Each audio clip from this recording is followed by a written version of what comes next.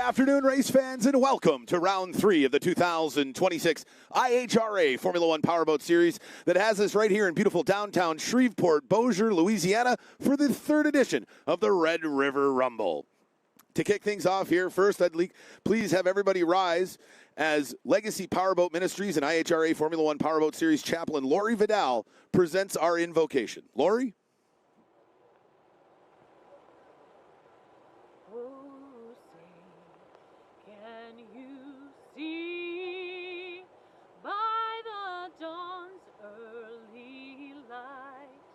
What so proudly we held at the twilight's last gleaming, whose broad stripes and bright stars through the perilous fight o'er the ramparts we watched were so gallantly streaming, and the rockets' red glare, the bombs bursting in air, gave proof through the night that our flag was still there.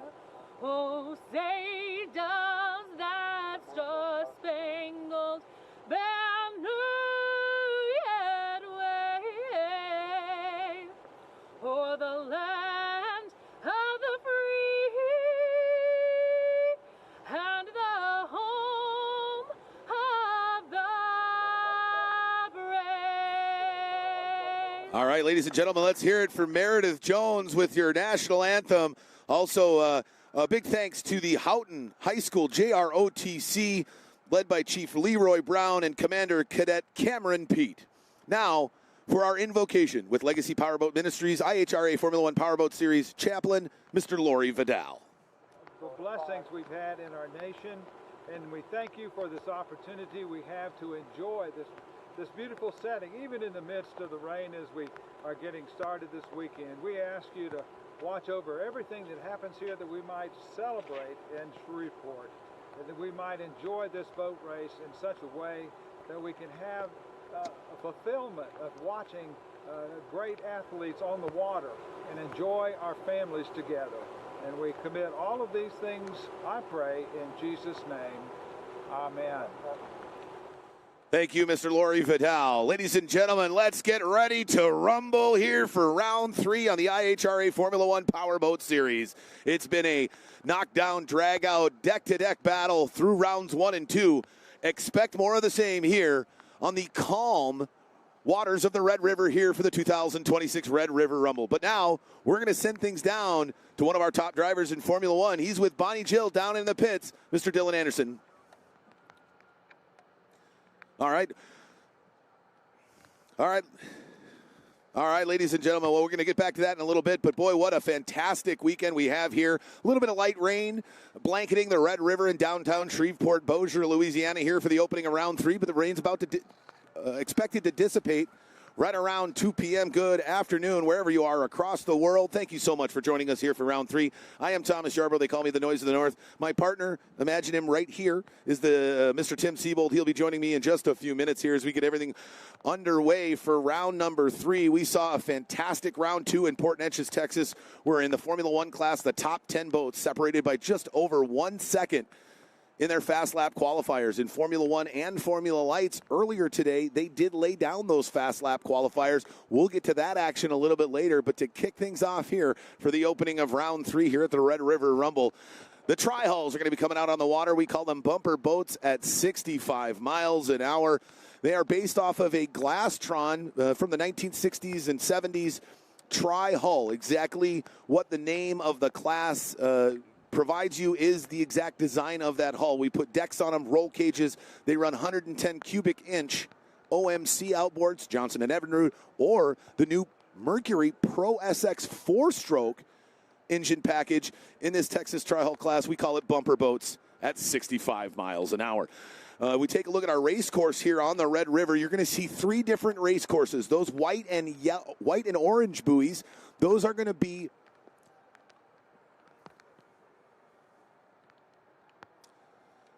Throwing it to turn number 3, but right now we are going to present our colors with the Houghton High School JROTC. Presenting our colors here for the opening ceremonies of round 3.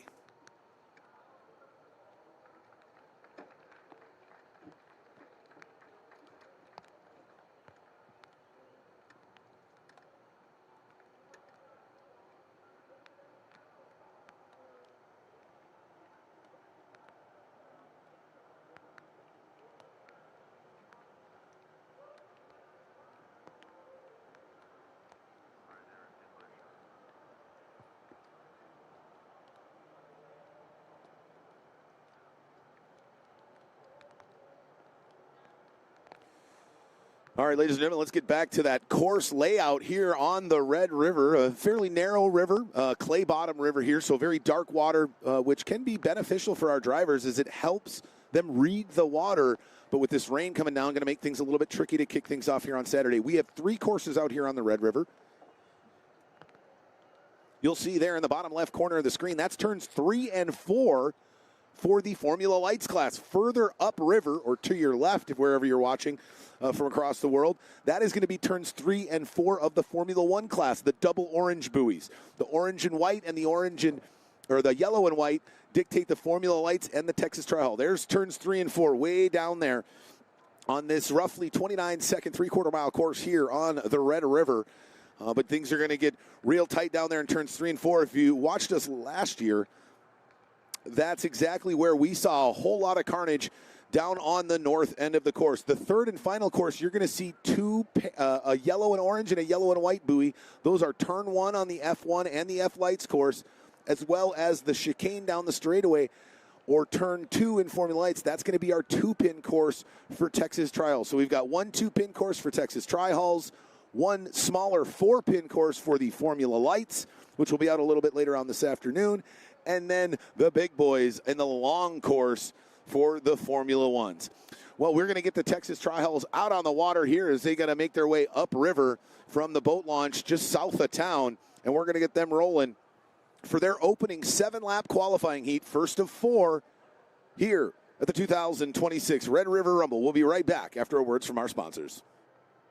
The 2026 Red River Rumble, brought to you locally by Raising Cane's, One Love, the Shreveport-Bossier Sports Commission, fueling the fun. Visit Shreveport-Bossier, 2 cities, 1 heart. The Red River Waterway Commission, fostering economic growth and recreational development. Samstown Hotel and Casino Shreveport, come home to Samstown. And the Louisiana Office of Tourism, feed your soul.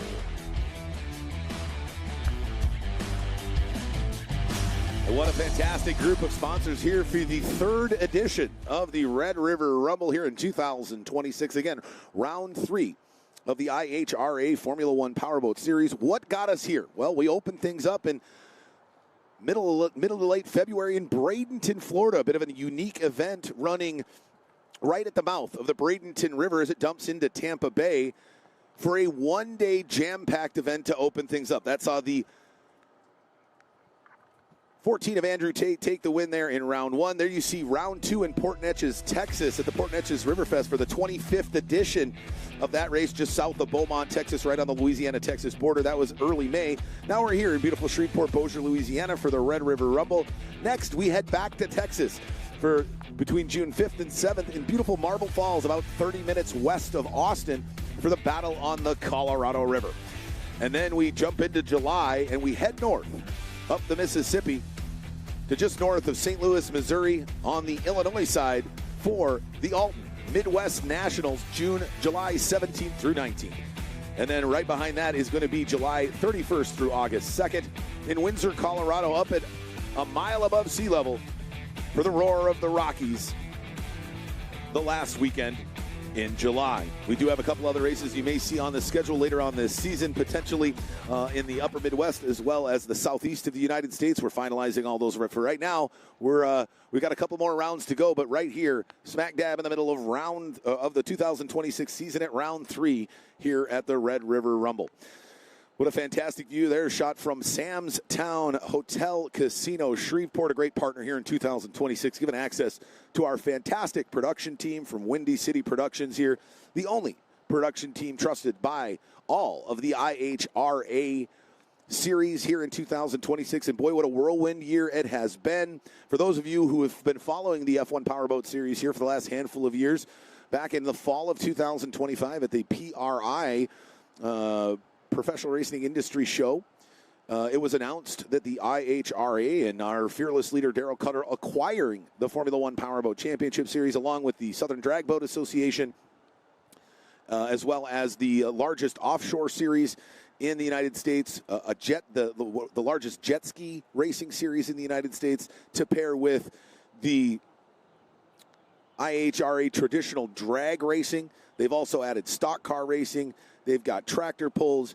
Daryl Cuttle and the management team at IHRA are pulling out no stops here in 2026 to bring racing back to the fans, bringing those events to venues all across the United States to allow the fantastic folks that line the rivers, line the grandstands of all the tracks for all the series here in 2026. And it couldn't be more an exciting time here on the Formula One Powerboat Series.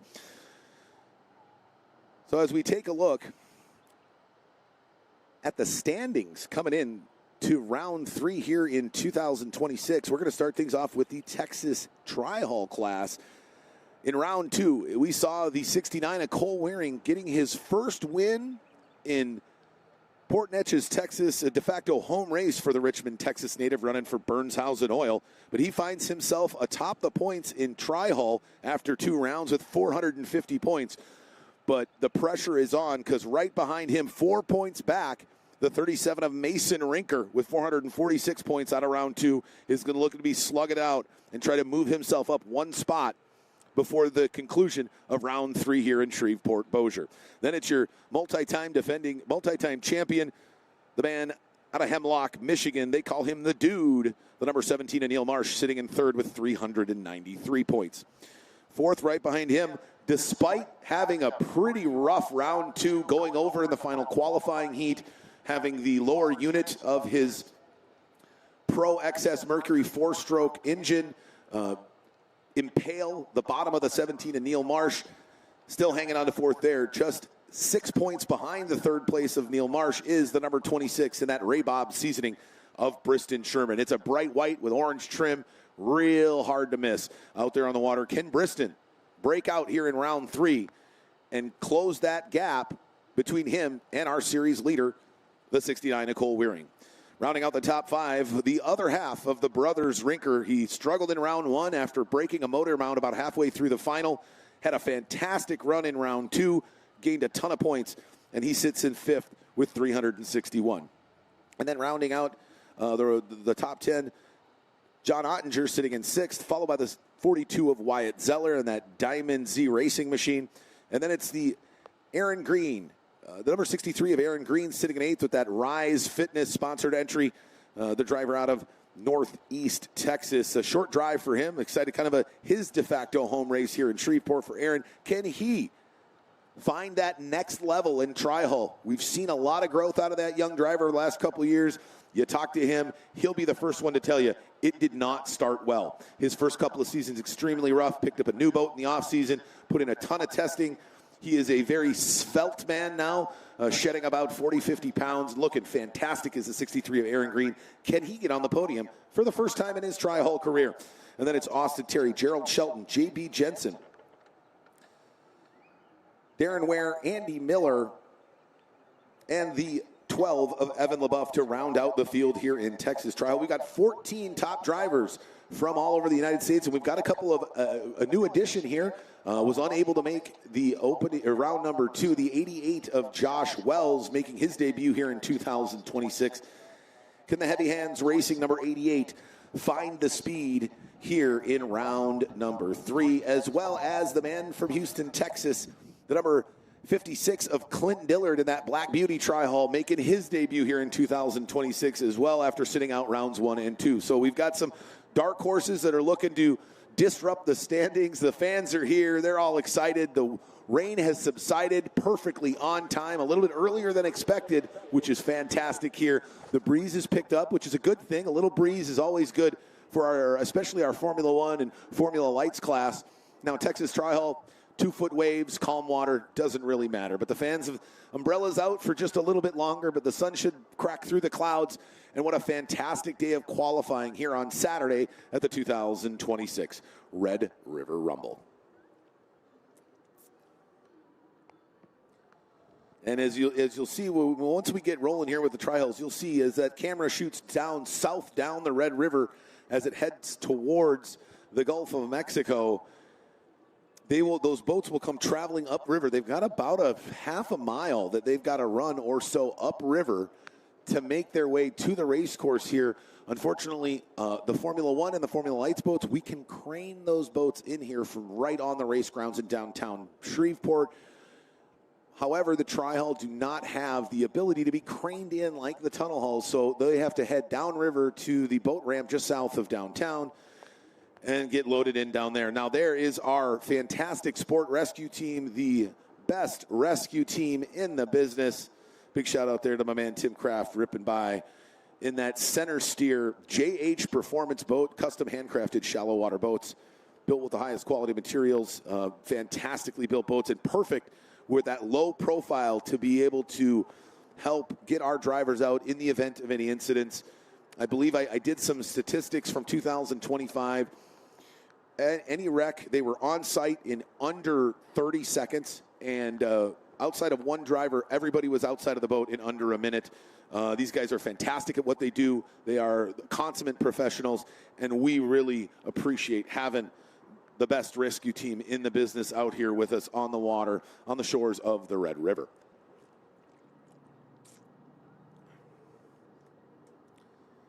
See the water starting to calm down a little bit after the rain coming through. We're really lucky this weekend. Forecast coming into this weekend saw heavy lightning and thunderstorms expected throughout the weekend from about mid-morning through the evenings.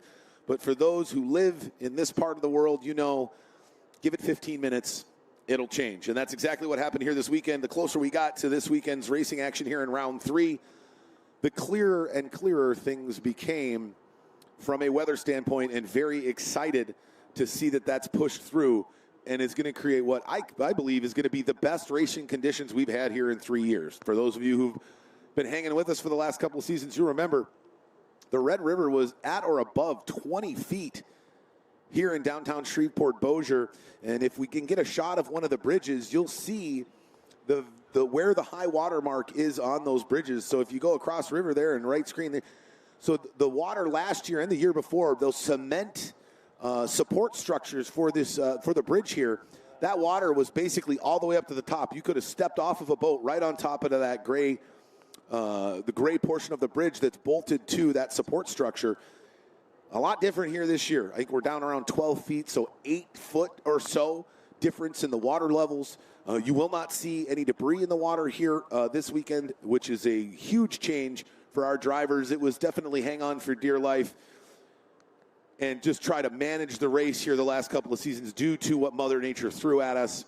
Excited here to see that next level that comes out when the drivers don't have to battle Mother Nature as hard as they have here in 2026.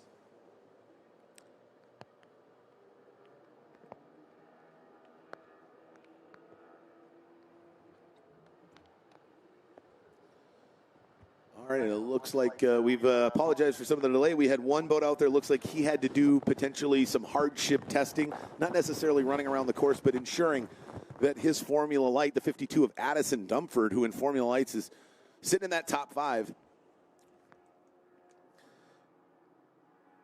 All right, and so he's going to actually come out and run a lap, make sure that that boat is good to go with some patchwork they had to do in the between rounds 2 and 3 for the 52 of Addison Dumford. We're going to send things down to Bonnie Jill. She's with the 17 of Dylan winner. Anderson. Now, I got to ask you, you said that last year, it's a little different from this year. What is the biggest difference you're seeing? Yeah, biggest difference is going to be the way the Red River is actually treating us this year. Last year and the year before, it was kind of rough, kind of beat up on us. It was 20 foot high, flooded, river flowing, 5 to 10 mile an hour current. This year it's flat, calm, slow current, easy to drive, do what you want rather than react to the water the entire time. So I'm really excited. I think everybody else probably is just the same. I mean, not only is it a lot more fun to drive on, it's more competitive, really lets you show kind of what you can do and what the boat can do. So, yeah, that's the biggest difference anyway. How is your morning test going so far? How did you like it? Yeah, so we had a quick testing session before qualifying this morning. Felt good in testing. Actually had better lap times this morning than we did all day yesterday. Went into qualifying, laid down a good lap. First lap got us on the pole position. We were in the last group, so we were pretty confident that was going to hold, but we had the time and kept going and kept getting better time. So, yeah, pretty happy with it. Excited to see how the racing goes. You told me you are superstitious. The full beard, you didn't shave anything. What happened? Just no stash. You got to do a little more. Yeah, so I mean, my typical go-to is shave everything but the mustache on the way into a race. And on the way here last year, we were coming off some bad luck in the first race. We won, made a mistake, got disqualified. Just silly mistake on our side of things. Came in here, didn't trim it up, left the beard around, and got back on the A train and started winning again. So we're going to stick with that, see how that goes. I like it. Well, thank you so much. Good luck, okay? Be safe. Thank you. Guys, back to you. Next weekend, the IHRA Stock Car Series is back for round 3 of the 2026 season. This time, they're at Newport Speedway in Newport, Tennessee. Last time the series was on track, we were at Cordele Motor Speedway, and it was a wild one as it came down to a last lap pass. One to go here at Cordele. Fogelman down to the bottom in turn 1. He's got him by a couple of inches, but then Brown coming back on the outside. Fogelman leads him down into turn number 3. Tate Fogelman trying to get his first win in 2026. He's going to do it here at Cordele Speedway. Tate Fogelman from 19th to the win. Point standings going into this weekend. Cade Brown leads Derek Lancaster and Coy Beard. To get your tickets, go to IHRA.com. If you can't be there, Speed Sport 1 will have coverage on Saturday starting at 6 p.m. Eastern. Go to speedsport1.com for details and viewing options. Get in on the action all weekend long at Sam's Town Hotel and Casino, your official casino and hotel partner of the 2026 Red River Rumble. Just minutes away, keep the excitement going with live entertainment every Friday and Saturday night with great dining options and non-stop casino gaming. When the races wrap up, the party's just getting started. Sam's Town Hotel and Casino, official casino and hotel partner of the 2026 Red River Rumble. Stay, play, celebrate the Rumble, only at Sam's Town Hotel and Casino.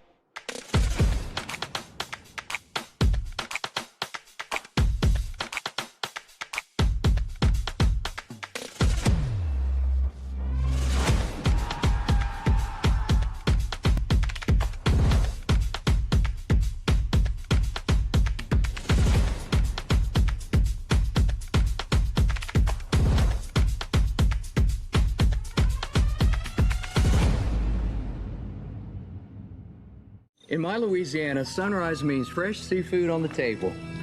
My Louisiana, every meal is a celebration.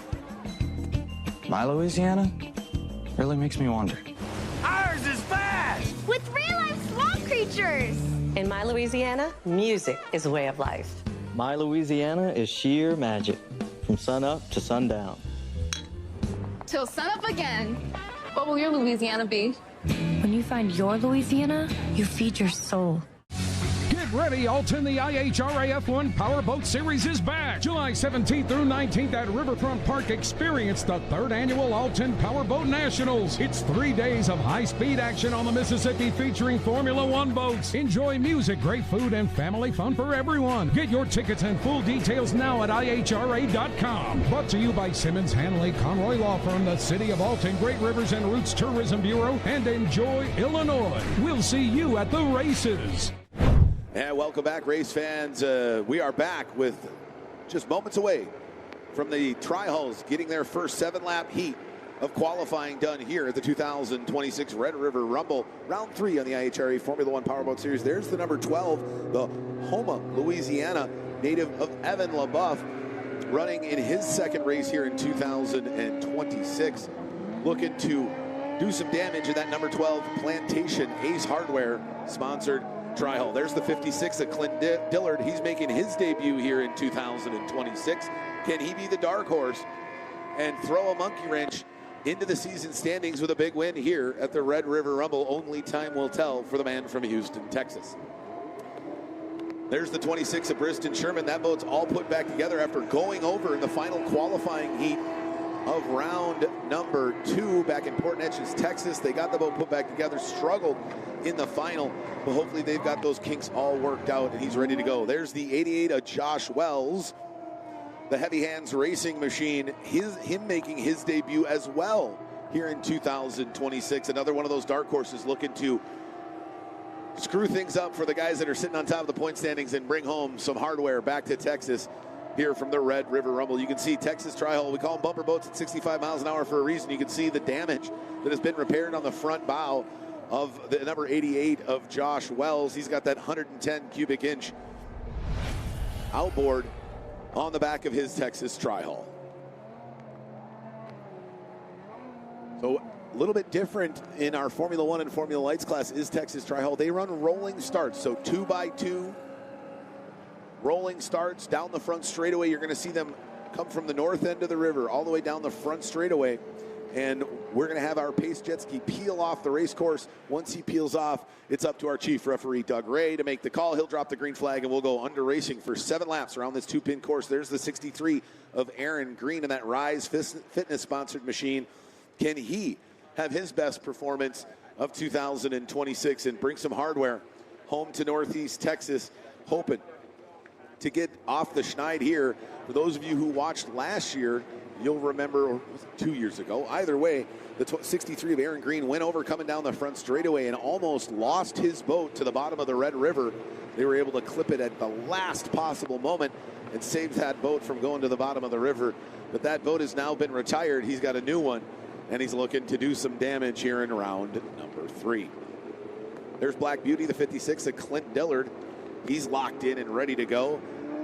Really nice new clean paint job on that boat here in 2026. It took some pretty heavy damage on the bottom front bow in 2025, so had to spend the entire offseason plus a little more to get that thing back on the water. And he sits right behind, is now coming into the frame of view in that Burnshausen Oil Walker Engineering sponsor number 69. That is your series points leader. Hook 'em horns for the man they call Mullet, the number 69 of Cole Waring. He's got those Pit Viper goggles flipped up and ready to rock and roll, and they are locked in as he flips those shades down, and he's ready to roll to try to go back-to-back here in 2026. A fantastic win at the Port Neches Riverfest. Can he do it again and extend his points lead? Well, if that blue boat, the number 17, and Neil Marsh has anything to say about it, that is not what's going to happen here at the Red River Rumble in 2026. That Maple Grill Sefton Financial sponsored machine has got multiple IHRA Formula One Powerboat Series Tri-Hull Championships under Grote Law. You can see all the people back home in north central Michigan, northeastern Michigan, really supporting the 17 and Neil Marsh as he makes many long drives from northern Michigan down here to the southern United States, where a bulk of our racing events in 2026 reside. You can see everybody's excited to get some sick footage and watch from our live stream. There's somebody getting some fantastic footage from their phone, and they're going to probably upload that onto their social media platforms. If you do take some videos, don't forget to tag us and check us out on all our social media platforms at IHRA F1 Powerboat Series. We're on TikTok, Instagram, Facebook. Make sure you smash that subscribe button on our YouTube channel, and you'll get notified every time we go live throughout the 2026 season. And it's a great way to stay up to date and in the know of everything going on here on the Formula One Powerboat Championship Series. Let's take a look at our starting grid here. On the inside of row 1, that's the 10 of Tanner Rinker. On the outside of row 1, it's the 17 of Neil Marsh. On the inside of row 2, the 26 of Briston Sherman. On the outside of row 2, the 33 of John Ottinger. On the inside of row 3, it's the 13 of Jared Shelton. On the outside of row 3, it's the 88 of Josh Wells. On the inside of row 4, the 42 of Wyatt Zeller, followed by the 69 of Cole Waring. Did not get a good draw here in the opening heat. He's going to have some work to do as we wrap up the top 8 boats here in this 14-boat field here at the Red River Rumble in 2026.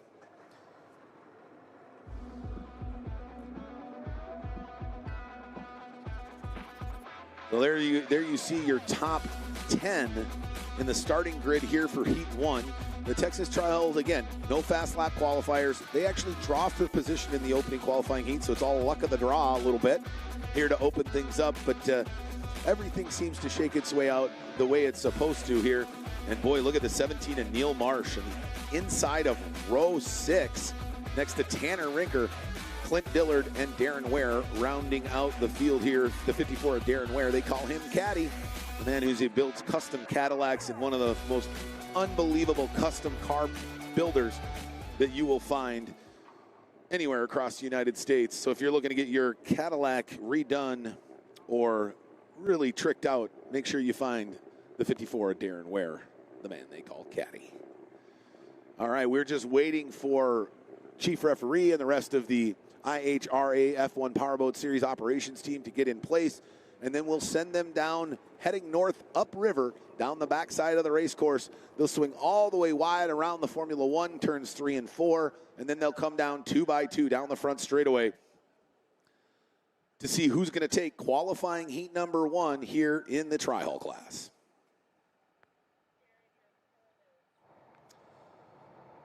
You can see they're all milling down there, waiting for everybody to get the thumbs up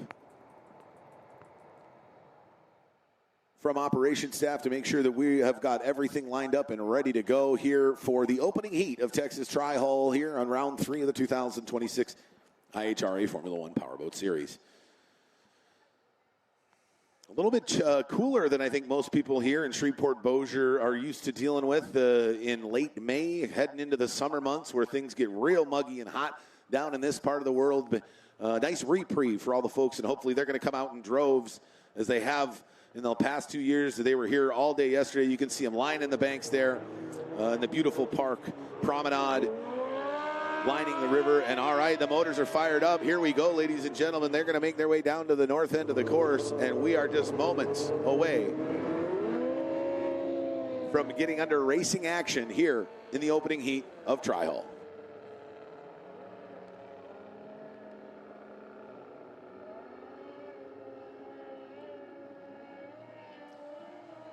All right, now they are swinging down in front of the judges' stand here to make sure that they're all in the right spots in their starting order.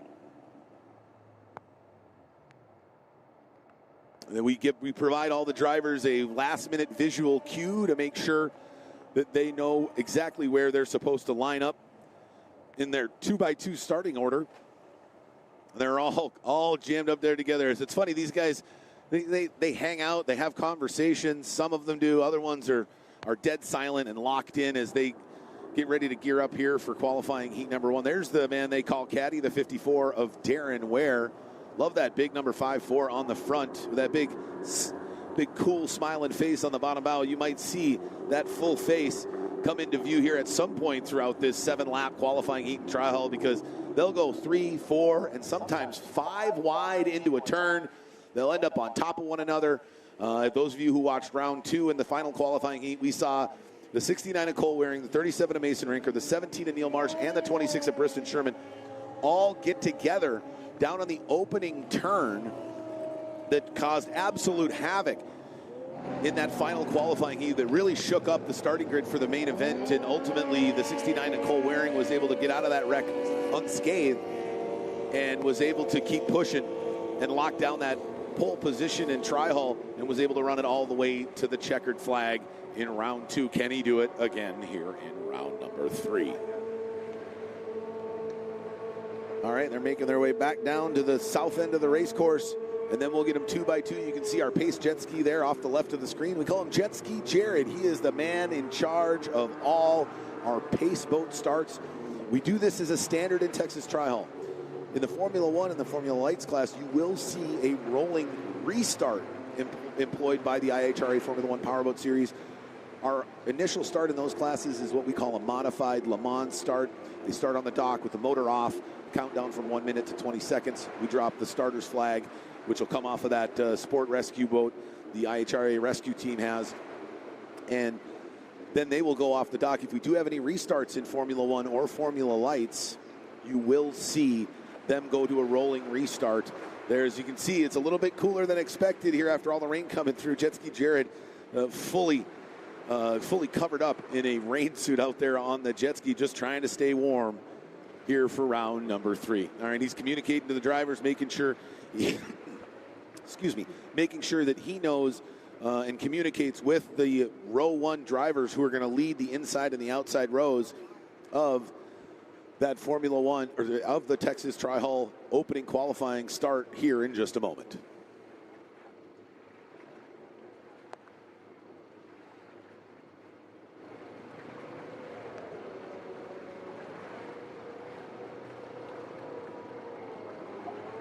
All right, looks like we just got word whenever they are ready. We're going to get rocking and rolling here for Tri-Hull action, opening qualifying heat here at the Red River Rumble.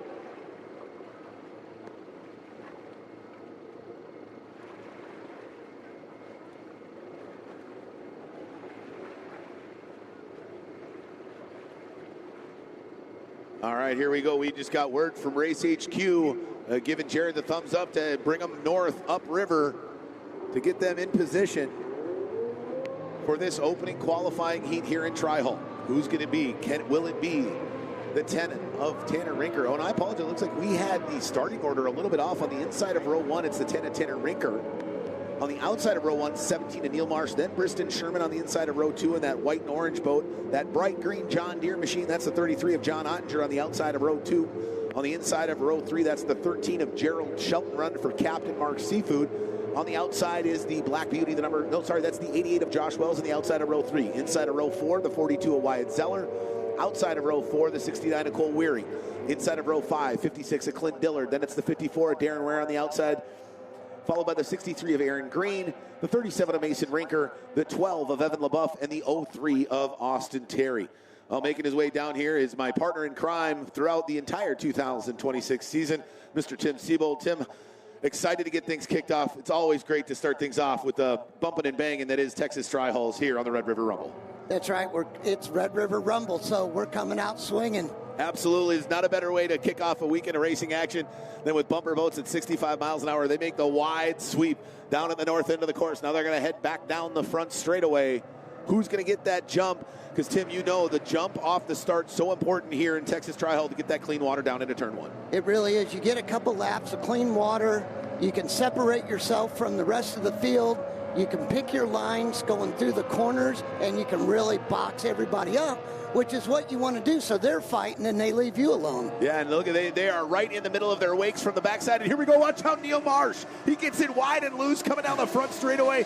We're 3 seconds into the race, Tim, and things are already crazy here in Texas Tri-Hull. Oh, yeah. Mason Rinker got a good run on the outside there. Found a little smooth water. And he's trying to go around the outside, which is a smart move right now. And it looks like, boy, going over those wakes, the 17 of Neil Marsh really got out of control. It allowed maybe that little bit of a heavier boat with that 4-stroke on it of Tanner Rinker to find that clean line. And he came out like a rocket, finds himself out in front here early, being chased down by the man they call the Dude. Well, they come back up, and they're going over the backwash from the pace boat lap. So it gets extremely rough, and they're running right into it. So, and it's not going to get any better. No. The longer we go into this 7-lap qualifying heat, the rougher it's going to get. But we got 2 boats fighting hard on the opening lap for that top spot as the 17 of Neil Marsh airs it out and tries to find a way to catch the Tanner Rinker. It's 4-stroke versus 2-stroke for those top 2 spots, as well as the 26 of Sherman and the 33 of Ottinger doing their battle back in 3rd and 4th. Tanner's no stranger to the Red River. Last year, won his first race here. This was the beginning of the torrid pace that he put out. You came from here to the Alton to the rest of the season. He narrowly missed out on winning a season championship after a really rough start. He's definitely going to be one of those top contenders here in 2026. Well, a lot of boat racing is confidence. And once he started getting that confidence, and he always thought he was going to be up front and winning, but after you do it a few times, all of a sudden he gets on a roll. And what did he win? 3 last year? Yeah, and it's amazing when that belief becomes fact. It's amazing what it does for the confidence of a driver. And he started to open up a little bit of the lead. He's now 4 boat lengths ahead of the 17 of Neil Marsh. And those two have really separated themselves from the field here as we have got 4 laps to go, just running into that halfway point. But as we look back into 3rd and 4th, The 69 of Cole Wearing is doing battle with the 26 of Briston Sherman and the 33 of John Ottinger. They go down into the south end of the course there. Sherman started way back in the pack, or excuse me, the 69 of Wearing started way back in the pack, and he knows he's got to make up ground, because when the 17 of Neil Marsh gets you behind him, he's a tough guy to get around. Same with the 10 of Tanner Rinker. Oh, yeah. But, you know, Tanner's come a long way, because now he's starting to develop his racecraft, and look, he's taking the corners where Neil wants to go, and normally that's where Neil makes up all the time. Spin out right there from Green. Oh no, the 63 of Aaron Green spinning out down on the north end of the course as we're following that battle for fourth and fifth between the 33 of Ottinger and the 69 of Wearing. The 26 of Briston Sherman, he cleared those two, now trying to catch up to the top two boats. Pretty impressive for a guy who had some pretty gnarly damage at that final qualifying heat in Port Neches when he got wadded up with the 17 of Marsh and the 37 of Rinker. Yeah, it looks like he's got the old number 26 Ray Bob's boat handling well again, and he had a good run this season building up to it, so he's back to form. Absolutely, 2 laps to go. Look at the 10 of Tanner Rinker just airing it out down the front straightaway. He knows he's got to lay it on the pedal, and this where, especially in the final, things get real interesting. They start to catch some of those back markers. White flag. All right, we got the white flag out. Let's take a quick look at a replay. There's the 63 of Aaron Green. He went down there, and boy, he had to try to avoid the 42 of Zeller, and then it looks like he got tagged by the 56 of Dillard, and Dillard goes completely airborne. Boy, his first race in 2026 real starts off with a bang for the 56 That was a bump Dillard. and run NASCAR move there. I didn't think that would work on boats, but all right, it did. Well, our leader, the 10 of Tanner Rinker, is now making his way down to the final lap of this opening qualifying heat, down to the north end of the course. He sweeps it out of turn number 2, getting by the 13 of Gerald Shelton. Ladies and gentlemen, taking qualifying heat number 1, the 10 of Tanner Rinker. Then it's the 17 of Neil Marsh, who comes across the line in second, followed by a great run there by the 26 of Briston Sherman. Boy, he needs those points after Port Neches, Tim. And then the 69 of Cole Wearing in fourth, finally gets by the 33 of John Ottinger on the final lap. Yeah. He needed those points as well, because all 3 drivers that finished ahead of the 69 of Wearing are 3 of the 4 drivers that are directly behind him as he comes in as a series points leader. He's going to lose a little points there, but it's only the first heat race of the weekend. There's a lot more racing to come. What he needs to do is he'll have a better starting position in Heat 2, and he needs to make sure he capitalizes on that. Absolutely. Let's talk a little bit about that. What I believe is the most dynamic and best way to prove the totality of the quality of a driver is our qualifying setup. First goes to worst, worst goes to first after Heat 1. We invert the field, and boy, does it make not only for some exciting racing, but it really forces the drivers to know how to run out front, but also how to pick off folks and make their way through traffic here, which, as you know, is one of the toughest things to do in all of boat racing. It is, and Tanner Rinker has really blossomed when it comes to that. He was the wild child before, and now he's settled down.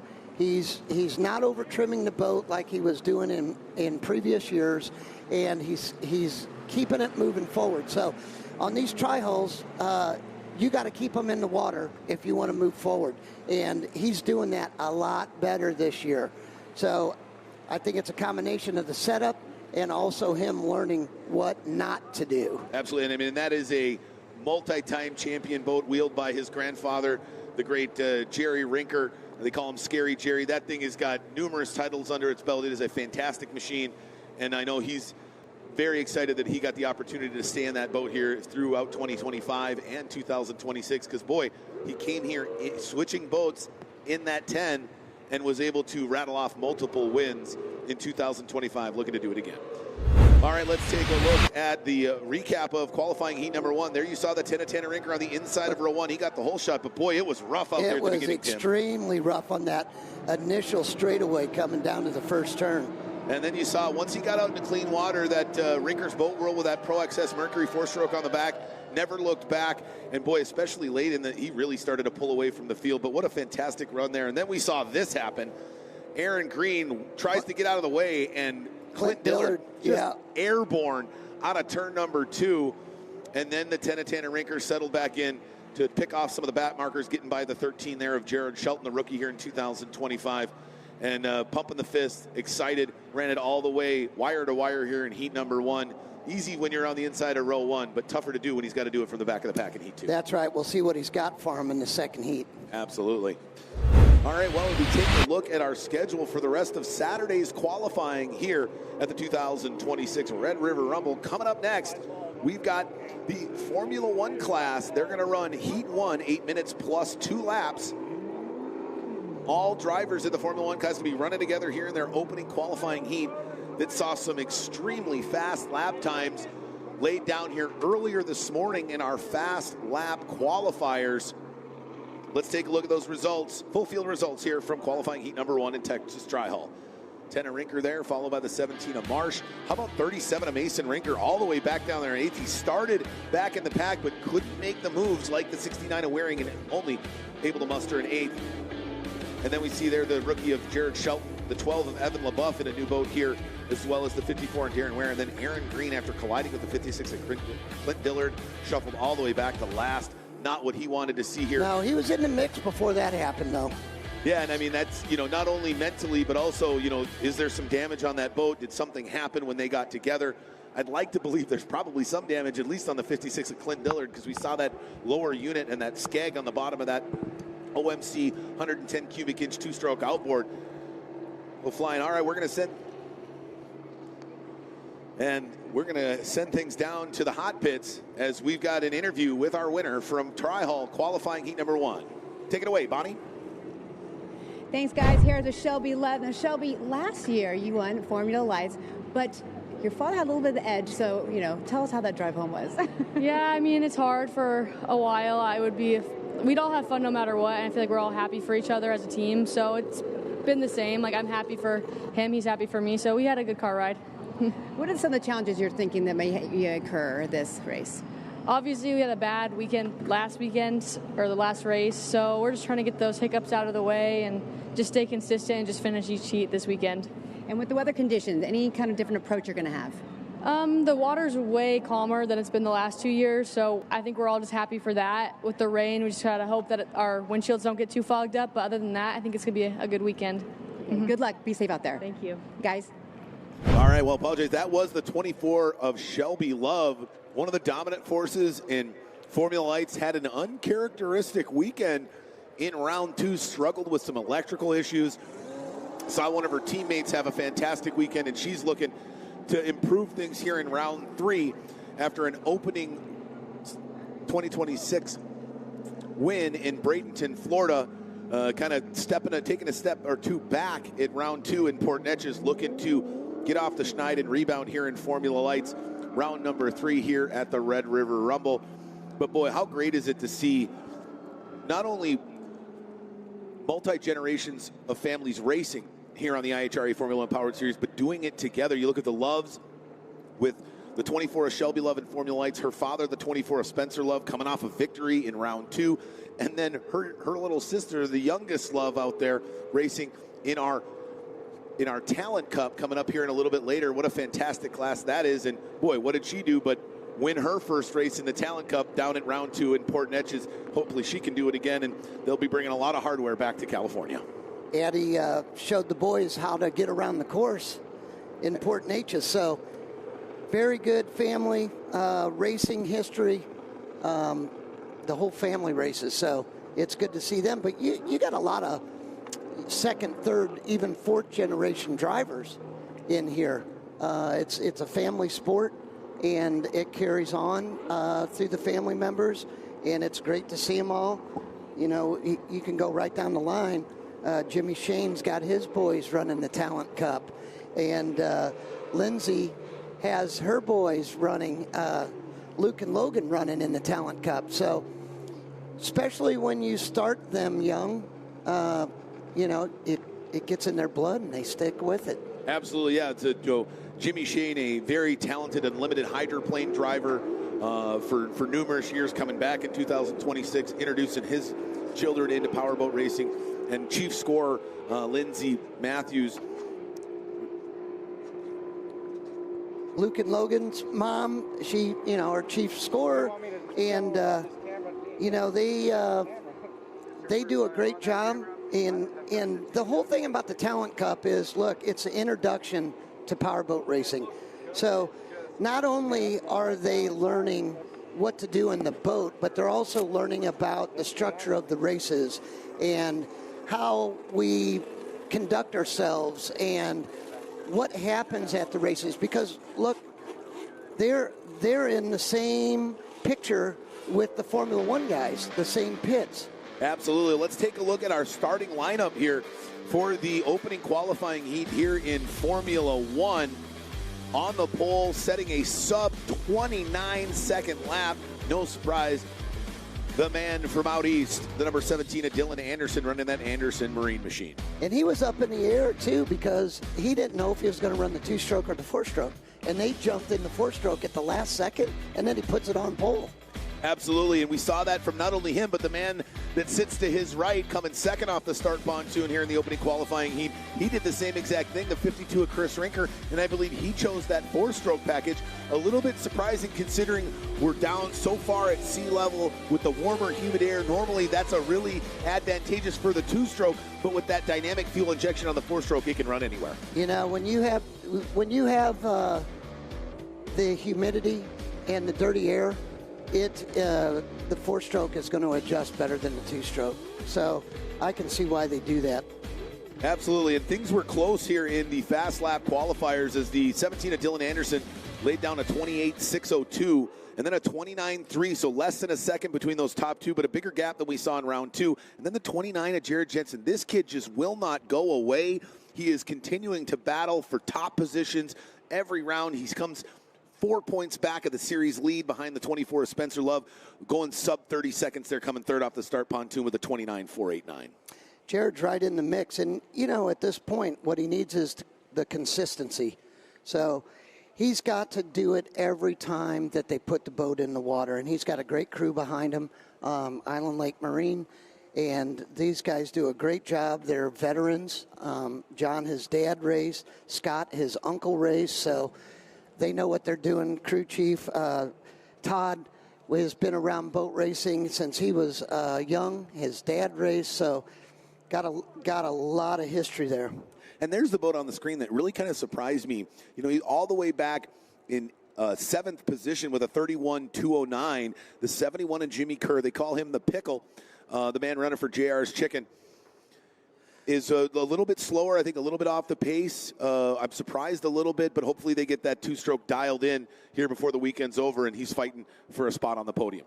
I talked to Jimmy last night, and he said that he's got some good race props, but he doesn't have what he needs on a qualifying prop. So you're going to be surprised once they get the start going, because he's got the race prop, and that's what you're going to see come through on the first heat. Absolutely. Let's dive into that a little bit here while we're waiting for these Formula Ones to get lined up on the start pontoon for their modified Le Mans start in this opening qualifying heat. When you talk about race setup versus qualifying setup, dive into that a little bit more. What do you see as the biggest differences, and what things do these drivers really have to focus on to make sure they have those two different setups dialed in perfectly for the different disciplines within the race weekend? So look, when you're looking at propellers, it's always a compromise, and especially when you do the dock start. So now you've got to have a prop that accelerates off the dock, because if you get beat down to the first turn, it's going to be a long day. So they need a prop that'll accelerate from 0 to the first turn. Now, once you're rolling, then you got to have a prop that'll handle in the rough water, that'll hold the boat in the turns, versus when you're qualifying, you can have a bigger pitch, which makes you go faster, but doesn't quite accelerate as good. Because when you're doing the qualifying, you can run that one line, you can stretch the course out and get a little bit longer run at it. So it's a big compromise for the race prop versus qualifying prop. Absolutely, because we only see 3 or 4 boats out laying their fast lap qualifiers. So when it starts, you'll see them space each other out. One boat will sit and wait and allow one boat to get ahead of it, so they all kind of have a clean line on the race course. Now, when we get all of them out there on the water, there's no clean line, especially after a few laps when the leaders start to kind of close the gap on the back end of the field. And there, it's just trying to find the best dirty water, not that clean, perfect water that you get on the start. The other thing about the qualifying lap is you can run your engine higher. So whenever you can raise your motor, it's going to run faster speeds. The downside of that is when the water gets rough, then you can't handle the boat, so then it slips. So then you have to drop the motor down. And that's another reason why you got a difference between a qualifying prop and a race prop. So the propeller is really the biggest change component from qualifying to race setups. However, Absolutely. It sounds like there's a few other minor details in there that you can tweak and adjust. It's going to give you that extra thousandth or that extra tenth that you're looking for to try to get on pole. Oh yeah, propeller and engine height. That's the 2 things that can help you on the qualifying. You know, a few years ago, guys were qualifying with their race props. Now that's all elevated to where they've got a special qualifying prop. Well, and I can imagine somebody like yourself with the decades of success that you had in a Formula One tunnel hull, you probably had a whole box of different qualifying props and a whole box of different race props, because unlike car racing where, you know, they maybe have hard, soft, and medium tires, that's our version of that, is these giant cases of propellers. They're the one thing that if any boat racer who's been around for any amount of time, he's going to have a very large stash of propellers in his race rig. For sure, because, you know, even though the newer props now are CNC machined, you still finish them off by hand. So you can have props duplicated, but they're never quite the same. So you may end up taking a propeller and reworking it 4 or 5 times to get it to where you want it. You might do it 10 times and never get it where you want it. And these propellers, so you have different pitch, you have different diameter, you've got different blade area, you've got cleaver tips where a pointy tip, you've got a round tip, and then you've got different size hubs. So you've got a small hub, and then you've got a large hub, and some of them have extended hubs. So all of that affects the handling of the boat. Some of it, the cleaver tips will bring the back of the boat up more, which is great because the back of the boat coming up gets you better performance, better top speed. But the problem is if you have too much tail lift, then you can't drive the thing in the rough water.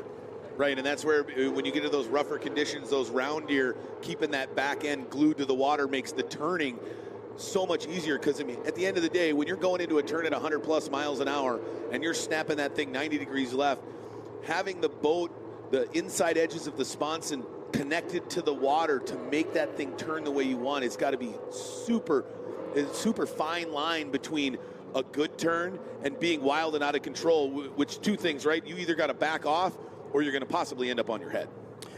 Well, there's a couple different strategies about going through a corner. Some guys will leave their foot to the floor and use the trim. So when you're coming down the straightaway, a Formula One boat, you're flying it as much as you're driving it. So you have input of the steering wheel. On your right foot, you have the gas pedal. On your left foot, and everybody does it different, but I would drive with my trim out on my left foot, and then I would have in on the steering wheel. So that way I could be trimming it as I'm going through the corner and not having to worry about where my hand placement is. So these guys come down the front straightaway, they trim it up, they pack as much air underneath the boat as possible to lift the boat up to accelerate. As that boat is picking up speed, you continually trim it down to keep it on the water. So when these things are running right, you only have about a foot of the boat in the water. Everything else is picked up by the air. You come down to the turn, you get to the turn, you trim it down, you wet more of the running surface, you turn a 5G turn, and as you're partway through it, you're already on the up button. So you're never sitting still in a Formula One boat. Right on, let's talk about that attack angle into the turns. To me, that there's so many things that would dictate a driver does that. I was talking to the 98 of Aiden Benton yesterday. Coming from an older, longer Lee craft, he could pin it and bury it in the corner, snap it, and that thing would turn around and he'd be out the gate. Now with this new composite craft, he tries to do that. The boat wants to grab so hard, so he had to learn how to set that boat differently. You know, we look back in the annals of history, a guy like Lynn Simberger. I mean, bury it, pin. You look at somebody like yourself, or your brother or your father. You guys, not necessarily that hard pin in. Where did you like your angle of attack? Did it change race to race, or did you have a typical attack that you like to go into every corner? When you start a race, you got a plan, and as soon as the engine starts, the plan goes out the window. So for me, I like to be in lane 2 or 3, approaching the turn. As you're coming down the straightaway, as you get about 100 feet from the turn, then you kind of crab the boat a little to the left. And what that'll do is it'll allow the boat to set down easier, because the easier you can make the boat set and hold, the more corner speed you're going to carry. And if you can carry more corner speed, then you can run a bigger prop. Right, and corner speed's the name of the game, right? In Formula Ones and Formula Lights, heck, even Tri-Hull and the Talent Cup, you win and lose races in the corners, not on the straightaways. That's right. But, when we're talking about corner entry and what you're thinking about, well, as soon as you have somebody in front of you, you have to enter that corner with what's available to you. So what you can't do, as you see the white water off the back of the boats, that has got a bunch of air in it, and that is not good to turn on. No, it is not. So it won't hold the boat. And when you're in that whitewash, and especially the wake, if you try and turn on that and that boat lets loose and then hits, that's when you see a barrel roll. So you got to watch what the guy in front of you is giving you in order to go the fastest way around the course, because that's why you get in front of somebody and you control the race. Absolutely, and that's why you can see some of those experienced drivers maybe get the whole shot, not from pole, but find their way out to the clean water in lap 1. And even though they may not have the fastest top-end speed in their setup, they can drive the guys behind them all over the course and really keep them at bay for quite a long time. Well, you get to know your fellow drivers, and you know that, hey, Travis Yates in the number 99, Travis likes to go pin to pin. So you know not to try and go up the inside of Travis. If you're going to pass him, you're going to have to get on the outside. And that really helps you knowing your fellow drivers. Like my dad used to say, you got to know what the guy in front of you is going to do before he knows what he's going to do. Right. And to the total opposite of that, the boat we had on screen before, that's the two-time defending series champion, the one of Dustin Terry. He likes to be out there in lane 4 or 5, and he always liked to be a few lanes out. With that 4-stroke package, the attitude of that boat really likes to be even wider so he can make a big sweep and try to keep the RPMs up with that heavier motor package on the back with the 4-stroke. Well, he's got his Hoffman accelerates better when he's on the outside, so that way he's not burying it. The other thing is the Mercury number 4 gear case that they all run, it accelerates better. It's a little bit longer than the old number 6 they used to run. So being a little bit longer, it accelerates better when it's going straight. So what you'll see some of these guys do is they don't turn the boat all the way around the corner. They let it go early. They let it accelerate, then they bring it around. Gotcha. So they kind of go deeper into the turn instead of going hard to the pin? It's not so much of that, is that you're releasing it early off the exit. So instead of holding the boat all the way around, they can get on the trim quicker. So they pick the boat up, but they're not necessarily going straight down the course then. They're going a little bit off to the side, let it accelerate, and then bring it around. Gotcha. Okay. Yeah, and you definitely see that with the one of Dustin Terry. He loves to swing it wide and just let that boat kind of slide off the turn, and then as soon as that slide stops, you can just see the acceleration and the hammer down from the one at Dustin Terry. And not just him. You see very similar attitudes out of all the four-stroke boats, especially the likes of Chris Rinker. Maybe Dylan Anderson likes to run a little bit tighter. And here for qualifying heat number 1, there's a man who finds himself. Dustin's got a good feel for that. You know, he likes that thing nice and loose on the outside. Correct. And that's his comfort zone. And then, you know, Dylan, on the other hand, Dylan Anderson in the number 17 Anderson Marine boat, he's more of, he likes to get the boat turned all the way through the corner, straight down the straightaway. Yeah, you know, and then that's the different driving styles. You got guys that are more meticulous and more process-driven. You got other guys that just kind of like fly it high, wide, and let it dance and see what happens. You know, do you feel that maybe two different schools of thought? One more of a precision, the other one more of a feel, right? I mean, I know you all have to have that feel, but I do see some that are more of almost like a mechanical turning versus the other guys that are just letting their hands in their butt feel what the boat wants to do and just running with it. Well, when you're up and running with a Formula One boat and you're on that cushion of air, it almost feels more like a helicopter. It doesn't track exactly straight like your car does going down the road, right? So you're on this cushion of air and it moves around a little bit, and that's fine. But that's a feeling you have to get used to because it's not a normal feeling. Let's say it's got to feel very foreign to the younger drivers and those that are earlier in their career. It's almost like, oh no, this thing's going to go over. Like I'm out of control, but you're really not. You're just on the edge of control. Well, it's just that feeling, the comfort level, and that's not a typical feel that you feel in a boat, you know. So when you are going through that, you just got to let it go a little bit. When I would drive, I would let the boat kind of go where it wanted to go. That way I'm not forcing it and scrubbing off speed. Exactly, and it's a skill set that has to be developed and learned over time. There's very few that can come out early and have that feel. Now, there are drivers out there that have maybe a little bit higher degree of that feel come to them quicker than others. You know, we look at the 29 of Jared Jensen. It took him a little while. Now, that may have been because in his brand new boat at the opening of the 2025 season, he sent that thing sky high in port edges, and that's got to set you back a little bit. Oh, it does. But it seems like, you know, throughout the 2025 season, he finally started to get a little bit of that feel, and boy, that feel is there here in 2026.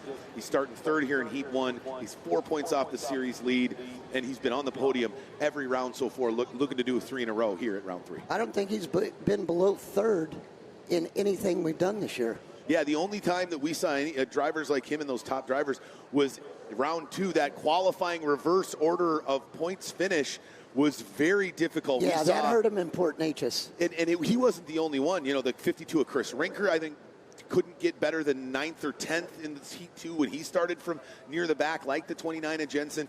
And that's really what separates the field and gives that pole position is, hey, if you're out front, good for you, right? We expect you to put on a good race. You're going to probably have some pretty good opportunity to have a pretty good finishing position.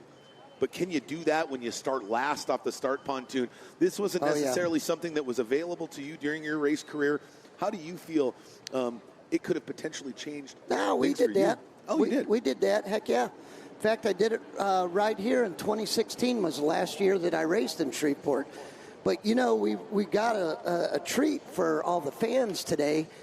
Different than the prior 2 years, we're doing a modified Le Mans start. So we did rolling starts the previous 2 years because the current was so strong that we couldn't hold the boats. Yeah. Now, with the water, just the perfect water conditions on the Red River today, we're able to do a dock start. We got a couple more that we're lining up right now. And what you're going to see is we've got enough boats where it'll be a 2-flag start. So the first 10 on the first flag and all the rest on the second flag. So it's going to be very exciting. They're going to come off the dock. When they count down, you got a 60-second countdown. When they get to 20 seconds, then the flagman holds the flag up, and it's under his control. It is, and that pre-race, right, or beginning of the race is so important, because a couple of milliseconds difference between firing that motor and getting off the dock can be the difference between you getting the whole shot and you having to back off and finding yourself in 4th, 5th, 6th, 7th position on the opening half a lap. It gets to the point where if you're using a toggle switch to start the motor, you will bend that toggle switch down a little bit before it makes contact, so it's quicker. I mean, that's how precise you have to be if you want to be the first boat in the first turn. Absolutely, and we saw that showcased in round 2. The 24 of Spencer Love did not start on pole, but he had that trigger finger nailed, and he came off the dock screaming fast. He got out in the open water, and again, like a veteran, right, your 2022 series champion in F1, he understands, I just got to get out in front. If I can get out in front, I'm in control, then I can dictate. And boy, he ran away from the field knowing that once I get into these back markers, everybody is so fast, the field will close on me. And they did. Oh, yeah. But tip of the cap to the man from Santa Rosa Valley, California, in the number 24 Clover machine, because he didn't let it affect him. He was cool as the other side of the pillow, and he fought him off every time they charged at him, all the way to victory. The question is this the comeback after a couple of years of struggling for the 24-11? Can he go back-to-back and win here at the Red River Rumble? Looking fast, but not quite the fastest in qualifying earlier. But, hey, there's 3 more qualifying heats before we set that final grid. Exactly, and Spencer sets up for the race.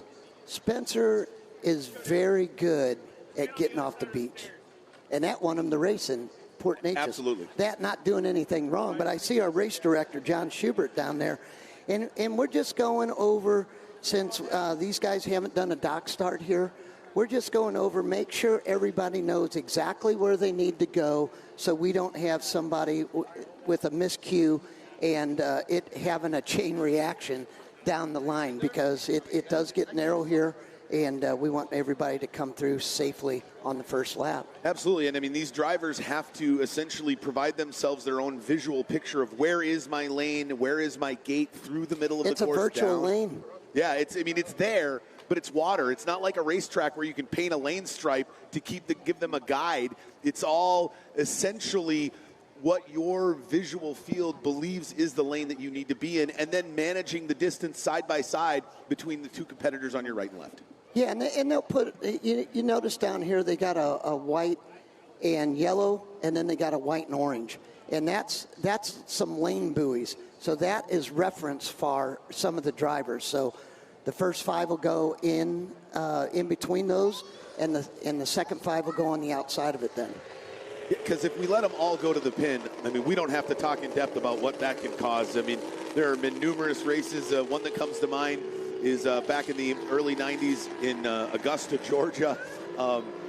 You let them all go to the turn, you may have 4, 5, 6 restarts before you get a couple of laps in. And I think a really smart move by the series to understand, hey guys, you need to. We're gonna give you the ability to make it easier to stay in your lane and not allow you to want to go to the inside, because you know you're going to get penalized, right? If there was no penalty for it, everybody's trying to jam down to the pin in turn 1, and you know how chaotic it gets. And there's, the IHRA, their very first initiative is safety, right? So that includes the equipment, that includes how you drive, what you can and can't do. So there is overlap rules.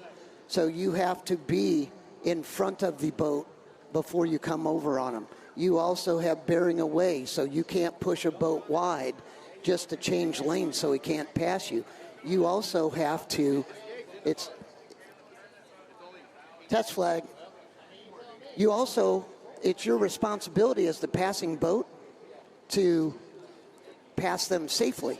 So, we got a lot of things in the rule book, so that way we can have a nice, safe race. Yeah, it's a little bit different than you see on the IHRA Stock Car Series, where at that last race they showed in the highlights prior at the opening here, where they were tagging each other in the corner and bumping each other out of the way. It's a little bit more chaotic and destructive here with a Formula One tunnel boat than it is a stock car. So, let's get them out of their own way, and so they don't make those aggressive decisions that can cost them and others the rest of their race weekend. Well, unlike in car racing, you can't draft in the boat racing because of the big rooster tails behind you. So you have to stay out to the side, the visibility, not seeing on the other side of it. So that's one of the reasons we have to have some of these rules in place. Absolutely. And it makes for great racing because it really allows them to focus on, hey, if I am 6th or 7th, is it going to change my prop? Because I know I have to be on the outside of the gate going through the middle of the course, so I'm not going to be able to push it down into the pin early, which means I'm going to need to carry more corner speed through the corner to try to beat them the long way around the race course. And we've seen many drivers prove that it is absolutely possible to pull that off from 4th, 5th, 6th, 7th off the start dock and find your way out in the clean water on the opening lap. Yeah, and what ends up happening is they get jammed up on the inside. So that's when the outside through turns 1, 2, 3, 4 helps on the first opening laps. Is it hard to fight that instinct to want to just like dive in there to be the guy short way around the course to the pin and get out early? Yes, it is. And, it's just like even when you're starting off the dock, your immediate reaction is to trim it up as soon as the boat starts. But the best way is let it pick itself up a little bit before you use the trim to pick the boat up. And that's extremely hard, especially when you got guys on both sides of you and you're trying to drag race them down to the first turn. Yeah, it may not be for very long, but allowing the boat to just get itself up on plane a little bit before you trim it out and lay the hammer down, it's got to be so counterintuitive to the guy who just wants to go as fast as humanly possible out on the water. That's right. You got to have a little patience. Absolutely. All right, well, I think we've got all the drivers lined up for our opening heat here in Formula One class. 8 minutes plus 2 laps here for the opening of 3 qualifying heats here in the Formula One class. Who's going to come out on top early doesn't necessarily dictate who's going to be the big dog on the weekend, but it definitely sure sets the tone, Tim. It does. It's going to be a great start for the Formula Ones here at Shreveport-Bossier. The Red River is nice to us, and this is fantastic water. So we're looking forward to it. Test flag's up now. These guys will get a look at it, make sure everybody can see it clearly. That's a great shot there. Absolutely. Is our IHRA rescue team the best in the business out there pulling double duty? Not only do they take care of our drivers, but they also an integral part of the starting procedure here in the Formula One class. There you see them all lined up right against that high wall on the Shreveport side of the Red River here for the 2026 Red River Rumble, round 3 of the 2026 schedule, as we're looking to kick off qualifying heat number 1 here in Formula One. All right, we can see the boat is just inside the south end of turns 1 and 2 on the south end of the course, making sure that those drivers can see them. Because you don't have a ton of visibility, especially the way these capsules are designed in the tunnel boats. You have a very narrow field of vision. Is that something that's difficult to get used to, especially somebody like yourself who made it through early in your career, that transition to fully enclosed cockpits and lids? Is it hard to see or get used to that narrow field of vision? It is. It is, and the thing that would changed for me is when you strapped yourself in for the first time.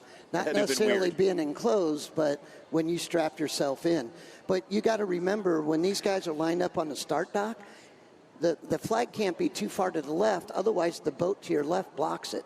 Right. So that's why you're seeing it more out in the middle of all the drivers. Yeah, that way we can give all the drivers here in Formula One the best access to get off the dock. Here we go, ladies and gentlemen. 1 minute, drivers, 1 minute. The 17 of Dylan Anderson's on the pole, going sub 29 seconds in fast lap qualifiers. Can he go wire to wire? 50 seconds, drivers, 50 seconds. Or will the Sylvan Pontoons, 52 of Chris Rinker, who's second off the start dock, get the start he's looking for and come out in front early? 40 seconds, drivers, 40 seconds. Then you got the likes of Grant Schubert, Jeremiah Mayo, the 01 of Dustin Terry, our two-time defending champion. 30 seconds, drivers, 30 seconds.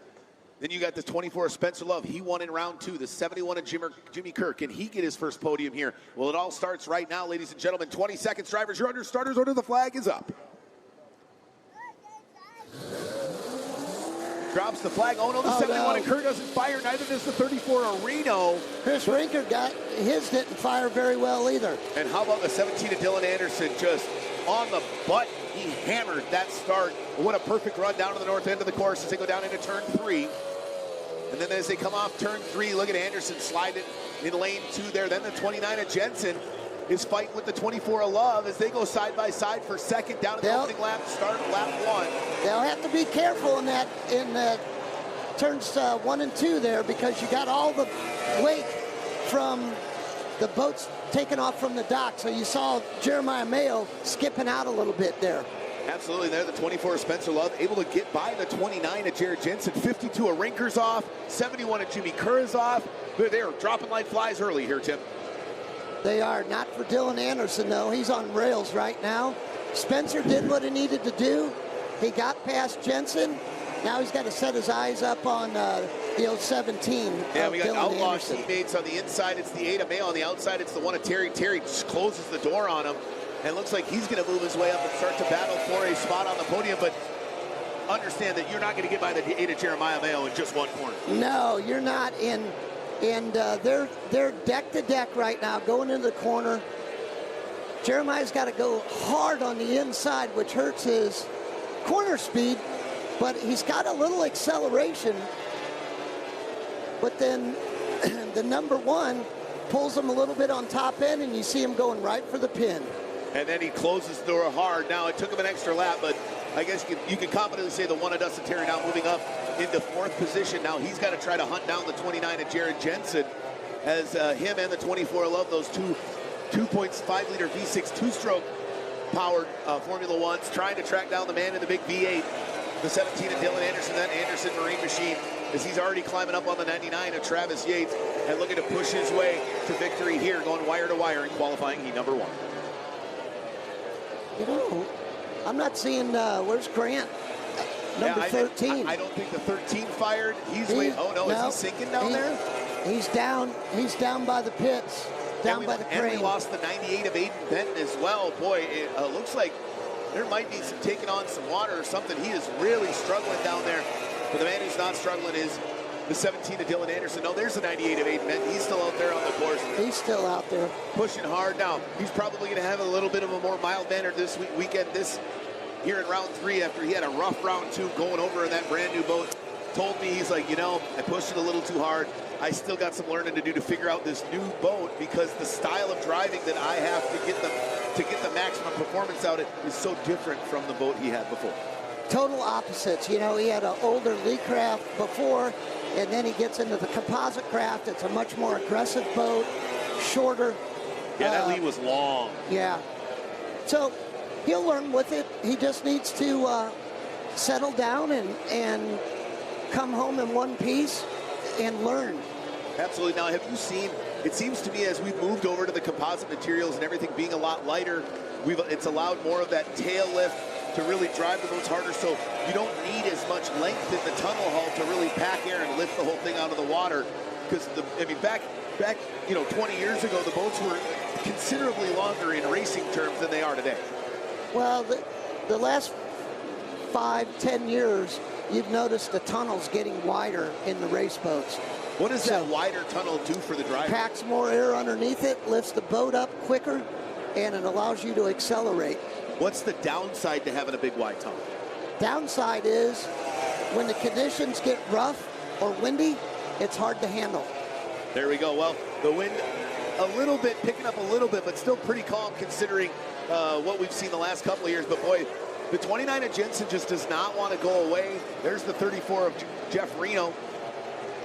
Spencer's had a couple tough corners down there, and it looks like that's really a one-pin turn down there, because the turn 3 has moved. So, looks like they got the 13 of Grant Schubert. He's sinking down there. Looks like they're getting the slings on.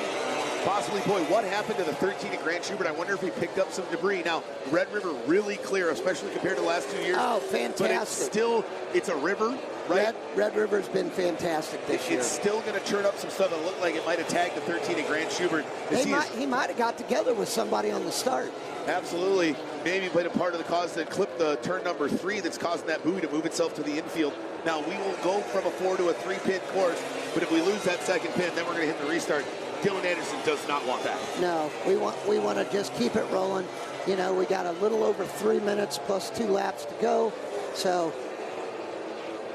And the 17 of Dylan Anderson continues to push now as he comes down the front straightaway. 3 minutes plus 2 laps remaining here in this opening qualifying heat in Formula One. Can he continue to push hard and grow that lead over the 24 of Love and the 29 of Jensen? And I think the 17 of Dylan Anderson, he is loving to see this battle between the 24 and the 29 boat, because the more they battle each other, the more they forget about how far the 17 of Dylan Anderson is out in front of them, and it just allows them to continually grow that lead. And with as tight as these drivers are, elapsed time completing all your qualifying heats could be the difference between a top spot on the dock for the start and the final or being shuffled back a few positions. That's right. So every second counts in every heat. But right now, the white number 24, Spencer Love, is holding off the white and teal number 29 of Jared Jensen. But they're coming up on some back markers, and that could play into Jensen's hand. Absolutely. Oh, Gets no, the right 98 of Aiden Benton. No wonder he's been slowed a little bit. Looks like his crew left the pole that holds the boat in place, the dock pole. And we've seen this happen before. Does it really do anything to the attitude of the boat, can it? Or does it just look a little funky out there flopping around? It's more of looking funky. Well, and it's still hanging on there. Now, his crew's probably just hoping the thing doesn't end up at the bottom of the river and they can get it back after the heat. Well, all the competitors are too. You hit if that was to come off and you would hit it, it definitely damage a gear case or a prop. Right, and it may not be the biggest, maybe a little nick, but the littlest of nicks in these propellers, because they're so important to these Formula Ones, can drastically change the performance on the back of these Formula One machines. You're seeing our leader come up on the faster back markers now. So he keeps working his way up there, and every time you get you pass another lap boat, you're getting to a faster one. So it makes it harder to pass, and that's why you want some kind of a gap between you and the next looks like guy. The one of Dustin Terry is slowing way down. He almost got together with the 98 of Aiden Benton. It looks He's like pulling off. Something happened down there outside of turn number 4 on the north end of the course. 98 of Benton and the one of Terry almost got together. Now Terry pulling off the course. Boy, what is going on, Tim? They are dropping like flies here in qualifying heat 1. A lot of attrition today in the first heat. But thankfully, no wrecks. Typically, we find if mechanicals can be fixed fairly easily and quickly to get back out, it's when they get together or go over that things become much more difficult. It is, and you're seeing the guys that have been running up front early this season, you're seeing those guys still roll. Absolutely. Outside of the 52 of Chris Rinker, I don't know what happened. It doesn't look like he got together with anybody. We saw his start was absolutely brutal. Does that mechanical issue have anything to do with why he started so poorly and eventually had to pull off? I don't know for sure until he gets out of the boat and we ask him, but white flag, here we go. One more for Dylan Anderson out front. Absolutely, he is cruising right now. He's got that thing on cruise control going down into turn number 1. He sets it off at turn 1, now slides it wide out of turn number 2. Packing air back under that 17-foot long Hoffman composite Formula One, purposely built for this 4-stroke, a little bit different than the 2-stroke setup. Oh, look out, Jeremiah Mayo. Loses his rear cowling in the spray. Man, he just got pounded by the spray of the 29 of Jensen, but he is right behind him on the final lap. Ladies and gentlemen, your winner in qualifying heat number 1, the man who started on pole number 17, Mr. Dylan Anderson. Now we got that battle for second, third, and fourth. As they go down the front straightaway, it looks like in second, that's the 24 of Spencer Love, followed by the 29 of Jared Jensen, then the 8 of Jeremiah Mayo. Boy, they were all over each other right there at the end. They were, and he had been picking off, when two boats get into a battle, like Love and Jensen were, that allows Jeremiah in the number 8 to kind of pick up on them because they're too busy worrying about each other. Right. So it was the same reason why the 17 Anderson was really allowed to run away with it, because he didn't have necessarily anybody to battle, and those two were fighting each other so hard they forgot how far behind they were, the 17, because slows them down. Yeah, they're so focused on not letting themselves go from second to third, or focusing so hard on getting up to second from third. Dylan Anderson was able to walk away with the victory here in Heat 1, but the attrition was fairly substantial here. We lost 5 boats in this opening qualifying heat. Thankfully, most of them to mechanical failures, it appears. Looks like the 71 of Jimmy Kerr, looks like that motor might be at a tilted angle, like maybe the trim stuck on that motor. That can be a tough one in the Formula One. But let's take a full recap of the race. There you see multiple Chris boats. got a bad start in the 52. Yeah, same with the 71 of Kerr, the 34 of Reno. Reno finally gets it fired. Kerr he was second flag. Yeah, and Kerr never really got it fired, but boy, like a rocket. I mean, he nailed the start, perfect. He was 5 boat lengths clear of the entire field before they got halfway through the infield down to the north end of the course, and he ran it all the way to the checkered flag from there. Then the battle from there was really for that 2, 3, and 4 spot. We saw the likes of 29 of Jared Jensen, the 24 of Love, the 1 of Terry, and the 8 of Mayo. But that guy right there was super fast in qualifying. We're going to have to find out what happened to the 13 at Grant Schubert that caused him to get on the slings quickly, so that boat looked like it didn't end up in the bottom of the Red River. But boy, that battle for second, third, and fourth was fantastic. And Jeremiah Mayo, in true Jeremiah Mayo fashion, always there to give it one last push right at the end, and he almost pulled it off. Got to be there at the end. And that's where he always is. You may never see Jeremiah Mayo for 75% of most races, and then all of a sudden you're like, wait a minute, how is this guy battling for a podium? Where did he come from?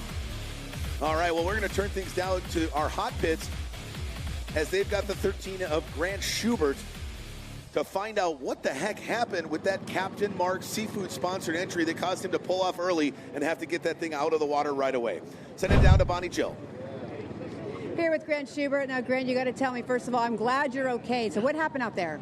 It's just a racing incident. Me and Chris Shrinker didn't get the best start off the dock, and people beat us there. Our lanes were gone. We're trying to come around turn 4, and we just got together, and it just poked a little hole in the side of the boat, and luckily we got it back on the trailer. Let's look at some of the damage that happened to your boat. Okay, so these boats are built, and they're connected on the side right here, and it just peeled the whole side down. So hopefully we can get it fixed this weekend and try and finish for the final, but we're just going to go back and look at it. You seemed really calm, cool, collective. How'd you do that? I've done this a few times. So I'm good at something I shouldn't be good at, and, you get used to it after a while. We're glad you're okay. Thank you.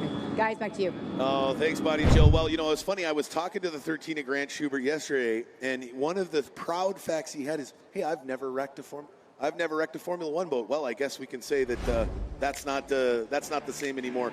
Look at these full field results, 11 seconds, and it looks like, the 24 of Spencer Love may have had a bit of an issue with the timing system there, because the Love was in second, followed by the 29 of Jensen, then the 8 of Mayo. Aiden Benton, hey, stuck with it, finished in fifth. You know what? Hey, attrition is a part of racing. Hey, you can't finish first if you don't first finish. He finishes up in fifth. Solid run there by Reno. And then, boy, look at the attrition on there. 2-time defending champion Dustin Terry. He pulls off, finishes in 8th. Grant Schubert can't make it. He finishes in 9th, followed by the 52 of Chris Rinker. And then the 71 of Jimmy Kerr. He didn't even make it through the infield. Made it about 200 yards and had to just come to a complete stop. Frustrating opening qualifying heat for the man from Michigan. Running for JR's Chicken, trying to get himself on the podium for the first time here in 2026. Well, hopefully we can get some info on what happened to these drivers. You see there, Jimmy getting towed in, and we'll see what's going on with them. Yeah. Now, I'm curious to see, what does the 52 of Rinker look like? When they got together there, that was the front left sponson. So did he tag the back of Rinker, and it may have done something to the steering or something like that on the motor? Because, if he would have gotten, right, if it's on the left of one boat, you think it's going to be on the right side of the other boat. And we know if you have damage, if you're going to have damage, having it on the right side of the boat's the best, because these guys are turning left hard. You may be able to run it a little bit harder, but also he may have pulled it off because he understands this is heat number 1, and he doesn't want to put himself on the trailer for the weekend before it starts. That's right, but, these guys are competitors, so if there's any possible way, number 1, that you can stay out there, they will. Oh, absolutely. And the second part of that is their crews are going to thrash to do whatever they need to do to get them back in the water. Absolutely. All right, we'll be right back. All right, ladies and gentlemen, we'll be right back with more from the 2026 Red River Rumble Round 3 here in 2026. Get in on the action all weekend long at Samstown Hotel and Casino, your official casino and hotel partner of the 2026 Red River Rumble. Just minutes away, keep the excitement going with live entertainment every Friday and Saturday night with great dining options and non-stop casino gaming. When the races wrap up, the party's just getting started. Samstown Hotel and Casino, official casino and hotel partner of the 2026 Red River Rumble. Stay, play, celebrate the Rumble, only at Samstown Hotel and Casino.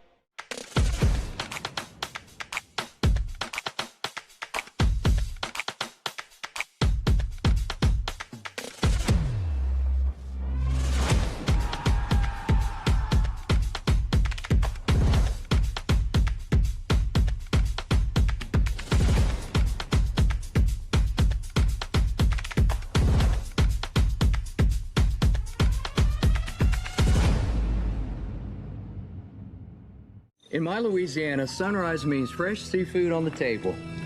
My Louisiana, every meal is a celebration. My Louisiana really makes me wonder. Ours is fast! With real-life swamp creatures! In my Louisiana, music is a way of life. My Louisiana is sheer magic, from sun up to sundown. Till sunup again. What will your Louisiana be? When you find your Louisiana, you feed your soul. Get ready, Alton. The IHRA F1 Powerboat Series is back. July 17th through 19th at Riverfront Park. Experience the 3rd annual Alton Powerboat Nationals. It's 3 days of high-speed action on the Mississippi featuring Formula One boats. Enjoy music, great food, and family fun for everyone. Get your tickets and full details now at IHRA.com. Brought to you by Simmons Hanley Conroy Law Firm, the City of Alton, Great Rivers and Roots Tourism Bureau, and Enjoy Illinois. We'll see you at the races.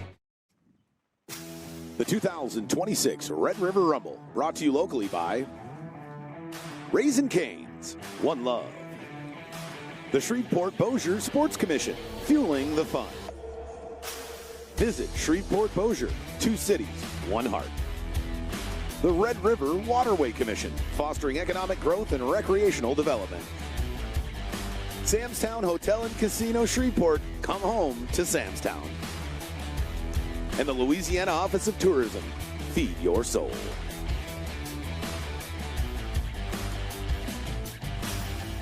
All right, race fans. Well, there we see the one of Dustin Terry, him having to be towed in as well. That one's a little bit more curious to me. Obviously, we found out the 13 of Schubert and the 52 of Rinker got together. Kerr, he's sitting there behind it with toe strap there as well. But the one of Terry getting towed in, that's weird to me. I wonder if there's possibly some residual damage from when he got together with Andrew Tate in round 2 in Port Neches in the final. You know, the only thing that he's had happen to him in the last couple of years is he had a battery problem at Marble Falls. Oh, he had a prop fall off in Marble Falls. Yep. And he had a battery problem at one of the other events. So I wonder if that's related somehow on the electrical side. It's very possible. I mean, he has definitely been somebody who narrowly escaped catastrophe more than once over the last couple of seasons, and he did everything perfectly when he got those opportunities because he's your 2-time defending series champion, and he didn't even win a race in 2025. No, that's a great consistency, but you got to finish heat races if you're going to have that consistency. And a guy that's doing that is the 29 of Jared Jensen. Yeah, absolutely. Him and the 24 of Spencer Love have been super consistent. 17 of Dylan Anderson. He struggled in Bradenton, Florida. Almost blew it over in one of the qualifying heats coming off of turn number 4 down there. And he struggled a little bit to get dialed in. I think he's trying to, shed the weight of 2025. We don't need to go into what happened, but it was frustrating for him. And he's trying to refocus. And it maybe took him a couple of rounds, but boy, he seems laser focused here in round 3 because that was a dominating performance in qualifying heat number 1. No, now he'll have to start at the end of the dock, so we'll see what happens. Boy, we just got pictures sent in from Aaron Green in the tri-hull, and there's some pretty hefty deck damage from that lower unit and the propeller of the 56 of Clint Dillard from that opening heat that sent Dillard sky high out of turn number 2. But hey, that's tri-hulls. That's what they do to one another. I don't know if you'll ever find a clean boat at the end of a race weekend, any race on the 2026 schedule in tri-hull. Tri-hulls are the epitome of Rubbins racing. Absolutely. I mean, it's the closest thing that you're going to see on the water to short track racing that you see, where they're all bunched up on one another. They're tagging each other, pushing each other in and out of the corners. Let's see. Can we get they pulled it away. We were hoping to get a look at the bottom of the 52 of Chris Rinker as they craned him on to his trailer to see if there was any damage from that collision with the 13 of Grant Schubert on that opening lap.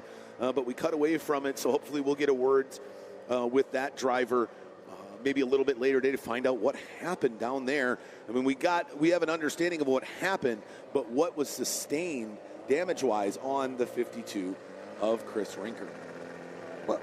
Well, we got the Formula Lights coming up next, which is going to be a very good show. Absolutely. It's going to be a fantastic run. But right now, we're going to send things down to the hot pits. Bonnie Jill is with the 52 of Chris Rinker. Let's find out what happened to him when he got together with Grant Schubert. Bonnie Jill. So we're here with Chris Rinker. Chris, how are you feeling, first of all? I'm fine. Absolutely fine. We didn't get a good start off the beach, and that puts you in a pretty tough position when you get to that first turn. And made a good, nice turn, and then had a flash of a couple boats in front of me. Looked like they may have lost a little bit of control and pushed me to the inside. And I corrected to get outside the buoy, and there was already somebody there, so just racing. Yeah, we always like to get both sides of the story, so from your perspective, that's what happened. It happened so quick, but yeah, that's what I saw. Yeah, how much damage do you have to the boat? It's not bad. I mean, I'm going to have to go look at it when it's on the trailer. I mean, I was looking at it on the water. It's hard to tell. Maybe some damage underneath, but I think we can fix it. Okay, well, I'm glad you're okay. Thank you for your time. Yeah, thank you. Back to you guys. All right, thanks, Bonnie Jill. Well, the 52 of Chris Rinker still a little bit amiss is what the bottom or side of that hull is going to look like, and I guess sometimes you got to lucky is better than good sometimes, and I think he might have gotten lucky because it's on the right side of the boat. Whereas you look at the 13 of Grant Schubert, it's going to take a much heftier repair because as he tries to set that left sponson in the corner, if they don't have that thing fully repaired, it'll peel that sponson right off the boat here on the Red River. Well, it's the seam between the hull and the deck is what broke on Grant's, and that's a glue seam. So the difficult part right now is in order to fix it, it's got to be dry. So they got to try and dry that out real quick and then put some epoxy on it to get it fixed. So we might see him later on today. We might not, but Michael Schubert will be hot and heavy on fixing it. I mean, he is a wizard in the pits for the Outlaw team. I think if it weren't for Michael Schubert, I don't know if we would see many Outlaw. The 9 boats wouldn't be able to race. Right, absolutely. On the Outlaw team. And, it's funny because he does all the work on them, but if you talk to Michael, I hate fiberglass more than anything else. I mean, it's itchy, it's sticky, it's messy, but hey, let's thank that we're in 2026 and there's quick drying epoxy, some things that weren't necessarily around till fairly recently, because I know they can get that stuff to set up pretty quickly these days, and I know the 13 of Grant Schubert's going to keep those fingers crossed. Hopefully they can get that dried out, glued back together, and ready to go for qualifying heat number 2. And I'm sure James Chamber and the Rinker crew is going to evaluate that thing, make sure that everything is safe, and then see what they need to do to get it back on the water. And he does have the benefit of having a backup boat with him here for round number 3. So worst case scenario, he'll have to ditch what few points he got from starting. Now he ended up finishing last because Jimmy Kerr made it about, only about a couple hundred yards, and Rinker made it a half a lap. So he's going to be ahead of the 71 of Kerr. But if you're going to have to make the switch, you might as well do it after Heat 1 instead of trying to push it and have something fall apart on you in the main event. No, that would be the best case scenario in order to get into a backup boat, because now you're only giving up a few points rather than making it all the way down to the final, and then something happens, and then you have to get in a backup boat. So not only do you lose your points that you've gained with the original boat, but then you also lose your starting position and got to go to the back. So I think hopefully Chris can get his fix. Won't have to worry about that, but we'll have to wait and see. Yeah, the only thing that gets slightly better than that, we actually saw at our final round in 2025 when the 52 at Rinker and the 29 at Jensen got together. They were able to get into their backup boats. They did have to go to the back of the start pontoon, but because we were in the middle of the race, they were at least able to keep some of their points there. And boy, it made things crazy for that final race of 2025 that saw the top 4 boats with just a couple of points of one another. Well, it was for the championship, so you don't have a choice. Right. I mean, you got to use every asset you can, all the equipment, because there's no tomorrow. Right, and I mean, I have remembered more than once watching you fly out of the boat like you weren't even strapped in and go sprinting through the pits and get into your backup boat because you do what you have to. It's not necessarily what you want to do sometimes, but when you get yourself in those dire situations, you got to make those hard decisions. And boy, that's got to be hard on the mental aspect of these drivers when you have things like this happen to try to reset. It's kind of like a golfer. You have one bad hole, you got to ditch that bad hole and just focus on what's in front of you. That's right. Get it out of your mind. Absolutely. All right, ladies and gentlemen, we'll be back with more from the 2026 Red River Rumble after a word from our sponsors. We'll be right back after this. Get racing news, analysis, highlights, and more 24 hours a day, 7 days a week at speedsport.com. Get it all. NASCAR, IndyCar, Formula One, World of Outlaws, Trans Am, IHRA, and more. Speed Sport has been America's trusted source of racing news since 1934. Speedsport.com is America's motorsports authority. Check it out today.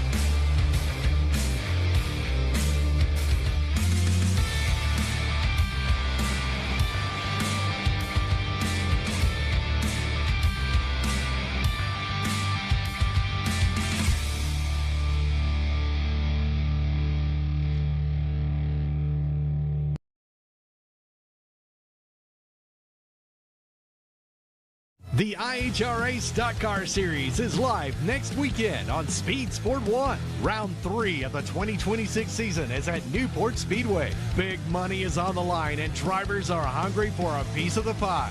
To get tickets to the event, go to IHRA.com. If you can't be there, we've got you covered. Qualifying will be at 3 p.m. Eastern on Speed Sport 2.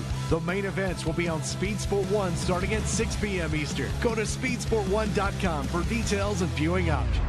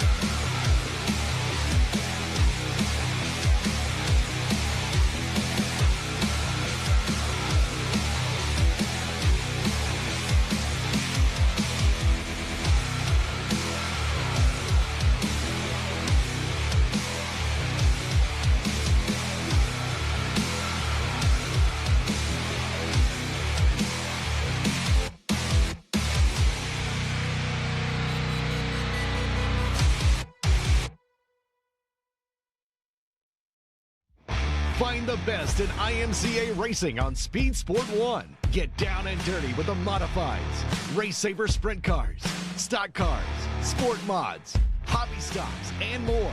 Throughout the season, we'll take you to some of the best dirt tracks across the country. Not only that, but you've got access to the biggest IMCA events of the year, from the Winter Nationals to the Super Nationals. It's free to watch. Go to speedsport1.com for details and viewing options. The 2026 Red River Rumble, brought to you by Raising Cane's, One Love, The Shreveport-Bossier Sports Commission, fueling the fun. Visit Shreveport-Bossier, 2 cities, 1 heart. The Red River Waterway Commission, fostering economic growth and recreational development. Sam's Town Hotel Casino Shreveport, come home to Sam's Town. And the Louisiana Office of Tourism, feed your soul.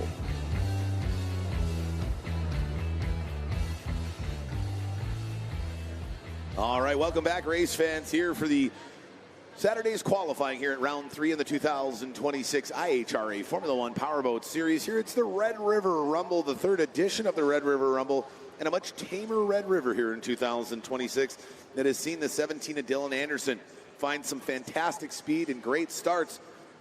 And we're now going to talk with the 71 of Jimmy Kerr, who only made it a couple of 100 yards off the dock here in qualifying heat number 1. Hopefully it's something they can get fixed, but we're going to find out right now. Take it away, Bonnie Jill.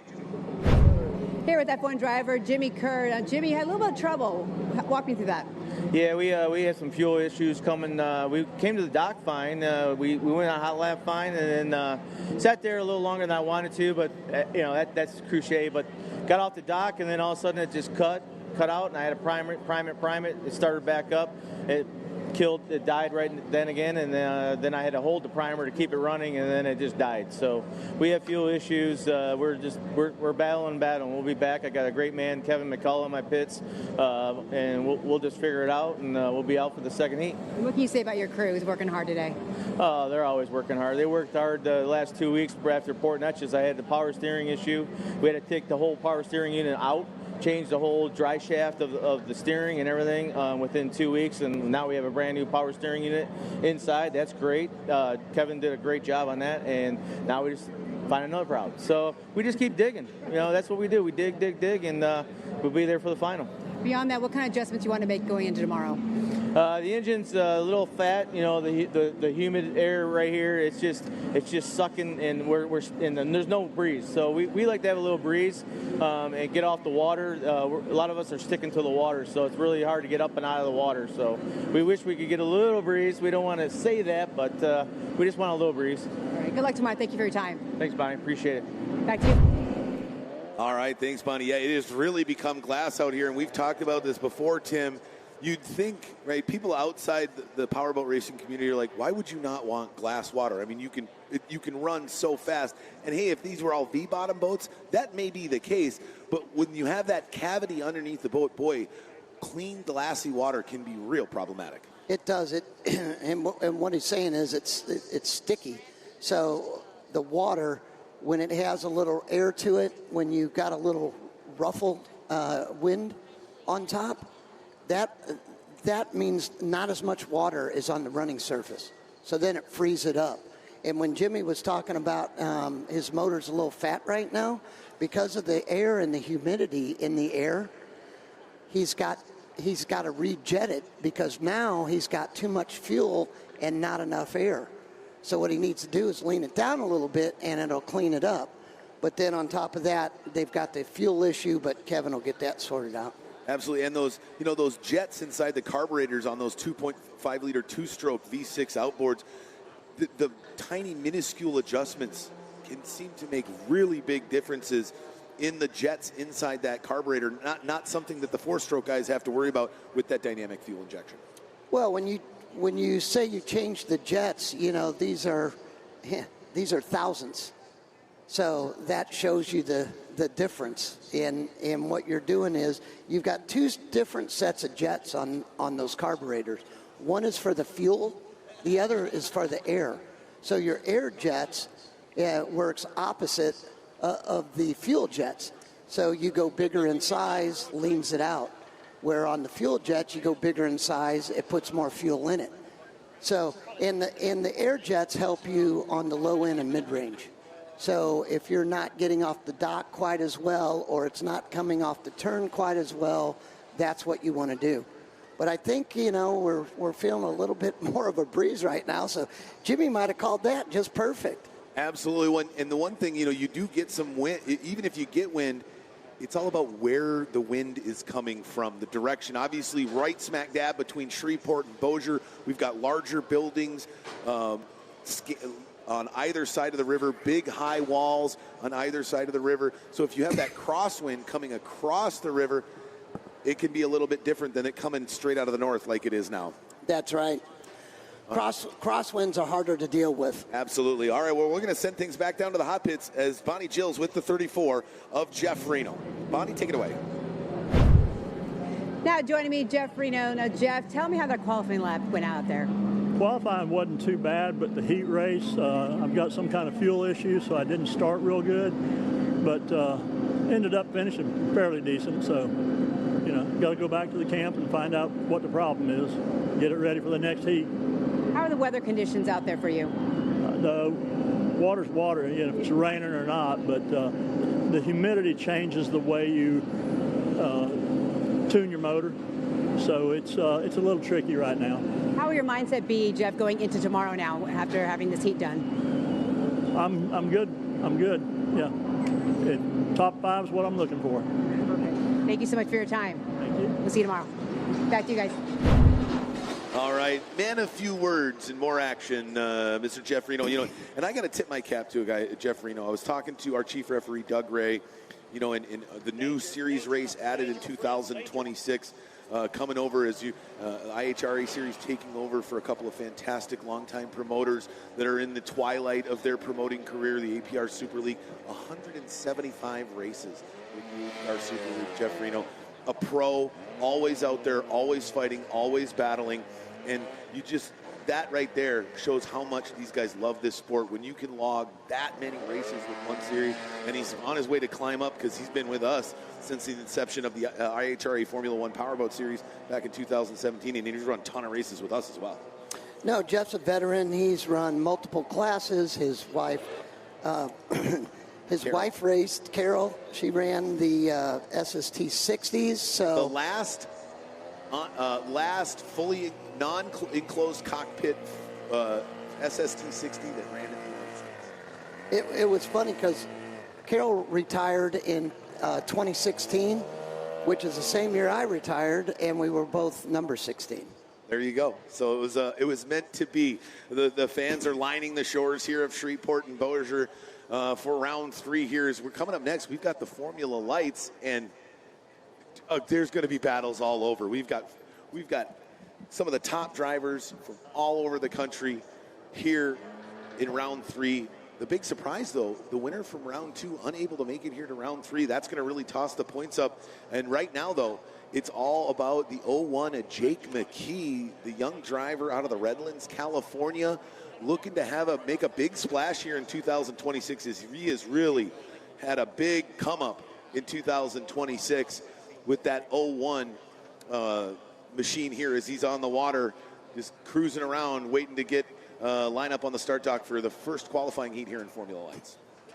Jake's a newer driver, and he's acclimated to the Formula Lights class very well. He's got a good feel for the boat. He doesn't mind pushing it. Another guy that's coming off a very good weekend down in Port Neches is Jose Madonna Jr. in the number 21. And that was a new boat farm down there, so they are dialing that thing in, and that will continue as they get more experience with it. Absolutely, and if you look at that there, he's a part of that group going sub 30-second laps with a 29.446. He's going to start third off the start pontoon, so a solid run considering this is only the second race for him in that brand new Hoffman Composite Formula Light. But both those Hoffman Formula Lights right there in the top 3 with Shelby Love figuring it back out, dialing things in after the electrical issues. Talked to her crew chief and father, Spencer Love. They cleaned that entire electrical harness out because, once you start getting electrical issues, possible water, especially, if you got any brackish water from Port Neches in round 2 or in round 1 in Bradenton, both brackish water, you're chasing an invisible She really gremlin. had problems both, at both places with it on and off. So, and that was the problem. They couldn't find it, and it would just show up. Yeah, it's hopefully she's got it really dialed in here, but we've got one more driver from the Formula One class. I'm really curious about this. What happened to our 2-time defending champion? Bonnie Gills down with the 01 of Dustin Terry in the hot pits. Bonnie? Now here with Dustin Terry. Dustin, tell me what happened in that lap out there. I had gotten to a good place. I think I started 7th, got up to maybe 3rd or 4th, and I was coming around to lap Aiden, and we had a 1-pin turn in 3 and 4. One of the buoys had floated away, and I was on his outside coming up to pass him and dove underneath, and he didn't know that I went to the inside. He came and talked to me afterwards, said that he didn't know that I was there. So no big deal. I got a little tap on the engine, and then something died, so we're going to go figure it out. Hopefully just a spark plug wire knocked off and nothing too crucial, but we'll be back really fast, change props. I'm really happy with the setup. What do you think are the biggest challenges with this course, Dustin? I think that it's going to be that we have just tight 2 pins. Whenever you're driving through the bridges, the wind changes a little bit, so you can't make decisions too abruptly whenever you're doing that. So it's just about knowing when the wind's going to hit you and being confident. Short, tight turns, not great for a 4-stroke, but if we keep those guys pinned to the inside, it's kind of dogging down the 2-stroke, and the weather is helping us as well. The performance on the 4-stroke is definitely better today. Good luck tomorrow. Thanks for joining me. Yeah, thank you very much. Back to you. All right, always a great interview is the 01 of Dustin Terry, giving us some really good insight. So there was a little bit of a collision there between him and the 98 of Aiden Benton. Wait, it's a Aiden Benton here, just 2 races in. That's a second accident he's been a part of.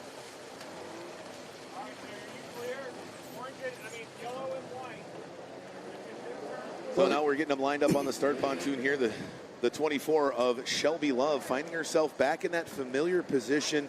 And boy, she's going to be pushing hard here in 2026 because so close to a series championship in 2025. But just on the outside looking in when it all was said and done at the final race on the 2025 season, you got to imagine that young woman wants it bad here in 2026. Well, she really wants to win the championship. And last year she had some great races. In fact, she won here last year. In big fashion. Now she needs to put the whole season together. And when you have an electrical issue, that's tough because it's hard to find and it knocks you out of heat races. But our winner from the second race in Port Neches isn't here this weekend. So that kind of opens up the whole thing. Yeah, it absolutely does. You know, the one person who's going to be the most benefit of that is Jake McKee. He's just got to figure out, though, how do I get around the 24 of Shelby Love, because he only qualified second. If she gets that whole shot, it may be a precursor to what the entire weekend's going to be like for the 01 Jake McKee. He's just going to have to fight to hold that gap over the 24 of Love. I don't think that he needs to worry about that as much as he needs to worry about staying ahead of number 21 and number 35. So Mark Schmierbach, veteran, he's won the championship multiple times. He knows how to do it. Jose Madonna Jr., world champion before. He knows what he's doing, and that's really what Jake's focus needs to be, because that's the guys right there in the championship. Absolutely. It's going to be interesting to see. Now, we remember in the Formula One race, the 8 of Jeremiah Mayo lost his rear cowling, battling his tail off. He's down with Bonnie Jean in the hot pits with Bonnie Jill. Let's see what he had to say. Now joining me, Jeremiah Mayo. Jeremiah, you started 4th, finished 4th. Walk me through what happened. Yeah, we got some fuel issues going on. Our carburetors are flooding out. Just this weather. I mean, it's super damp. It's either raining or it's not raining, so you try and adjust to that. And being that the weather just doesn't know what it's going to do, it's just causing us to kind of have some issues. I think everybody's kind of doing it. We started 4th and just kind of held where we were. We lost the position, gained it back. So we're kind of there, but we need to work on a few things, kind of regroup and come back swinging. Yeah, everyone's talking about the fuel issues, and you think it has to do a lot with the weather. Absolutely. Just the rain and all the moisture in the air. Yesterday we had a perfect day. So everybody tuned their motors to being dry, hot, everything. And then today it came along and we cooled down a little bit, just got humid, started raining. So just it's messing with everybody's head. Jeremiah, on this course, where do you think you can gain the most speed? Through the turns. I think I've got good top end, and then whenever I throw it into the turn, I think I'm catching a lot of people. Thank you for your time. Good luck. Absolutely. Thank you. Thank you. Back to you. All right. Thanks, Bonnie Jill. That's the 8 of Jeremiah Mayo. Always in the mix in Formula One. Seems to be the man they call Get Out of My Way Mayo. He was right there, but boy, he does push it to the limit. He lost the rear cowling, and that only happened for one reason, because he was diving in there hard, trying to push it against the 29 of Jared Jensen in qualifying heat number 1, and got blasted by the rooster tail off the 29 of Jensen. But thankfully, these lightweight rear cowlings. They get put flotation in these days, so they were able to recover that off the course and get it back on the back of the boat. Because if not, boy, that can really affect the attitude with that turbulence from the air filing behind the cockpit without that sleek rear cowling to create the aerodynamics that they're normally used to. Well, the biggest problem is then you can't go behind someone else. Otherwise, you're going to take a shot of water in the motor. And that's not a good thing. No, that's absolutely not a good thing. And Jeremiah's he's an aggressive driver. So that's why he's able to throw it into the corners like he does and make up time. Yeah, I mean, I think Jeremiah Mayo is a perfect example of some people have that it factor. Some people have that ability to gain that feel that's necessary to run on the ragged edge much quicker. I mean, his ascension through Tri-Hull and Formula Lights, he performed at the top every step of the rung. The only thing he really hasn't done is find a way to seal that series championship in Formula One. And I've got all the confidence in the world he's going to find that. Oh, it's not a matter of if, it's a matter of when for the young driver out of Richmond, Texas, running for Ray Bob Seizing in that number 8 machine. We got the test flag up here in Formula Lights. Somebody getting a nice run in there over one of the bridges. Maybe he's running his way down to the shores of the Red River here for the Red River Rumble to catch some fantastic racing action as we push through here on qualifying Saturday at round 3 of the 2026 IHRA Formula One Powerboat Series. Excited to what come next because we're going back to Texas here in a couple of weeks. But right now, we're about to get underway here for Formula Lights qualifying heat number 1. Coming up on the 1 minute gun, 1 minute drivers, 1 minute. Will the 24 of Shelby Love use that hole shot she got from being the fastest qualifier here in qualifying heat number 1 and run it wire to wire?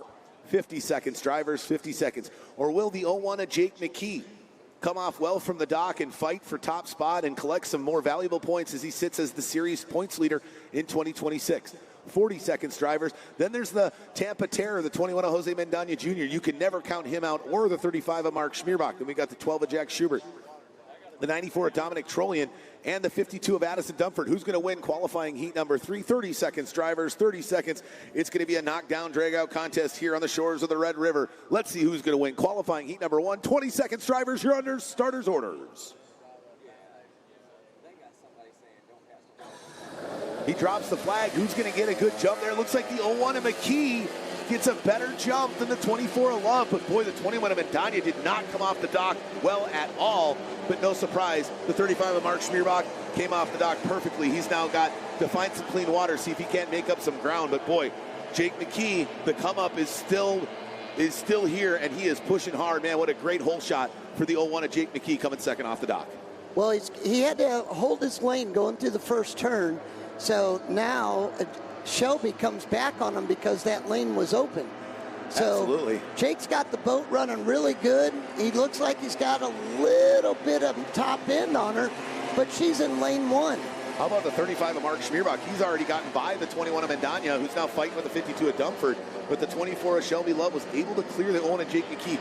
Now, last year, possibly even, I don't know if that would have played out the way it did. She stuck to her guns, she held her line, and she didn't make any mistakes, and that allowed her to climb back into a position that did not allow the 1 of Jake McKee to shut the door on her, and now she's out in the clear water. So Jose's on the outside in the number 21, the blue and orange. And if you remember down in Port Neches, he found his comfort zone of running on the outside. That's where he made up a lot of ground. Which is weird for him and a big learning curve because he's always been a pew guy for a very long time, and those boats love to go pin to pin. They're not really the wide lane type of boats. So he's really having to change his driving style and his attack out here, and I can imagine he's still just getting used to it and getting comfortable with that new driving attack that he's got to employ. He's trying the inside, the outside to get around Dunford, but so far it's not working. But absolutely. They're hanging right in there with Mark Schmierbach in the number 35. Yeah, Schmierbach's sitting up in third. He's trying to close the gap. Now the question is will Schmierbach and McKee get closed up and start fighting one another? Or will McKee get up with the 24 Love and they start battling and allow the 35 of Schmierbach to come in? But they also, you got to watch out for the 52 of Dunford.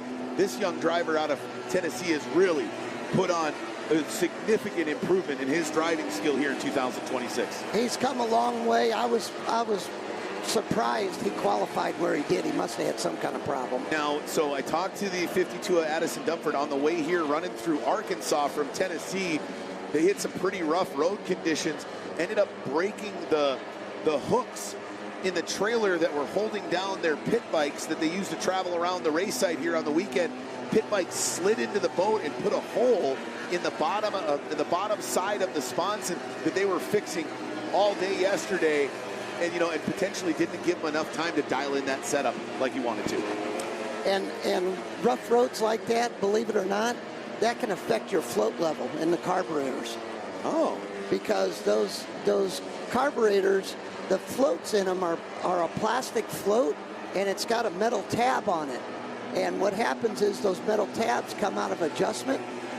Oh, okay. And so then your float level's not right. So then you could have a problem with it dying in the corners. Why do I have a feeling that you know what that's like from personal experience? Yeah. I spent a day or two on carburetors.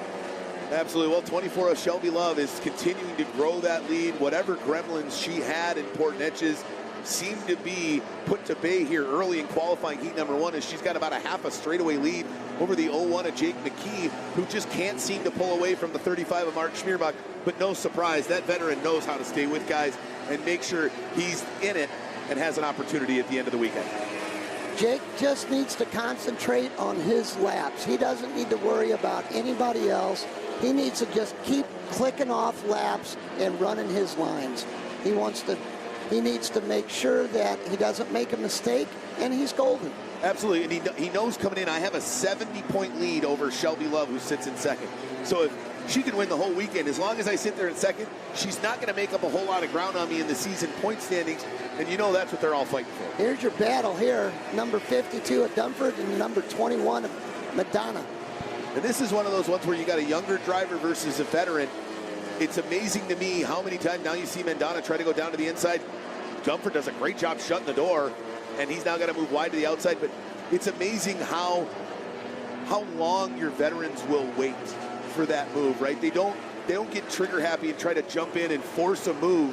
They'll just sit there and methodically bide their time till that one moment comes, like we saw in Port Neches, and then pounce when the timing is perfect. Well, a lot of it is when the opportunity presents itself. So it's not that you're not trying to pass them all the time. It's just that you never know when that door's going to open. So right now, Dumford's doing a good job because in turns 1 and 2, he leaves a lane on turn 1, but then he takes the lane away on turn 2, and it gives Jose nowhere to go. Right, that's where Jose, like you said, you got to know what your competitor's doing before he's doing. That's where Jose's got to set himself up, fake like he's going inside, and then maybe try to ring him around the outside. But now Dumford left him a lane down to the inside, then shuts it right out straightaway. But boy, Madonna able to close a ton of gap there outside of coming out of turn number 2. It's one thing catching somebody, it's another thing passing them. Now we can see Madonna Jose's trying to go on the inside again. And now he's got to work his way back to the outside. Now, do you think that's something that he's going to be able to finally find a spot to make a move? Let's see what happens down here in this turn. Now he stayed on his outside hip now because he knew Dumford was going to go to the pin off the exit. So Madonna chooses to stay wide to the outside, keep those RPMs up, try to keep that gap because he knows if I'm not side by side with this guy, the opportunity may present itself, but I may not be in the position to attack when it does. Exactly. Every time he's got to go back and forth over his wake, he just loses a little bit. He's got a good drive right now, but I think Dumford might have a little top end on him. Well, and I think that was set up by the previous lap down in these 2 turns, just like he's doing this time, saying, no, don't go down to the inside. Don't do what your brain's telling you to do. Do what you know you need to do in this new boat, which is stay to the outside. Jose picks up on him the first part of the straightaway, so his acceleration is good. And I think Dumford has a little more. Yeah, white lap out here. 1 lap remaining in this 6 minutes plus 2 laps.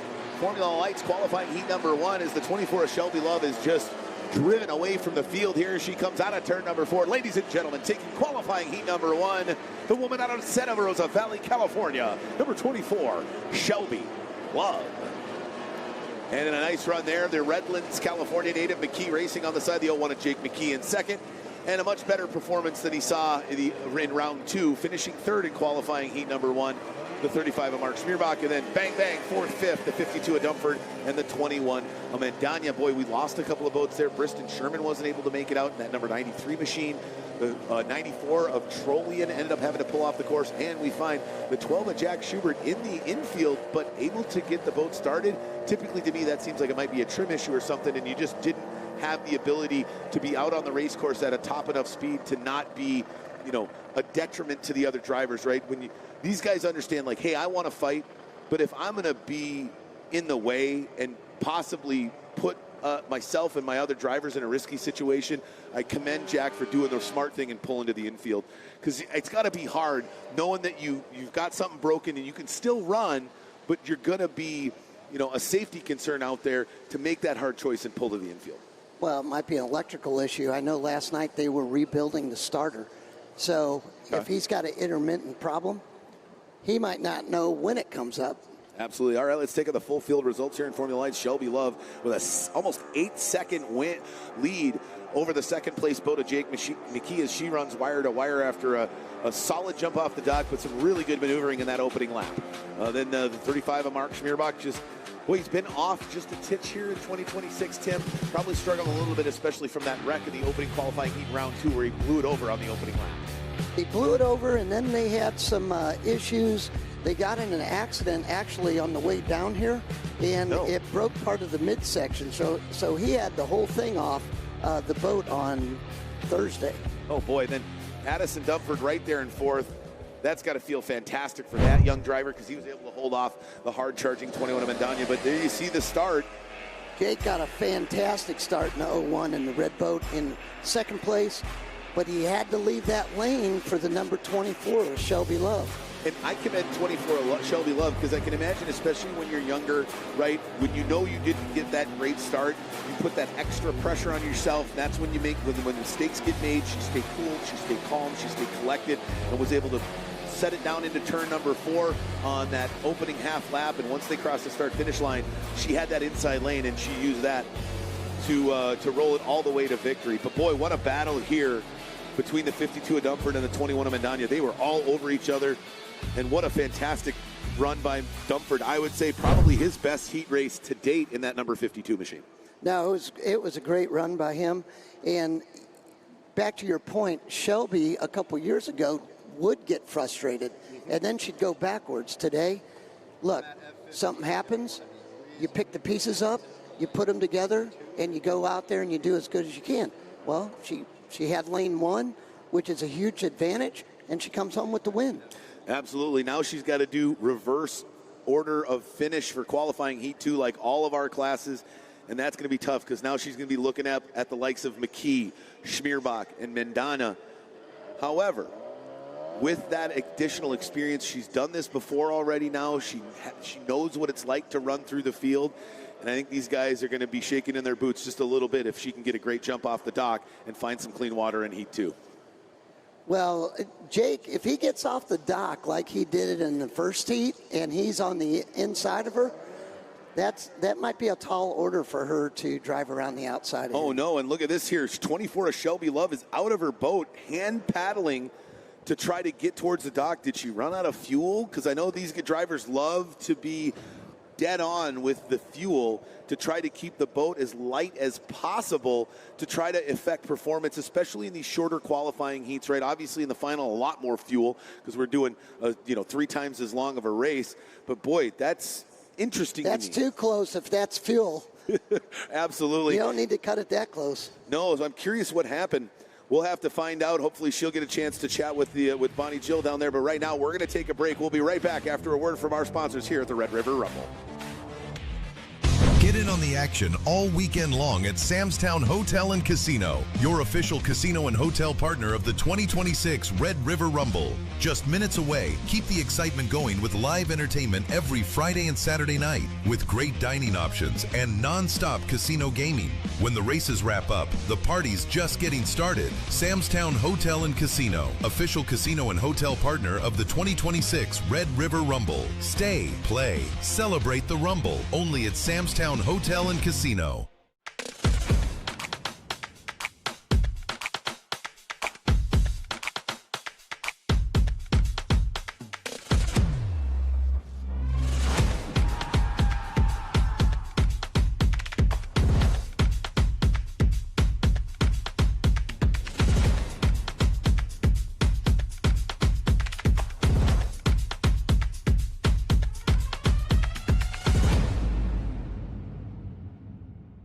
In my Louisiana, sunrise means fresh seafood on the table. In my Louisiana, every meal is a celebration. My Louisiana really makes me wonder. Ours is fast! With real-life swamp creatures! In my Louisiana, music is a way of life. My Louisiana is sheer magic, from sun up to sundown. Till sunup again. What will your Louisiana be? When you find your Louisiana, you feed your soul. Get ready, Alton. The IHRA F1 Powerboat Series is back. July 17th through 19th at Riverfront Park. Experience the 3rd annual Alton Powerboat Nationals. It's 3 days of high-speed action on the Mississippi featuring Formula One boats. Enjoy music, great food, and family fun for everyone. Get your tickets and full details now at IHRA.com. Brought to you by Simmons Hanley Conroy Law Firm, the City of Alton, Great Rivers and Roots Tourism Bureau, and Enjoy Illinois. We'll see you at the races. The 2026 Red River Rumble, brought to you locally by Raising Cane's, One Love, the Shreveport-Bossier Sports Commission, fueling the fun. Visit Shreveport-Bossier, 2 cities, 1 heart. The Red River Waterway Commission, fostering economic growth and recreational development. Sam's Town Hotel and Casino Shreveport, come home to Sam's Town. And the Louisiana Office of Tourism, feed your soul. All right, race fans, welcome back here. We've got the first qualifying heat in 3 of 4 classes under our belts. Coming up next, it's the Talent Cup, our new addition to the IHRA Formula One Powerboat Series in 2026, providing access to young drivers at the ripe old age of 9 for the ability to step in to these mono hull with 15 horse 4-stroke Mercury outboards on the back, pushing 40 plus miles an hour. We've got 4 drivers hailing from all across the country are going to do battle here in the Talent Cup at the Red River Rumble. So those of you here on the shorelines, please make sure you give a big scream for these guys as they're out here running. They're going to run the smaller 2-pin course, just like the Texas Tri-Hull. So rolling start, they'll go 2x2 or 4 wide, and they're going to be coming up next. But we're going to send things back down to the hot pits as Bonnie Jill is with another one of our competitors here from this Formula Lights qualifying heat number 1 here at the Red River Rumble. Dom Trollian joining me now, Formula Lights. Dom, tell me how your first heat went out there. No, it wasn't too bad. I think it was an improvement on round 2, but we still have some work to do, some homework. How are some of the water conditions with this course, especially with the rain earlier? It's way calmer than it was last year. Not what we would like for my setup personally. So we're going to change a couple things and hopefully be able to handle the calmer water better. You mentioned changing a couple things. What kind of adjustments will you make? We're going to drop the motor down a little bit so we can have a different prop selection and run some different trim and see what that'll do. You also told me in a couple of weeks we'll be getting a new boat, so tell me a little bit more about that. Yeah, newer boat. The boat I have is 10 years old or just a little more, so it's been repaired a bunch of times. It's been crashed a few times, so it's just heavy in the wrong spots and doesn't have the balance that we want. All right, good job out there. We'll see you tomorrow. Guys, back to you. All right, thanks, Bonnie Jill. Dominic Trollian trying to dial things in here. There's new driver to the Talent Cup. That's the number 77 boat here in the Talent Cup. The young driver, Colton Shane, in that number 77 Talent Cup. His first race in the Talent Cup here, and only the second race in the Talent Cup's existence here on the IHRA Formula One Powerboat Series. Can he dial it in quick and find a way to get out in front. Now, his father is one of the best hydroplane drivers, unlimited hydroplane drivers the world has seen over the last 15 years. He's looking to pass some of that. I imagine some of that skill set has passed down to his young son, Colton, as he looks to dial it in here in their first qualifying heat here in the Talent Cup. Again, we're going to run rolling start. They're waiting down there on the south end of the course looking for direction again. And this is exactly why the Talent Cups exist. You can see the 77 of Colton Shane kind of putting his hands up like, hey, where do we go? What are we doing? This is a part of that learning process. And that learning curve can be fairly steep at the beginning. Ask Aiden Benton. His first powerboat race was in a Formula One boat. And it did and is still taking him a little bit to learn all the different dynamics of tunnel boat racing and powerboat racing in general. We saw that interview with the one of Dustin Terry. With a complete accident, he just didn't realize that the one of Terry dove back inside and they got together. Now, from Formula Lights, there was one driver had a rough round 2. Much better opening heat here in round 3, considering what happened on the way down. Let's send it down to Bonnie Jill with Mark Schmierbach. Bonnie? Now I got Mark Schmierbach with me. Mark, you went from 4th to 3rd, so you must be happy with that heat. Real happy. That's the best we probably could have done on such a short race. And the water was really nice, and let her rip. Any obstacles you found in that course that maybe you adjust to tomorrow? So far today, it's just perfect. It's a little dead air, so the boat could use a little more lift. Well, we call it more lift, which is more air. Anything with the boat? Did it come back clean? Everything's great? Everything's great so far. You know, driver's tired. We'll get some rest and we'll talk to you tomorrow. Okay, sounds Thanks, great. Mark. Guys? Thanks, Bonnie. Mark, never short on words is the man from Greenfield, Wisconsin. And, boy, he's, it's been an interesting couple of weeks, or a couple of races for the man from Wisconsin. Not probably his worst finish, which is weird to say because he didn't end up finishing necessarily that bad. He's still top 5 in points. He's still got an opportunity to push for the series championship. We have multiple rounds left, but he's got to get it dialed back in. There you just saw that's the 24 of Addie Love, your winner from the opening round of the Talent Cup here in 2026 on the IHRA Formula One Powerboat Series. And there is the number 36 of Jackson Cressy is stepping in for Logan Brown, who was unable to make round number 3. So Jackson getting an opportunity. The young driver out of Freeport, Texas, running for Captain Mark Seafood, getting an opportunity to run here in the Talent Cup. All right, we've got them all up on plane, minus the 77 of Colton Shane. They're going to get up on plane, cruise down to the north end of the river. Once they hit the north end of the river, they're going to circle back around, and just like we do at the tri-hulls, we're going to do a 2x2 rolling start. Once we drop that start flag, they're going to go underway for just a few laps here in this qualifying heat in Talent Cup, this 4-lap race here around the 2-pin third-mile course here on the shores of the Red River. Correct, sir. Jet Ski Jared leading him down to the north end of the course.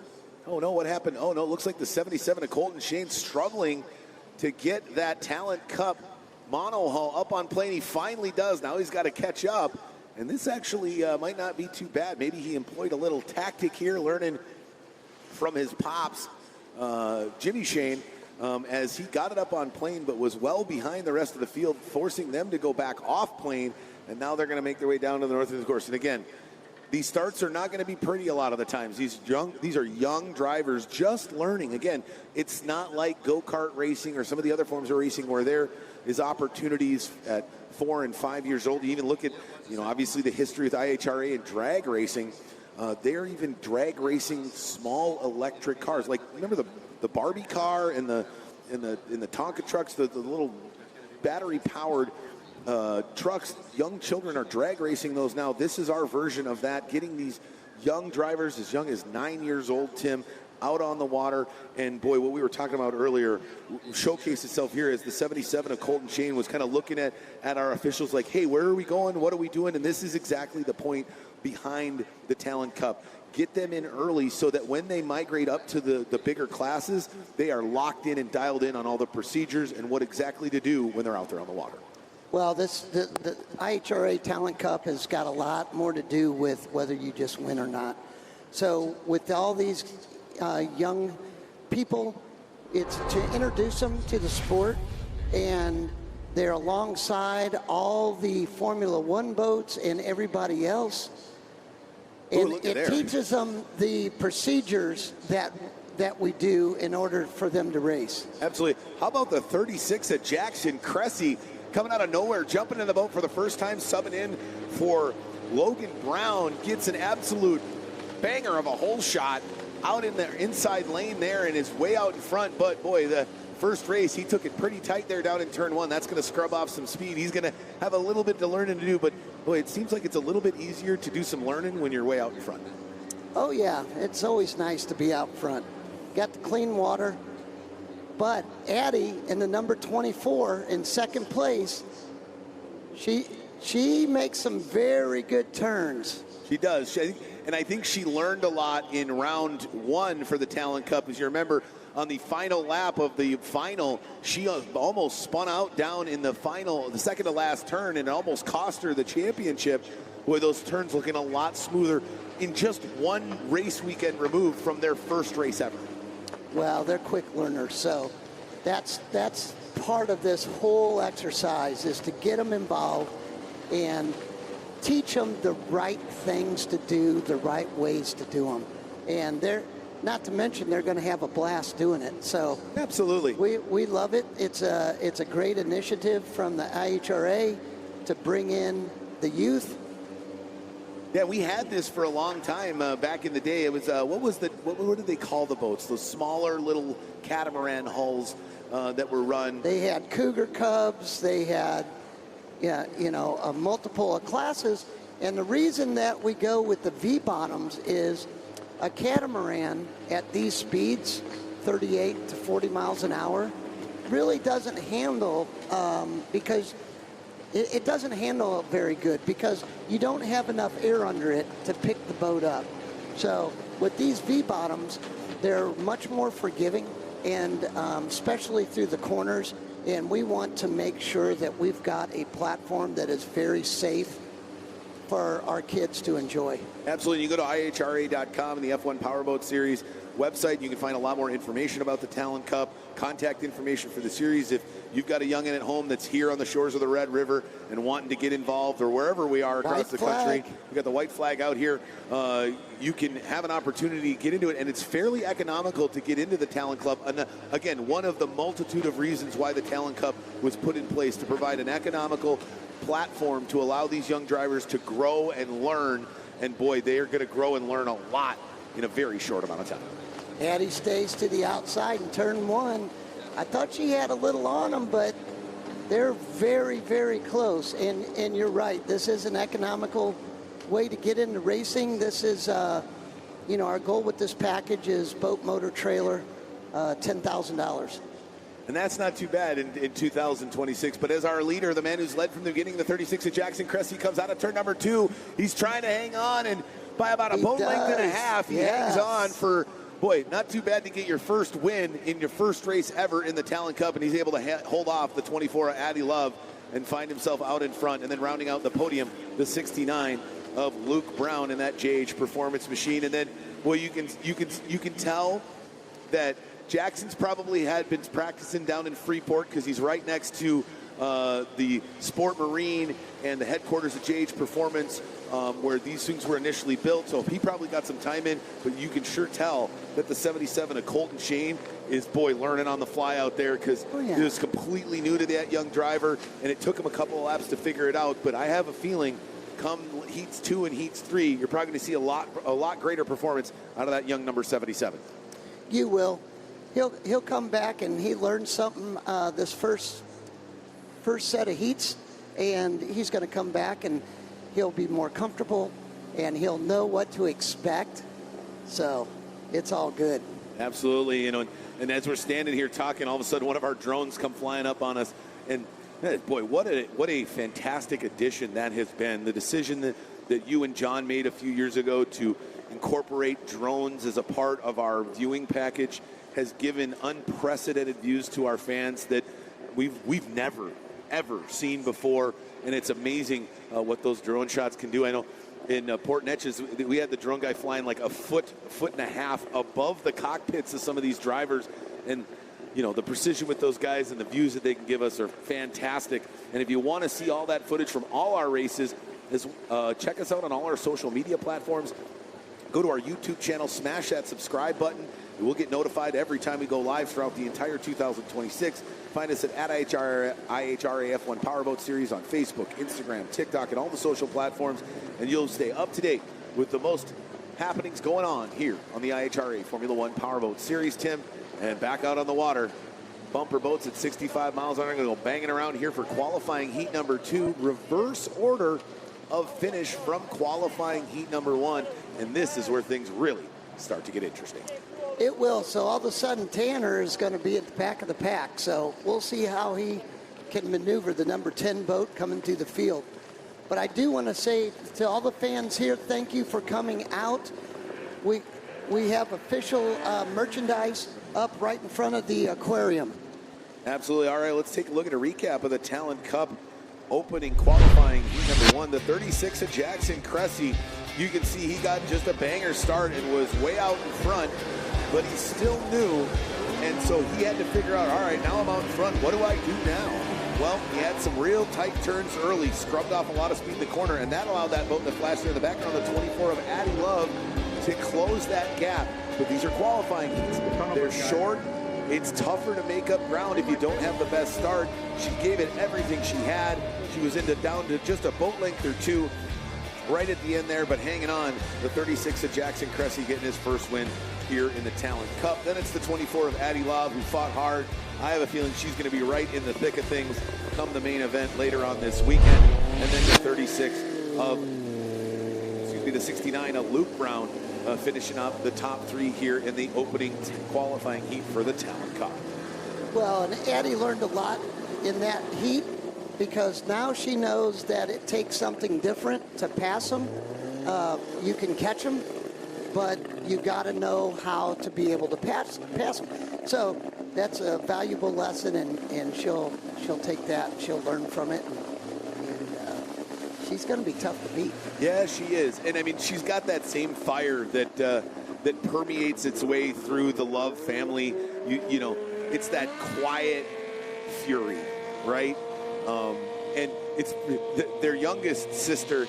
She's very much got that fury that's maybe not so quiet. But you look at Shelby and Spencer, and I think Addie's got that too. It's just that extreme focus and attention to detail. And I think her rise and her in skill and talent inside that monohull is gonna grow significantly over the rest of the 2026 season. Oh, heck yeah. And they'll, winning's infectious. I mean, if 3 of you are racing out of the same family and 2 of you are winning, then the third one's like, hey, I can't take all the grief from them for not winning, so I got to get my act together. And that was Shelby last race, right? Like, I just picture Shelby Love having smack talk to her by her little sister. Yeah. But hey, you know what? You got to own it, right? That's right. She won. Their dad won. Look what she did today. Absolutely. And it's just like we hear with the Outlaw team, right? They race each other harder than they'll race anybody else on the course. The Love family will do whatever they can to try to make sure that they're not the one falling back and not being in the same spot as the other drivers in that family. But here, qualifying heat number 2, reverse order of points from heat 1. Tanner Rinker, not only is he in the back, but he's side by side in the back with a 17 of Neil Marsh, who's probably the best driver going through traffic we've seen in Tri-Hall. And in front of him, he's got the likes of Briston Sherman and Cole Wearing. Cole Wearing in that Burnshausen oil machine, your series points leader. So it is going to be a tall task for the 10 of Tanner Rinker to try to get by. The only thing that's helping him out is we got a couple of rookies in the 13 of Jared Shelton and the 12 of Evan LaBeouf that are going to fill up that last row. So they do get to move up a couple of spots closer because those rookies haven't gotten that rookie handcuffs taken off them just yet. Well, you've got a big bunch of the leaders in the series starting right next to or behind each other. So this is going to be a great heat race. It's going to be exciting. Absolutely. It looks like the 56 of Clint Dillard sustained some damage on that lower unit. He might be out for the weekend. But the 63 of Aaron Green, hey, cosmetic damage He's out there. He's on the inside of row 1. Can he find the clean water? And a win, I believe, would be his first even qualifying heat ever in Tri-Hall. If you remember, last time we were here, that number 63 boat almost ended up at the bottom of the Red River. So really trying to flip it on its head here in 2026. Not so good in Heat 1. Can he pull off an inside row 1 wire-to-wire finish here in Heat 2? Well, we're going to have to wait and find out. They're going way down to the north end. I think they realized, hey, guys, can we let those waves dissipate from the backside of the course before we make our way down the front stretch? So giving a little bit more of a runway down the front lane here, but here come those waves, and it's going to get rough. I don't know. We're going to have that luxury. Yeah, those waves are going to be there no matter what, and that's as smooth as it ever is going to get in this heat race. Absolutely. The 54 Darren Ware on the outside of row 1. Then it's the 56 of Dillard. That's the 88 of Josh Wells. Then the 03 of Austin Terry. Let's see what's going to happen here. Green flag. Go, go, go. We are underway here in qualifying heat number 2, Texas Trial. Look out, John Ottinger. He gets it sky high coming down the front straightaway. Boy, it is rough out there. Neil trying to duck to the inside. Let's see what's going to happen. This is always interesting what happens in turn 1 in this reverse order of points. Boy, everybody goes through surprisingly clean. The 54 Aware and the 63 of Green side by side. But looks like Caddy might be pulling some top end and try to shut the door on them down here to the north end of the course. Let's see what's going to happen down here in turn number 2. I thought number 17 of Neil Marsh was in a boxed-in situation, but he threaded the needle and came through there. Now he slides through the outside. He is good in traffic. Honestly, I think if you were to ask me, what is the one thing that Neil Marsh does so much better than maybe anybody else and why he has so many titles? And it's just that threading of the needle. His ability to not overdrive and find that small window. It's kind of like a running back in football that finds that hole that nobody else can see, but he knows it's there. That's right. He is extremely good at doing it. And he's coming up on number 69, Mullet. Whoa, look out there. Clint Dillard is out there. That Dillard almost snap rolled it down the front straightaway. Andrew Calling comes off Austin's 03. And it looks like it just broke in half coming out of turn number 2. And this is what happens when Rubbin is racing here in Texas Tri-Hall. There's all sorts of pieces being shed off these boats here. But how about this? The 63 Aaron Green able in front. Now we've got a 4-boat battle. It's Austin Terry on the outside. Cole Wearing. Now the 17 of Neil Marsh. Side by him. Now let's take a look. We got a replay of what happened down there in turn number 2. Well, he gets sideways in the corner.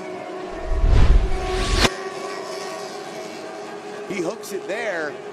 Oh, looks like that's a 69 of Cole Wearing that tagged a rear counter. Yeah. I'm surprised the motor stayed on the back of the 03 of Austin Terry.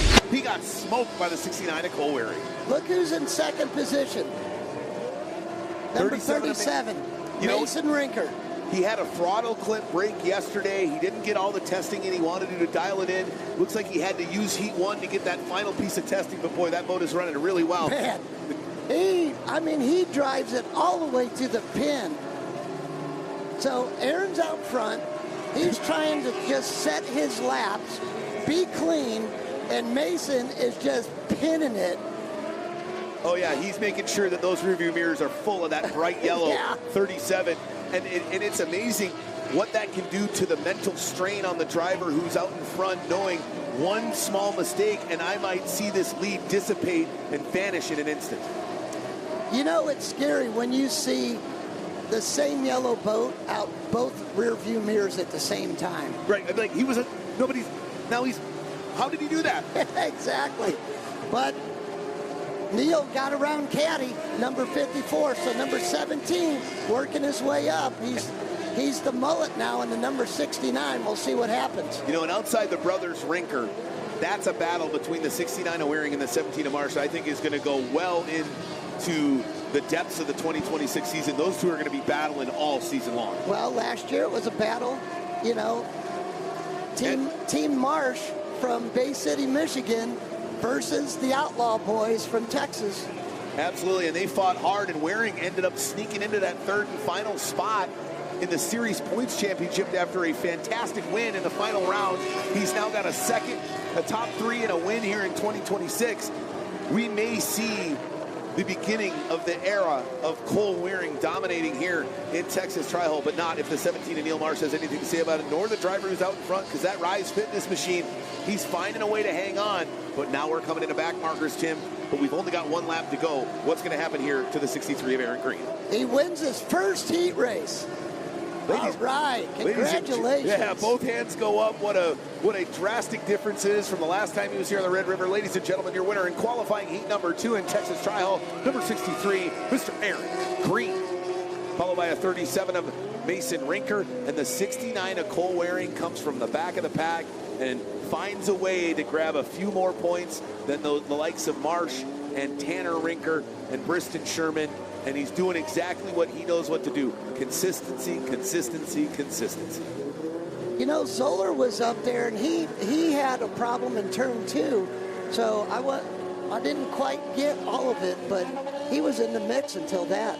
Yeah, well, and I think, in talking to that Diamond Z Racing 42 of Wyatt Zeller, it was a surprise to him at the end of 25 when he showed up and there was a 4-stroke on the back of his Tri-Hull. He's used to that 2-stroke setup. And, Tim, I can imagine it's very drastically different on how you set it up and how you wheel the boat in the corners. And I have a feeling that learning all those things to try to get that thing dialed back in is what might be making things a little bit tougher than he would like for the 42 of Zeller. He had a good run at the last race in Port Neches, though. Yeah, he did. How about that? A 1-second win for the 63 Aaron Green. I can imagine if we were to go to the pits right now, that smile would be from ear to ear for the man from Northeast Texas. Mason was pushing him the whole time. And he held him off. That's, I think, the biggest key. If he would have won by a mile because they wadded up he had to the pressure. Exactly. But 69 of Cole Waring finishing in third, just 5 seconds off the pace of our leader. Neil Marsh right behind him. Tanner making it up to 5th, though, from the back. And absolutely, you look at this top 10, the one that sticks out, Briston Sherman got mired back in 9th position. He comes in the top 3 in points. That has got to be a frustrating heat race for the number 26 in that Ray Bob seasoning machine. Well, Briston had some boat damage from the last race. Yeah, he did. Who knows what's going on there? Yeah, and it looks like Evan LaBeouf, Wyatt Zeller, and Jared Shelton rounding out. And it does look like the 03 of Austin Terry had to pull off. Hopefully there's not too much motor damage after the 69 of Cole Waring tagged him coming out of the turn number 2 on the north end of the course there. Well, hopefully his weekend isn't over. All right, as we look at a recap here, a great start. Look at those waves and watch the 33 green boat. Ottinger. Woo! That boat in the green boat. Out of the water. Number 33. Hard to drive a race boat when it's completely out of the water, Tim. He was everywhere but upside down. Yeah, he was. And you know what? I tip the cap to Aaron Green. He's put a lot of work in. He's put in the work. There we see the 03 of Austin Terry getting tagged by Waring. And then Marsh almost ran it over. The last thing he wants is destroy his best prop, picking up the rear cowling. But then the battle was on between the 63 of Green and the 37 of Mason Rinker. And the reason that was a 2-boat battle because we just saw those 3, the 69 of Waring, and the 17 of Marsh, and the 10 of Tanner Rinker doing battle back there for 3rd, 4th, and 5th. That's right, but very proud of Aaron. He got wet here last year, comes out this year, gets his first ever heat race win. So that's huge for him. It's going to give him some confidence. I know that they've been working hard at it, so fantastic. Absolutely. It's a building block, right? It's stepping stones. You're not going to get to the top of the mountain immediately. You got to work your way up there slowly but surely. Aaron understands that the grind is where he's going to make up ground, just putting in the work. They say put one foot in front of the other and just go to work, and that's, he's a firefighter by trade, so he understands hard work, perseverance, and he's employing that here and Texas Tri-Hole here at the Red River Rumble. Well, especially when you're starting out, you're learning so much as you're going, and you're starting. At first, you really don't have an opinion because you don't know enough to. And then you start learning more, and then you start putting the pieces together, and we're seeing that today. Absolutely. He put them together with a nice big win for the 63 Aaron Green. We'll be right back with a word from our sponsors here. Round 3. Speed Sport 1 is your home for IHRA Outlaw Nitro Series. All season long, feel the thunder of 12,000 horsepower, Nitro top fuel dragsters, and Nitro funny cars. Witness the excitement of 0 to 300 miles per hour in seconds. The IHRA Outlaw Nitro Series delivers heart-pounding action with every run. Follow the entire season on Speed Sport 1. It's free to watch. Go to speedsport1.com for details and viewing options.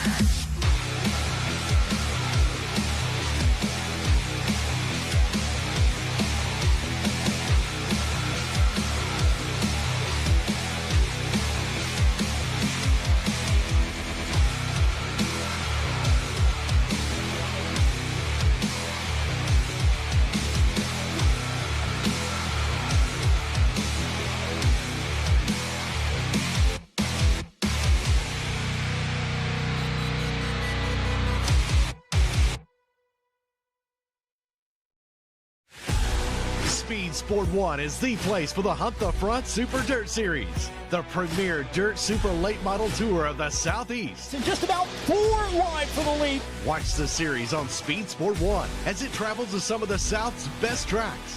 Founded by racers, the Hunt the Front Super Dirt Series is a professional touring series, and you can see the entire season on Speed Sport 1. It's free to watch. Go to speedsport1.com for details and viewing options.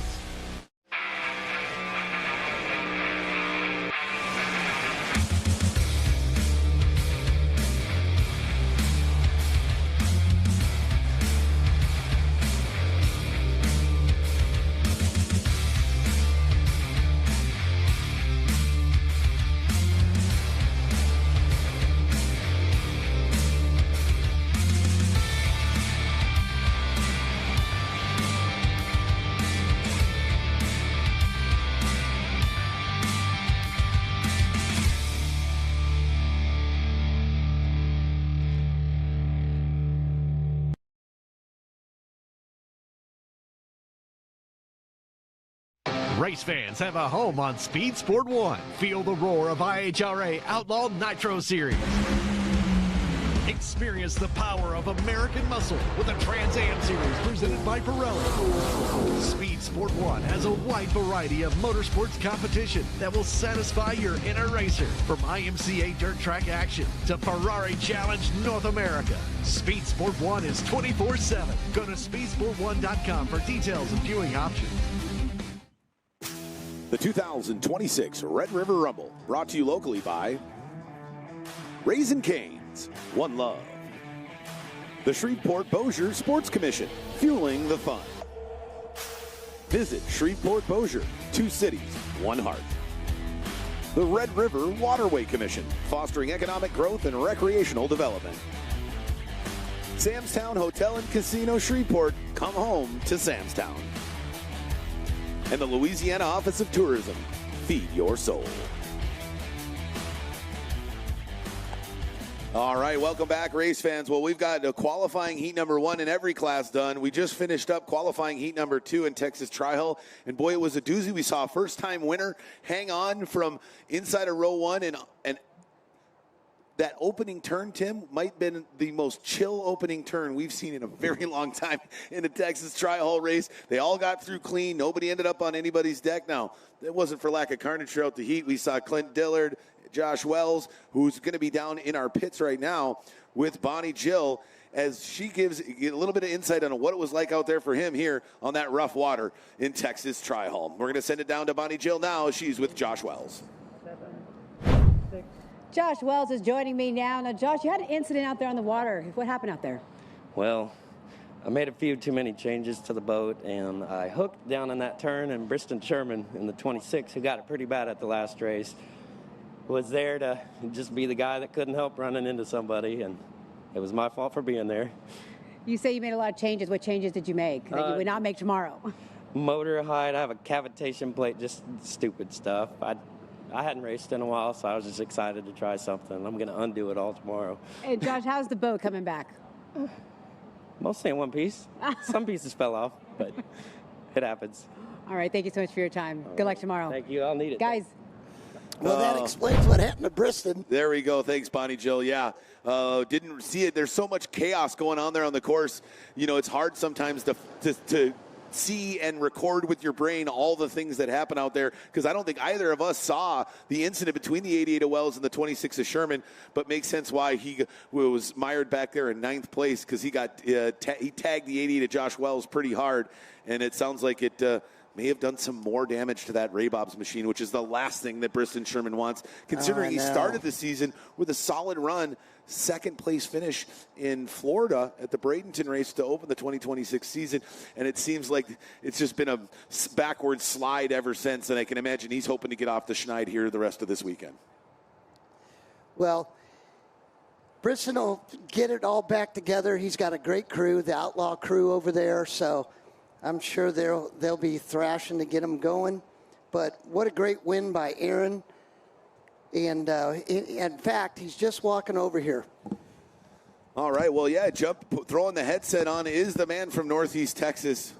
Well, Aaron, it's been a rough couple of years coming into 2026. New boat, a little worse for wear after Heat 1, but it didn't affect the performance, man. You had Mason Rinker breathing down your throat, and you held him off. This has got to feel like a big weight lifted off your shoulders. Yeah, I got to thank Mason for racing clean. He raced me clean, first of all. And I've been waiting for a long time to prove that I can wheel one of these and that I belong here. So this is a huge confidence booster, and it's good for my sponsors. I got to thank my family. My family had put up with a lot for us to do this. Rise Fitness, United Electronic Recycling, and Mobile Shredded, they paid for me to get here. If they weren't, I wouldn't have the parts to fix it if we didn't get these sponsors on board. So it feels good. Feels good. Now I can put that behind me and move on to doing it again. Yeah, and it's got to feel really good. You know, it's one thing when, you get that inside lane one and then everybody behind you wads themselves up like they tend to do here in Tri-Hull, and you find yourself with a straightaway lead. That was not the case. Everybody came through clean, and your rearview mirrors were full of that bright yellow 37 the entire heat race. Didn't matter. If I went outside, he was there. If I went inside, he was there. So. It's amazing how a guy can be in both mirrors at the same time. Yeah, he's that good.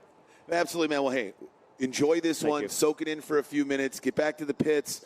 Probably not a whole lot you need to do. That thing is really dialed in right now. Now you just got a lot of points, and you're going to have to go fight from the back in qualifying Heat 3 tomorrow. Yeah. It's going to be a doozy, but I can imagine you're excited just to be in that opportunity. I'm ready for it.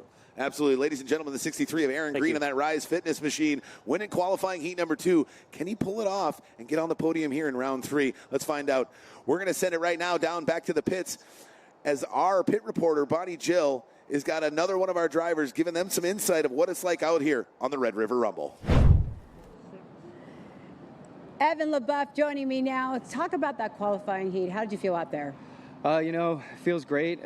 Was able to hop in the number 12 this weekend and still trying to get a feel for the boat, but still getting through my rookie status, starting in the back with 14 boats. Really, you see a lot of whitewater. Yeah. I mean, on the straightaways, on the turns, everything. It's real choppy, but as the separation comes, you're able to start making moves and drive the boat how it's supposed to be driven. How much are you liking this course, though, and the kind of adjustment you want to make going in tomorrow? I think adding a little bit of weight would help. I'm trimmed down pretty low and still trying to compensate for all these big waves and chop. Just stay focused and have fun. Yeah. It's a mindset going into tomorrow to stay focused and have fun? 100% every day. Okay. Thank you so much, Evan. Appreciate it. Thank you. Guys, back to you. All right, that's the 03 of Evan LaBeouf. Now, he talked about setup, engine height, putting some weight in. The water does get rough here, but is it harder to deal with when the water itself pre-race is actually quite calm and then they churn it up versus some of the races where we've seen the water is choppy to start the race? It seems like those big waves off the wake of the boat create more havoc on these tri-hulls on a calm body of water when they start versus if it's windy and choppy or out there like we've seen at some of our other races. The tri-hull division, no matter what you do, it's going to be rough. So you've got to set up for rough water. You can't set up for the first lap. In contrast, the Formula Lights are taking the long run down to the Formula One turn and back, and then going on the shorter course. So they could potentially set up for the first lap. And then get out and try to just play defense the rest of the heat. But tri-hull, it's going to be rough. You got to be able to drive through rough water, and hopefully you make it through without getting taken out by your competitors. Well, that typically is it happens to at least one of them every race. Somebody's going to get hit by somebody else. It's where they get hit, when they get hit, and how they get hit that determines if they can finish the heat or not. I mean, we saw Clint Dillard and Aaron Green get together. They struggled a bit. Austin Terry gets hit, but Cole Waring, the one who did the hitting, he was okay hitting with the front nose of the boat, that part of the boat that stays out of the water most of the time. And so it's always a crapshoot when the Texas Tri-Hulls get out on the water as to what is going to happen. The only thing that you're probably going to know is it's not a matter of if, it's when something happens here in the heat. Well, in the first turn, we thought it was clean. Yeah. We got drones. We got 4 cameras, 5 cameras on it. Well, hey, we're going to come back with more racing action here with Formula Lights. We'll be right back with that. We'll be right back after this. Get in on the action all weekend long at Sam's Town Hotel and Casino, your official casino and hotel partner of the 2026 Red River Rumble. Just minutes away, keep the excitement going with live entertainment every Friday and Saturday night with great dining options and non-stop casino gaming. When the races wrap up, the party's just getting started. Sam's Town Hotel and Casino, official casino and hotel partner of the 2026 Red River Rumble. Stay, play, celebrate the Rumble, only at Sam's Town Hotel and Casino.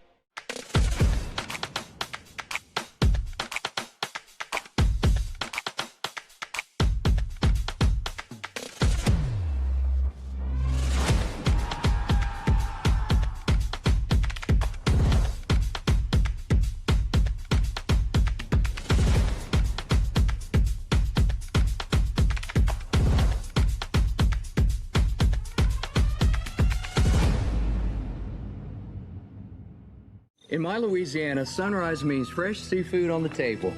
In my Louisiana, every meal is a celebration. My Louisiana really makes me wonder. Ours is fast! With real-life swamp creatures! In my Louisiana, music is a way of life. My Louisiana is sheer magic, from sun up to sundown. Till sunup again. What will your Louisiana be? When you find your Louisiana, you feed your soul. Get ready, Alton. The IHRA F1 Powerboat Series is back. July 17th through 19th at Riverfront Park. Experience the 3rd annual Alton Powerboat Nationals. It's 3 days of high-speed action on the Mississippi featuring Formula One boats. Enjoy music, great food, and family fun for everyone. Get your tickets and full details now at IHRA.com. Brought to you by Simmons Hanley Conroy Law Firm, the City of Alton, Great Rivers and Roots Tourism Bureau, and Enjoy Illinois. We'll see you at the races. The 2026 Red River Rumble, brought to you by Raising Cane's, One Love, the Shreveport-Bossier Sports Commission, fueling the fun. Visit Shreveport-Bossier, 2 cities, 1 heart. The Red River Waterway Commission, fostering economic growth and recreational development. Sam's Town Hotel Casino Shreveport, come home to Sam's Town. And the Louisiana Office of Tourism, feed your soul. All right, welcome back, race fans, here to round 3 of the 2026 IHRA Formula One Powerboat Series here in beautiful downtown Shreveport-Bossier, Louisiana, for the 3rd edition of the Red River Rumble. Water conditions fantastic. The sun is out. The clouds have dissipated, and what a beautiful afternoon of qualifying we have here in beautiful Shreveport-Bossier, smack dab in the heart of Northwest Louisiana. What a fantastic day it's going to be. We've got just a couple of heats left here in Saturday's qualifying. As coming up next, we've got Heat 2 of the Formula Lights class. That's reverse order of finish from qualifying heat number 1. Who is going to be able to pull it out here in qualifying heat number 2? Can the young woman out of California, the 24 of Shelby Love, find a way to run it all the way from the back of the pack all the way to the top spot here in qualifying heat number 2? She pulled off a wire-to-wire victory in heat number 1 and held off the hard-charging 01 of Jake McKee, but now she's going to have him in front of her, and that's going to make it real difficult, Tim, not only to get out in front, but just to get by the 01 of Jake McKee, because he was so dialed on that first start. And the only reason I think that Shelby Love, she stuck to her guns and had that inside lane available to her, that's not going to be a part of qualifying heat number 2 for here in Formula Lights. And not only McKee, but Schmierbach, Mandana, Dumford, all better starting positions. She's really going to have to wheel that Kaufman composite Formula Light if she wants to find the best points possible here in heat 2. I imagine you're going to see her use the outside lane because she's coming from the back. Jake got a fantastic start, so the best thing he can do is duplicate that, which is always your game plan. But hard to do, though. It is extremely hard to do. I mean, these guys will go and they'll do hundreds of starts to practice. So they just try and keep doing them so they can find a way to duplicate it. And that is key to starts. Every time you know exactly where the motor has to be, it changes. If you have a heat race fuel load versus a final fuel load, because you have twice as much gas in the boat then. And so that makes it different. Each prop is different on the starting position. So you're looking at trim angle, engine height, propeller choice. There's a lot going on there. There sure is. So there's a ton of variables, and then you got somebody starting right next to you. As we heard Chris Rinker say in the 52 Formula One boat, that he didn't get a good start. And if you can't get to the commitment buoys in your lane, guess what? That lane can go away before the first turn. And you can do as much as you can to prepare yourself for what you're going to possibly see coming into that turn, and it still doesn't mean that you're going to get out unscathed, as we saw with the 52 at Rinker. He tried to avoid one, then all of a sudden there was a boat right there. That boat thought he had the lane. It's just the chaos that ensues when you don't have the lane that you won via qualifying because of a bad start. And that has to be super frustrating for the 52 of Chris Rinker.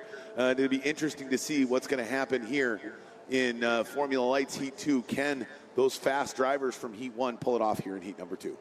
Well, that's what we were talking about, you got a game plan before the start when you're lined up, and all of a sudden, as soon as that flag drops, 9 times out of 10, that plan has to change. Right. And you got to do that on the fly as you're accelerating, heading to the first turn, trying to stay in your lane, got boats on each side of you. And, you don't, on a Formula Light or a Formula One boat, you don't want to touch. No. Because when you touch, that puts more air underneath the boats. And when one boat starts to go over backwards, it'll bring another one with it. Right. Or if you're the second person to realize that you're side-by-side touching and they dump it and trim in, it'll send you over like a being shot out of a rocket, because all that air gets pressed out from under the tunnel right under yours. We saw it last year a couple of times happen in the Formula One class, and it can be a situation that you have a lot less control than you would like. And I can imagine in any form of race boat, when you lose the control that you expect, it can make things very difficult to recapture that and get yourself back to a place where you can be back in control. Well, you lose your momentum. Yeah. So you lose your momentum. The other thing that is unique here is we're racing under the bridge. So when you go under the bridge, it's got a natural uplifting. Why is that? It must be from the structure and the temperature. So, but when you run under a bridge, typically you get an updraft. So it's not bad here, and I think the higher the bridge is, the better off you are.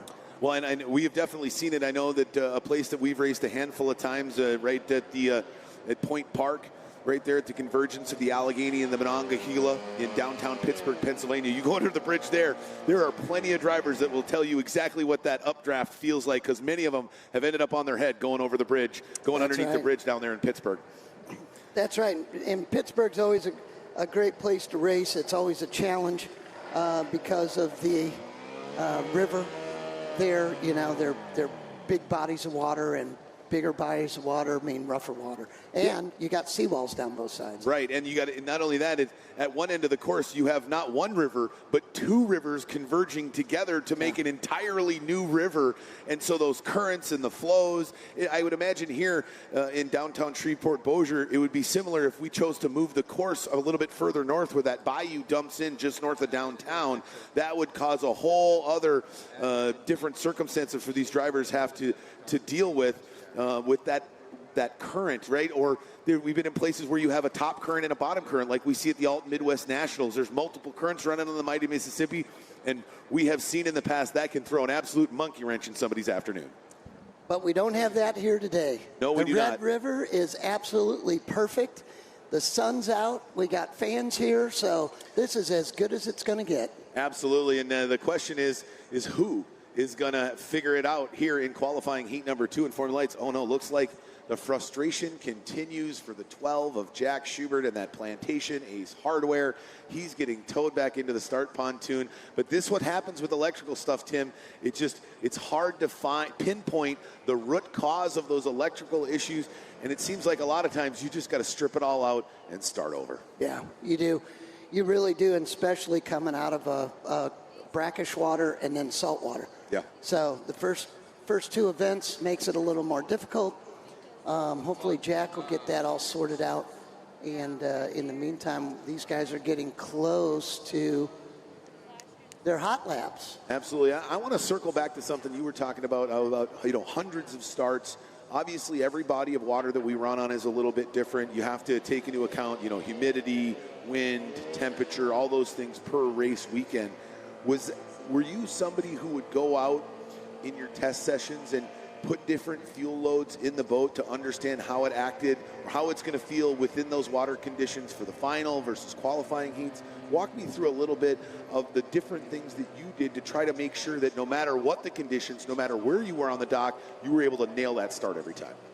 Well, you have to try and duplicate race conditions, and that means heat races, finals. So with fuel loads, what happens if you have more weight in the nose of the boat? How does that affect how you come off the dock? Where does your motor have to be trimmed wise in order to do that? And one of the ways that I would do it is the fact that I would always take the motor all the way up for the start. And the reason I did that is so that way you wouldn't be trimmed out as far. So that way the boat would leave by going forward rather than picking the nose of it up. So up instead of out you want to go forward. So how can I have that propeller going the most efficient way off the dock? And that's by having the motor in a neutral trim position. And that means you're getting the biggest push forward. And then once you get past that initial surge, then you can start bringing the boat up. Absolutely. And there's so many different things that you're having to focus on and look at when you're preparing and testing to get everything dialed in for the qualifying heats, for the finals, when you're out there. And you don't get a ton of testing, especially race weekends. It's, you maybe get 45 minutes to an hour tops, which may seem like a lot of time, but when you're trying to test 7 different propellers, 7 different weight distributions, 4 different motor heights, 2 or 3 different fuel loads, I can imagine it feels like I barely got any testing time out there. Well, by the time you get to the lake, your testing needs to be done. Because if you're trying to collect data and figure out 7 props, the problem is the conditions change so much. So you got drivers pulling on the course, pulling off the course. You don't have enough time to do it all. So it's very difficult to be consistent on the way you're running the course. So by the time you come to a race, what you need to do is say, look, I've got a reference prop. This prop I put on first no matter where I go. Okay. I run that prop, and then I know from there, okay, this prop was a little too small. When I say too small in pitch size. So I need some more top end. I need more speed. So then I'd know which prop to go to next without having to do a bunch of testing. Gotcha. How do you find that baseline prop? Well, I would always use my race prop. And you find one of those special props, you end up using it until it breaks. So you could be using it, a year, a race, 5 years. You never know, because the thinner the propeller blades are, the faster it is, the quicker it accelerates, the shorter lifespan it has. Gotcha. So then the propeller manufacturers, they try different materials in order to combat the thin blades. And we've tried, spring material, for instance, but all of these props are made, each manufacturer's got their recipe that works best. Their sauce. Yeah. So, and it's the thickness in certain places. So we used to have a template of the blade, and then we would measure it in certain areas that we know we would have to have in order for the prop not to break. Gotcha. Okay. All right. It's amazing to me the intricacies that come along with such a small piece of equipment. You look at other forms of racing, and it's, the tires, pretty big component on a car or on a bike. The motor itself, pretty big component on the car or the bike. And then you look at a boat, and you're like, you have this giant boat, and it really all comes down to this tiny little spinning propeller on the back. And don't get it twisted. You look at our propellers versus the one on the back of your pleasure boat, and they are significantly smaller, but their performance, the leading edge, how thin they are, is completely different. I mean, you look at that versus the one on the back of your pleasure boat, you're like, is this for a small boat? But it's really not. It's just about performance. Pleasure boat prop is going to be 14 to 15 and a half inches in diameter. We run a 10-inch to 10-and-a-quarter-inch diameter on a Formula One boat. Is that just so that it moves through the water quicker with the smaller diameter? Well, the larger diameter pulls the motor down. So it's all about the combination of acceleration and top speed, and then that's when the pitch comes into play, blade area, blade design.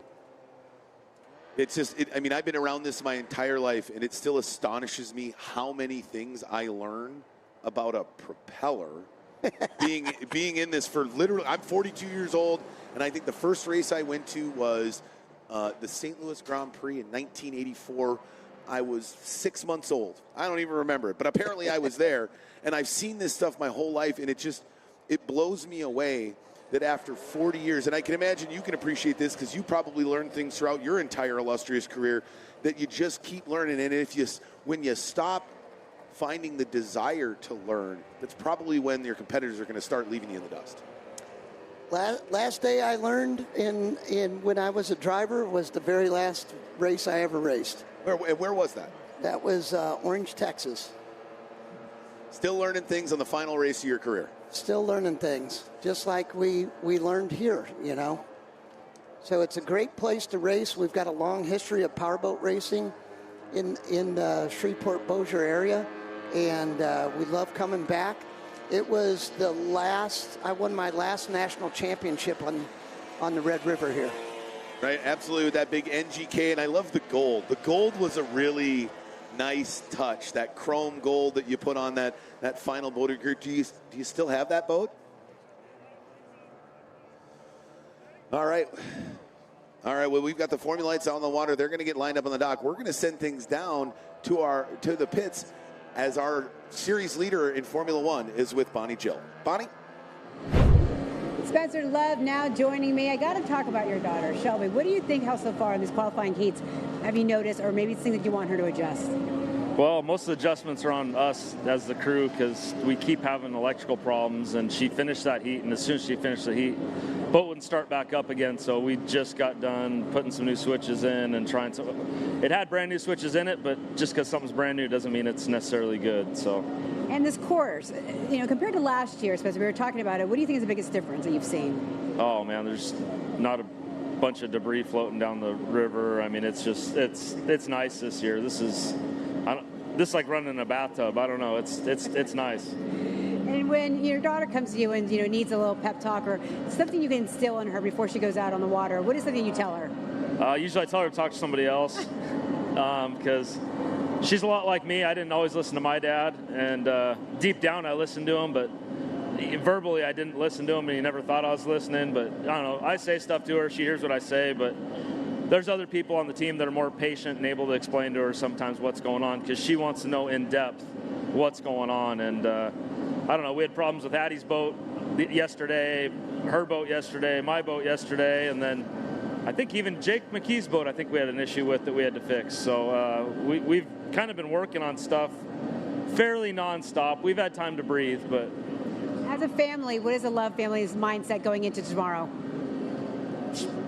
Try and get as many points as we can so we can have a good starting position for the final. And I don't know, she's got a lot of points to make up, and I'm just trying to concentrate on gaining points on the guys that are close to me in points. And I don't know, Addie, we just want Addie to go out there and have fun. I mean, the kids, it's neat. Some brand new kid that's first time in his boat, he went out there and won today. Addie won last weekend. I mean, Luke and all the kids have won at least a heat so far. So, I mean, with that class, that's what all of us were hoping for. I mean, we all want to see our kids win, but I want to see all the kids win. I want to see the class grow and the sport grow, and I don't know. It's been a neat thing so far. Well, proud father here. Thank you so much for your time, Spencer, and good luck tomorrow. All right, thank you. Guys. Oh, we got one more to go today. Yeah, that's right. One more heat. One more qualifying. All right, thanks, Bonnie Jill. Yeah, the 24 Spencer Love, he's going to be back out on the water here after this Formula Light second qualifying heat to try to gather some more points to keep the hard chargers behind him at bay, the likes of Jared Jensen, Chris Rinker, who probably got hurt the worst there in that first qualifying heat. Who's going to be able to come out on top, and does anybody have an answer for the number 17 of Dylan Anderson, because he was insanely fast in qualifying heat number one. And if that's a precursor to the rest of the weekend, everybody else has got a tall task in front of them to try to get by that driver from Nashville, Tennessee. They sure do. He qualifies on pole. He qualifies on pole and runs away with the first heat. All right, well, I think we got them lined up. 1 minute drivers, 1 minute. Here we go for the second and final qualifying heat on Saturday for the Formula Lights class as we do reverse order of points accumulated from qualifying heat number one. 50 seconds, drivers, 50 seconds. Who is going to be able to figure it out here in qualifying heat number two? Will the 12 of Jack Schubert get it together? Possibly the 94 of Dominic Trollian, or maybe it could be the 52 of Addison Dumford. 40 seconds, drivers, 40 seconds. Did Jose Mendaña Jr. make the adjustments? Can he be your winner here in heat two? Or maybe it's Mark Schmierbach getting back off the schneid. 30 seconds, drivers, 30 seconds. Who is going to win qualifying heat number two? Reverse order of points from heat one. Let's see what's going to happen here. 20 seconds, drivers. You're under starters orders. The flag is up. They dropped the flag. Much better start there by the 21 of Mendaña Jr. That's the start he needed. Absolutely. Where was that in heat number one? I would imagine there was some adjustments made, and now it looks like we might have a drag race between him and one of his toughest competitors throughout his career, the 35 of Mark Schmierbach. They're going to be deck to deck by the time they get to the first turn. Go down to the long end of the course, so big run here for Formula Lights, and then they're going to condense down to that smaller 4-pin course here on the Red River. Vendana goes to the outside, now going way wide outside of him is the 35 of Schmierbach. Surprising for a guy who normally likes to go inside lane pin to pin, Tim. Look at third place here. Dumford's got some speed on him. He pulled away from Jake going down the straightaway.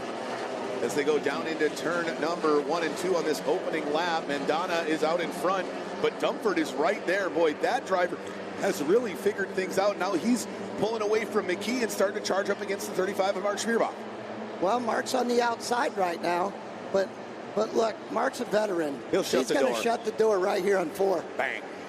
And that right there, as long as he can keep doing that, that'll allow him to keep. And that's a clean move. Absolutely. The tricky part is if Schmierbach's focusing on that every lap, is he going to have the bandwidth to try to catch the 21 of Medina? Well, what he needs to do is he needs to get rid of Dumford for a couple laps and then go after Jose. So make sure that you got your comfortable distance between you and the guy behind you, and then focus everything on the guy in front of you. And we go overhead of the 35 of Mark Schmierbach as he comes down the front straightaway, trying to push hard to find a way to catch the 21 of Nanya Jr. How about the 24 of Shelby Love? Leaves the 01, gets around her to the 01 of Jake McKee, and is now up into 4th position. It seems like whatever they did with all those switches or electrical components that they changed out, looks like it's fixed the issue, because that thing is back to that screaming fast. Number 24. It's fast. I think she's got a big prop on there. You see it porpoising a little bit off the corner, especially on the coming up this front straightaway, which is downwind. So that's a sign she's got a big propeller on. I would imagine she wanted that because she knew she was going to have to make up a ton of ground, try to make as much ground on the straightaways to try to close those gaps, because she was starting last off the start pontoon. Yeah, and you could see the first 200 yards off of the start dock, she was slow. But then once it kicked that mid-range and started pushing to the top end, it really started booking. Exactly. And she was going for that first lap. Yeah, especially because it's the long lap, right? If they had to do like the Formula Ones do and just run their normal course, I have a feeling that prop selection would have probably been drastically different. It would have been. Jose Madonna Jr. in the 21, that beautiful blue. And isn't that a great blue? Oh, yeah, just a fantastic blue, especially with the orange. Mike Scott Plumbing on the side, the man out of Tampa, Florida. They call him the Tampa Terror. Looks like he's looking a little extra ventilation there, Tim. He's got the lid cocked open. I don't know if that was necessarily on purpose, but with the fantastic views that we're getting from our drones and all the guys at Windy City Productions, we can see that lid may come into play. Who knows? It starts bouncing around, loses a little bit of concentration. But boy, Tim, you talked about it, Schmierbach. Get a couple of laps to pull away from Dumford and then set his sights on Mendania. And that looks like exactly what he's doing. But he's only got 2 minutes, 41 seconds plus 2 laps. Does he have enough time? Because that's a pretty big lead. And Shelby keeps it going on the outside of Dumford. And look who's sticking his nose in there now. number 1. Oh, he was. Once she got around him, he was like, "Oh, I don't think so. This is not gonna. I am not gonna go quietly into the night." He is continuing to push hard, and he knows if he gets around anybody, he's got to get around the 24 Love, because that means he just gets a few more points to keep that buffer between her and him and her in those season point standings. So if I'm Jake and I see that she's struggling a little bit on acceleration, he tried ducking inside and got hosed down. He needs to stay on her outside hip, and if I can, what I want to do is I want to force her to run a tight line. Because that big wheel is going to struggle trying to get speed coming out of the corner. Yes. Absolutely. So if he can get up by her and try and force her on the inside, then that'll help his cause. Right, but the tricky part for him is he looks at Dumford and it's like, hey, Addison, move out, would you? Move out so that I can plug up lane 1 and we can force him straight to the outside. It up now. Yeah, they are. Jose's got a comfortable lead. Schmierbach, I think at this point is like, hey, this is a lot better than we were looking in Heat 2 last race in round 2. So he's just trying to collect some points, because Mark knows as long as he's got an opportunity at the end of the season, that's all he's looking for. But now they go side by side down the straightaway. Now let's see. She's going to have to leave that door open. He jammed it in there. Now can he get it off this exit corner as they come out? Now he needs to slide out. Slide out. He doesn't. And boy, I don't know if that's just, hey, it's early, let's not tag each other in the second qualifying heat. But he definitely had, for a split second, he had an opportunity to move out with overlap and chose not to take it. Kind of surprising, but a great job in the corners there. He's able to stay out in front of her, even though she's running that wide, high-speed line on the outside. All of a sudden, the first 2 laps, Jake didn't look so good. Now, he's really turning it hard. There you go. Get on the outside now. And now he's really turning it hard on 3, and that's where he's making up the most time. He's making up the ground, but I would imagine he's got maybe a little bit of a smaller prop, and he knows I can bury it into the entrance pin because I've got enough acceleration off the exit pin to be able to get back up onto the same speed plane as the rest of the drivers that are maybe running a wider line. He needs it. Well, look, let's say white flag. Oh, Dunford leaves the door open, and Jake can't put it in there. Oh, boy, man. You know he would have loved to have buried it in there, but white flag out, go fast, turn left just a couple more times for the 21 O'Donnell. He's already on the back straightaway, pulling away from the field here in qualifying heat number 2 as they go down the backstretch. Yeah, he was like, where was this in heat 1? Exactly. Right? Here we go. As the Tampa Terra Jake's comes out of turn number 4. Ladies and gentlemen, your winner in qualifying heat number 2, number 21, Jose Mendaña Jr. Oh, he almost blows it over. And the 35 of Schmierbach in second. Now here we go to the battle for 3rd and 4th. Dunford almost blowing it over coming into turn number 3, but is able to hang on. And rounding out the podium by a nose, the 52 of Addison Dunford, followed the 01 of Jake McKee, the 24 of Shelby Love. Boy, what a battle that was. Good race. 3rd here in qualifying heat number 2. And I got to say, I tip the cap to the 52 of Addison Dunford. The challenges get presented to him, and he seems to be, now that he's more comfortable in that, every time a challenge gets put in front of him, he rises to the occasion. He had 2 very fast boats and 2 drivers that have more experience than he does, and he held them both at bay for multiple laps. That, for him, that's a win. That's a huge win here in Heat 2 because now he knows. And it's going to set him up better for the next heat. Right, absolutely. And this is that confidence that continues to grow so that when he gets into the thick of it in the final, he knows, hey, I don't have to push, I don't have to go outside my comfort zone and do something risky to keep myself in front. My skill set is to the point where I can just drive my race. And if I know, as long as I map it out, I can stick with them and I can hang in there and they're not going to just walk me from the outside. And you're exactly right. He needs to be able to be at that performance level for the entire race. Which, hey, it's easy to do in a 6 minutes plus 2 laps. It's a whole different story when you go to the final tomorrow afternoon. Take a look at our official results here from qualifying heat number 2 in Formula Lights. Jose Mendaña Jr. with a 5-second win over the 35-hour Schmierbach. I mean, I don't know what he changed from heat 1 to heat 2, but a huge difference for the 21 of Mendaña. Absolutely. That's the first time he got off the beach. He has been struggling the last race. Port Neches, he had a hard time getting off the beach. One of the heats, he got off the beach. He won. First heat here, he had a hard time getting off the beach. Absolutely. Addison Dunford with a 3rd place finish here behind Mark Schmierbach, holding off McKee, who finishes in 4th. He extends his points lead, or at least gains back the ground that he lost in qualifying heat number 1 for the most part. And then the 94 of Dominic Trollian, and unfortunately the 12 of Jack Schubert, and the 93 of Briston Sherman. DNS here in qualifying heat number 2. Now, I know Briston's been battling with his tri-hull, so he may have chose to step away, but Jack Schubert's got to be absolutely frustrated, too. Yeah, I feel bad for Jack. Just graduated high school, coming down, and looking to have some fun, race his boat, and it's not working. Yeah, he hasn't raced a whole lot, but take a look at the recap from the race. Mendaña figured out the start in a big way. Came off quick and got out in front early. That was the key to the race right there. Absolutely. He was just able to get out in front of the clean water and kind of force Mark to drive to the outside, which his boat's not necessarily likes that wide line, and that allowed him to get just enough of a gap. And you give a guy like Jose Mendaña Jr. a decent gap, and good luck. Yeah, he's a seasoned veteran, and if you give him an inch, he's going to take it. Absolutely. What surprises me is Shelby got around the 01 of Jake McKee there at the opening, but then he came back and got back around her. Boy, did they do battle all heat long here in Formula Lights. You know, it didn't look like it was running right the first couple laps for the 01 of Jake. So, but I mean, then he started driving it better, and I don't know. We got to ask him that. Was there something wrong at the beginning or not? Because it'd be one thing. It looked like it. It'd be one thing if he was on the big fuel load for the main event.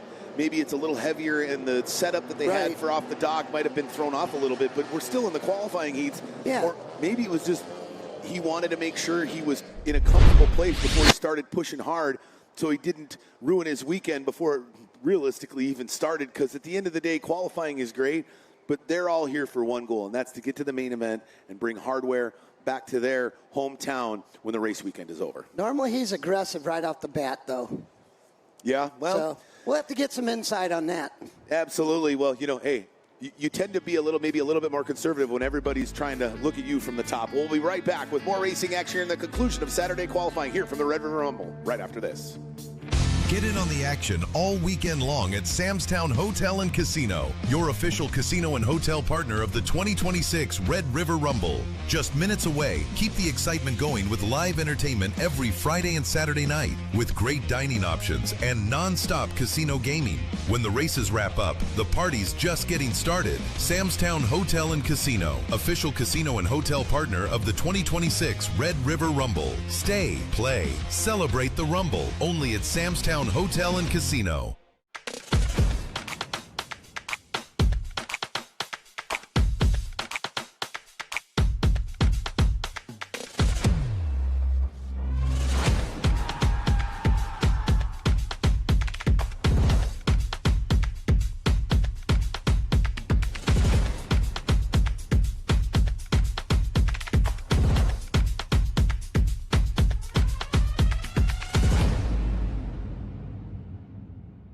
In my Louisiana, sunrise means fresh seafood on the table.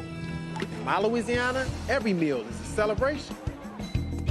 My Louisiana really makes me wonder. Ours is fast! With real-life swamp creatures. In my Louisiana, music is a way of life.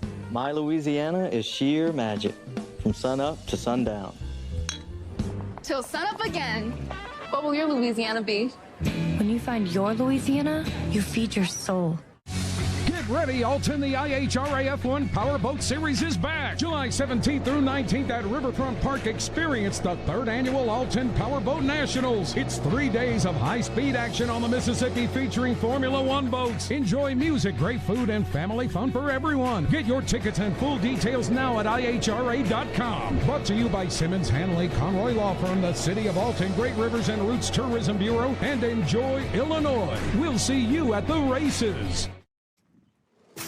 The 2026 Red River Rumble, brought to you locally by Raising Cane's, One Love, the Shreveport-Bossier Sports Commission, fueling the fun. Visit Shreveport-Bossier, 2 cities, 1 heart.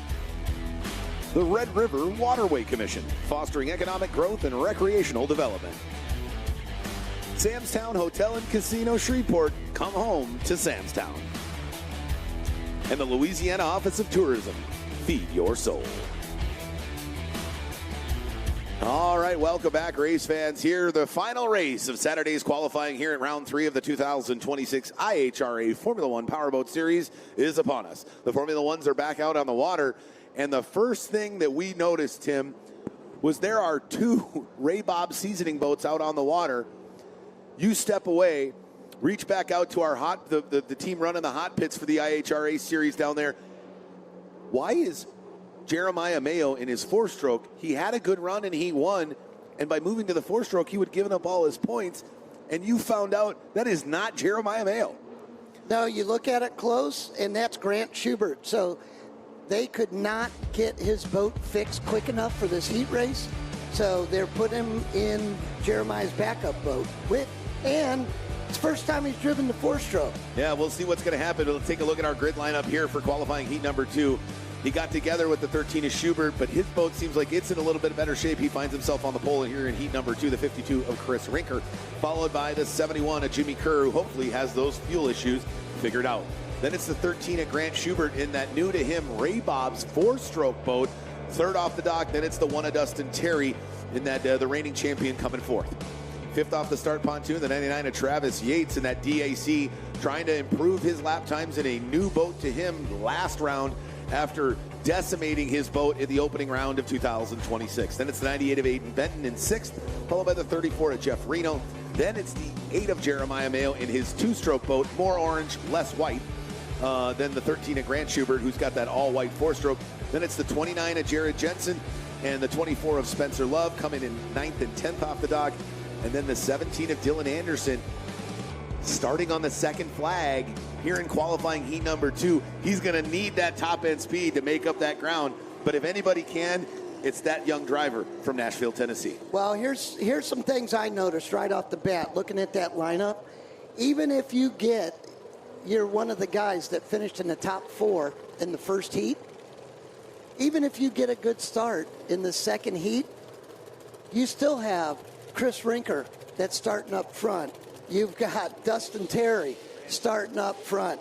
Grant's going to start at the back. Oh, that's right. They got to bump him to the back because they switch boats, right? But even if you get a good start and beat the guys that are right next to you, you still got to get by the fast guys that are starting up front. So, and we have seen this throughout the 2026 season. I mean, Jared Jensen won qualifying heat 1 in Port Neches and couldn't muster better than a 10th place finish in qualifying heat number 2. And there's only one reason for that. The speed of all the boats in front of him was just too much. That's how much clean water and getting those clean lines, how important it is here in the Formula One class. That just shows you how competitive it is. Oh, 100%. Absolutely. The top to bottom gap between these drivers here is every year, Tim, that gap continues to shrink.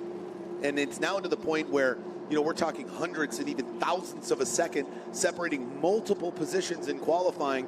And even to the point where we've had multiple starting grid positions for the final, separated not by points, but by total elapsed time across the 3 heats, because they were all tied in points after 3 qualifying heats. The only guy that's really broken out of that here this weekend is the number 17 of Dylan Anderson. Yeah. So, but now he's got to try to get by all of them and run them down from the back. Let's see what that means. Absolutely. So keep an eye on the 17 of Dylan Anderson. Well, we're starting to get all the boats in and get ready for the hot lap. We're waiting for the last couple to get put in. And I noticed something. It looks like the 01, our 2-time defending champion, not out on the water for qualifying heat number 2. He got together with the 98 of Aiden Benton. He was hoping that it was going to be something simple, and it looks like the afternoon might be done. And now here he comes. Looks like he's going to give us a little bit more insight into what is going on with that 01 machine. Man, that's got to be frustrating. Joining me now in the booth, the 01 of Dustin Terry. I hate seeing you in not in your driver's suit for qualifying heat number 2. This has got to be a weird place for you, not some place that you have been very often in your career, especially over the last couple of years with a couple of series titles under your belt. Yeah, this is, I'm on the other side of it now for once. So it was a kind of a combination of, really, I was coming up on Aiden and should have left him a little bit more room. We had a 1-pin turn on 3 and 4, and he had that dock pole hanging off to his outside. And I tried to make the outside pass on 1 and 2. I dove inside. He didn't know I was there, and he came up and apologized to me afterwards, but I should have left him more room. I should have just got around. But, man, Timmy's tacos look fantastic over here. No, it's unfortunate. We broke a valve cover on the engine, and we tried to JB weld it, put it back together, and it's not starting now. It's making some noise, so I don't know if it's going to – I don't know what we're going to do, but we have a lot of outlaw guys who had problems. Grant was switching boats. We're still trying to get Jeremiah running right. Travis is doing a lot of things. So whenever all of us are having little issues, one of us is bound to not be able to get all of our resources together in Mike time. Schubert's only one man. He is 3 men in 1, and we need him to be 4 men in 1 for F1. So I'm very grateful for everybody on the team for what they're getting put together. It's unfortunate, but, it's still going to be a great show. We're going to be back tomorrow. There's going to be a way to figure it out, we hope. Where there's a will, there's a way, especially on the Outlaw team. Yes. So there's something out there. We're going to figure it out, and it's a long season. We're going to take our points where we can. I'm real bummed out about this heat, though. This one was going to be a good one. So there's a lot of points to be gained in this one. I know Chris switched boats. Is he going to the back, or does he go to the front? Oh, it looks like that we may have a couple of boats shuffled back along with the 13 of Grant Schubert. If you switch boats between heats, you must go to the back of the dock and forfeit all the points from your prior heats in the other boat. So that's really going to shake up the point standings. And there obviously must have been enough damage on both of those boats, more than they expected, because both of them got together in that opening turn and now both find themselves in different boats here in Heat 2. I thought the understanding of the rule was that if you didn't have a boat, if your boat wasn't functioning anymore, that you couldn't use it, that you would still keep your spot. But I don't know the rules that well. Well, hey, I'm just the announcer, right? I don't write the rules. Yeah. So I guess we have there's people with a higher pay grade, like chief referees and whatnot, that make those calls. And so I'll leave that up to them. I think he might end up at the back, but hey, I have definitely been wrong before, and I'll probably be wrong again. But it's going to be interesting to see, especially considering now we've got those warmer temps. Some of that humidity is pushed out. The wind is up. So those two strokes that were struggling a little bit in qualifying Heat 1 might find a little bit more performance here in Heat 2. But I appreciate where your head's at. You know, you recognize we've got more races here in 2026 than we've had in the last couple of seasons. You know you've got more time, and it's got to feel comfortable to know, hey, I won a series championship and I didn't win a single race. So you love saying that, don't you? I do. Hey, man, hey, at the end of the day, to win a championship without getting one first place is so much harder than anybody realizes, because you have to be on your game every second, because you know I maybe don't have the best boat every weekend, but you still stick your nose in there and you still put one foot in front of the other and you grind it out. And I don't say that to give you crap or tease you. Yeah. I do that out of sheerly being impressed by the fact that you won a series and you didn't win a race. There are very few drivers across any form of motorsports that can say that, but you're one of them. Yeah, it is. I play the championship game, so you don't see me in a lot of accidents, and you don't see me. You always see me fighting for one or two spots. I'm not going to push it till I'm on my head, because the 50 points is everything in every single heat. So you drop 50 points and you're gone, man. So it's all about survival, and just you keep stacking points and you keep being there. And you wait. Everybody has to have a bad day. If you have a perfect season all year long, I mean, who can say that they've had that? If they've had that, there's been just a handful of them in the annals of powerboat racing history. Probably count them on one hand. Yeah, and look, I'm proud of last season and what happened, but we also knew we had a good points lead at the beginning, and it was about just staying smart and not letting your ego get a hold of you. And yeah, that's right. So twice that's happened, and it was me and Timmy to do it. And that Timmy won a championship without any wins. And whenever I came out after I was done with my championship last year, he came up and that was the first thing he told me. And he's proud of that, and I thought that was really cool whenever it happens. It hurts to hear without a single win. Just that line is the line that hurts. You know, it's the ego a little bit, gets bruised a little bit, but then you turn around and you look at that series championship trophy and you're like, oh yeah, that doesn't hurt that much anymore. Yeah, right, exactly. No, I take a lot of pictures with it, and I send it to a lot of my co-drivers and all that. I would say, I bet the Outlaw guys are sick and tired of getting pictures with those trophies in the background. Hey, man, you know, I did my time without mine. So I remember the days when you would try to go 7-8 positions. One race in particular comes to mind where you somehow made it out of Houma as a hurricane blasted your hometown. You jumped in the boat in Bay City, Michigan, starting like 19th. And 21st. It was... Oh, it was the 21st. Okay. 21st, and I made it to 7th. It was the rickiest Bobby move I've ever seen you pull. If it ain't first at last, and you sent it as hard as you could, and you ended up taking a bow while the boat was upside down on the opposite side of the river. So I guess you learned, and you built from that, and now you are a multi-time series champion. But hate to see you sitting out here on the shores instead of inside Black Beauty running for a win here in qualifying heat number 2. Yeah, we tried so hard. We were down there starting it, and the guys were worried about the patch that we had. I said, look, guys, it does not matter if we even go 10 feet. We just need the motor to start. We're going to go down for this next heat. We just need it to start so we can get those points. That's all I cared about. And we sat there and we cranked it over.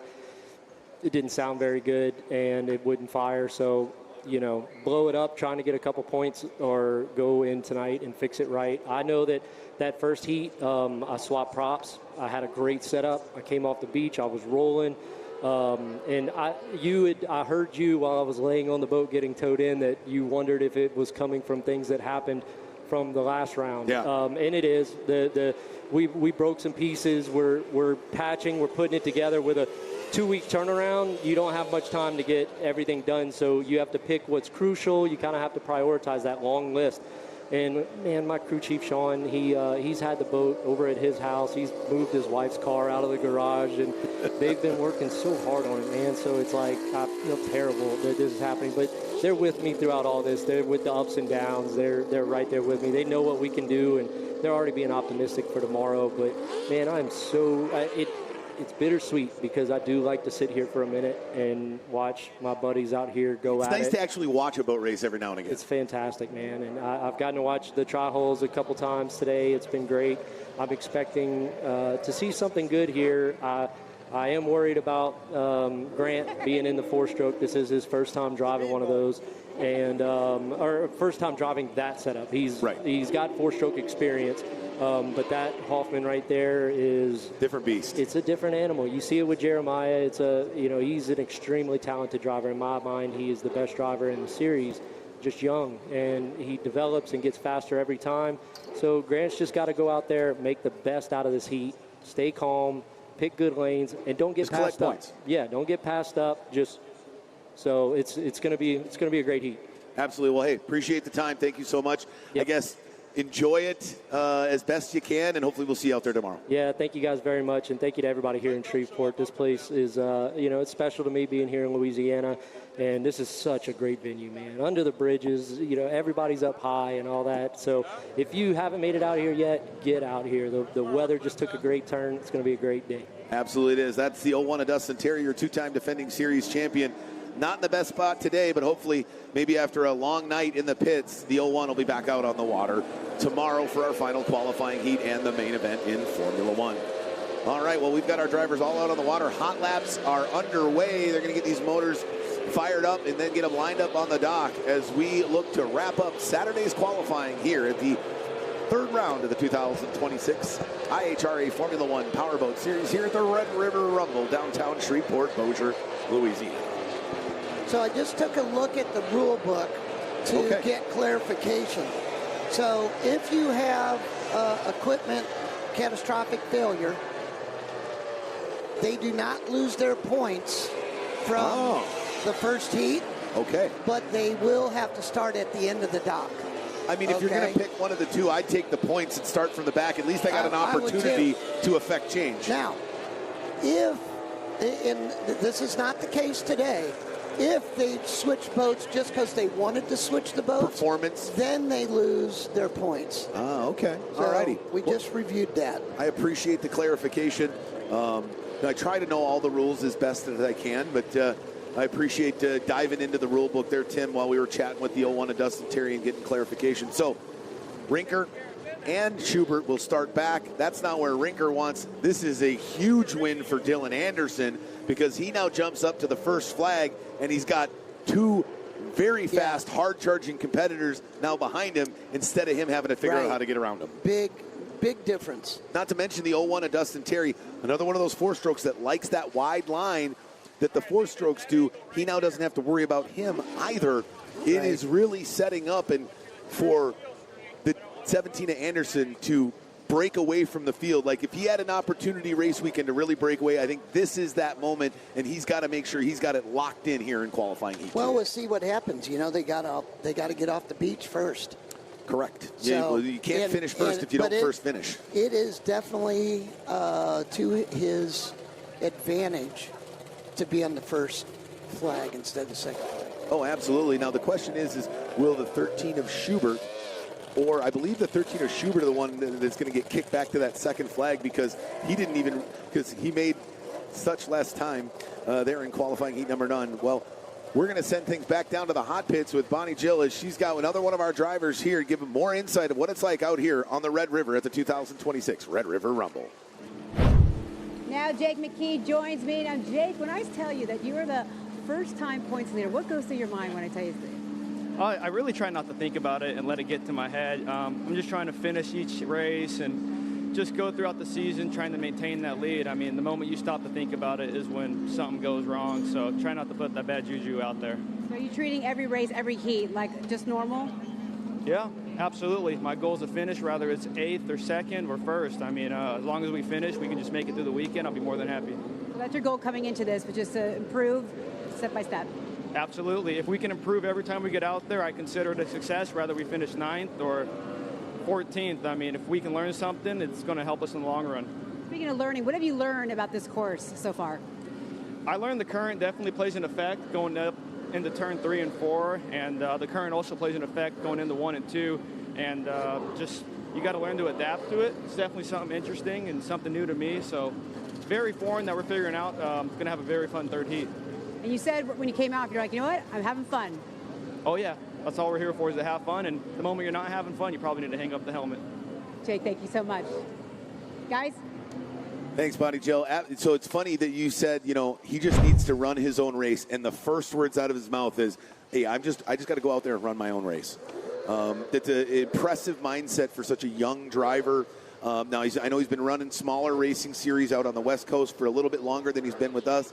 He's only really in his first full season with us here in 2026. Ran a part-time schedule in 2025.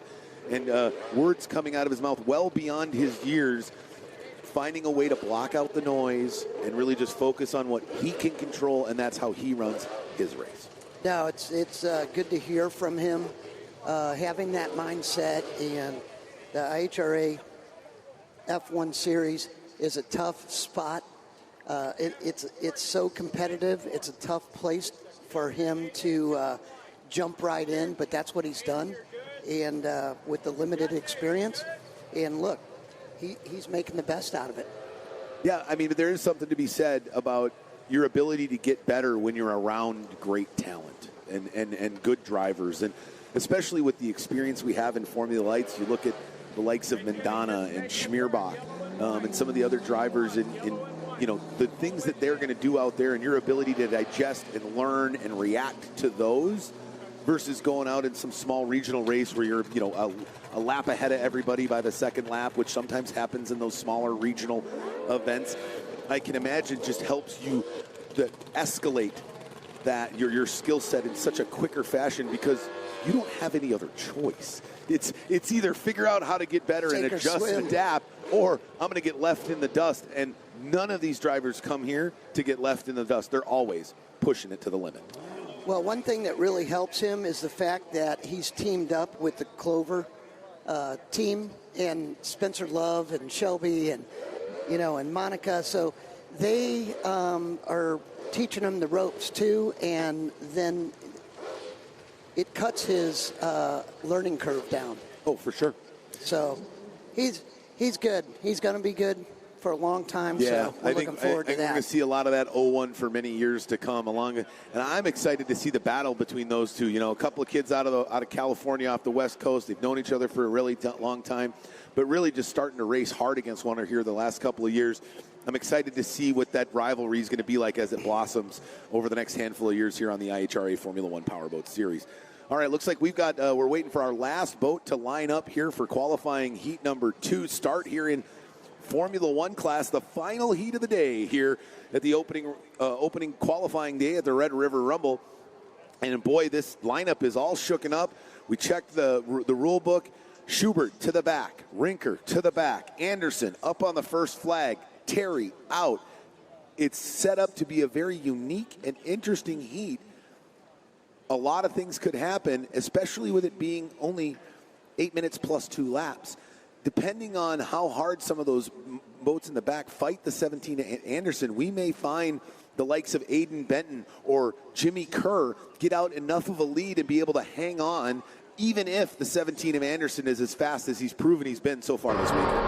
Well, Jimmy Kerr has a little bit of wind that he wanted. Yeah, there you go. So that's good. And, you know, the only way we're going to decide this is once they drop that start flag. Absolutely, and we are just about to come up here on the 1 minute gun here very closely. Just about to get underway here in qualifying heat number 2, waiting for the thumbs up from Chief Scorer Lindsey Matthews and Chief Referee Doug Ray to make sure everything's good out on the course and everything is set and ready to go.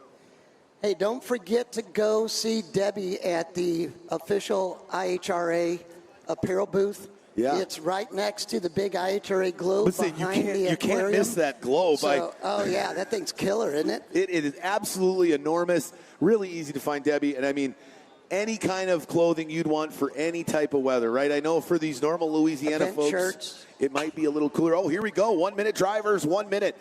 As we do reverse order of points here from qualifying heat number 1 in heat number 2 here. Who's going to come out with the whole shot down at the far end of the course? 50 seconds, drivers, 50 seconds. Will it be the 71 of Jimmy Kerr or maybe the 98 of Aiden Benton? Possibly the 99 at Travis Yates can get out early. 40 seconds, drivers, 40 seconds. Or will the 17 of Dylan Anderson figure out how to get around everybody from the back? Maybe even the 52 of Chris Rinker. Or could this be the 8 of Jeremiah Mayo's heat? 30 seconds, drivers, 30 seconds. We're going to wrap up Saturday's qualifying action with the final heat here on Saturday in Formula One. We've got them lined up, ready to go. Let's see who's going to win heat number 2. 20 seconds, drivers. You're under starter's orders. Drops the flag there. Oh, no, the Reno. Oh, that's Yates doesn't fire. Yates didn't fire. Benton gets a good jump, but how about Jared Jensen? Jared Good Jensen Lord. got a great start. Absolute cracker of a start. Now what's going to happen? They go down. He's better watch out for the 98 of Benton. Okay, those guys back off because they just did not have the top end. I think we got a Jensen v. Mayo battle brewing early here on the opening lap, but the young driver out of Spencer's Colorado. in there. Woo! Here comes Spencer Love, too. And now we'll look at Chris Rinker all the way up into fourth. And Tim, notice how much quicker those two strokes were here on that opening lap versus qualifying heat number 1. The humidity dropped a bit, the wind picked up, and Rinker goes from second to last all the way to fourth here on the opening lap. But, you know, here's the thing. Start position. That made a huge difference in why they're where they're at. But Jensen just he was shot out of a cannon. I mean, I don't know if it would have mattered if he was... As long as he was on the first flag, I don't know if it would have mattered where he started. That probably the best start off the dock of his career. But now he's got to watch out so he doesn't make more mistakes like that coming out of the turn. He got a little tight and jammed it in there hard on the exit turn and really slowed himself down. Overturned it a little bit on the exit of turn 2. What he needs to do is just calm down. He needs to make sure that he stays off the buoy just a hair and just relax. And he's got a great radio guy who is absolutely that epicenter of calm, cool, and collected for the 29 of Jensen when he's in that boat. So I can imagine he's telling him right now, hey, young buck, breathe. You got to lead. You've been here before. You know what you're doing. Just run your race. And that's exactly what he's doing right now with about a half a straightaway lead over the 24 of Love, the 8 of Mayo, and the 52 of Rinker. And here comes Dylan Anderson up in 5th. Now finally got through that group of those group of boats that were in the back there. But now he's got a very short amount of time to try to make up a lot of ground. Yeah, but he's got some open water in front of him. So let's just see where he's at with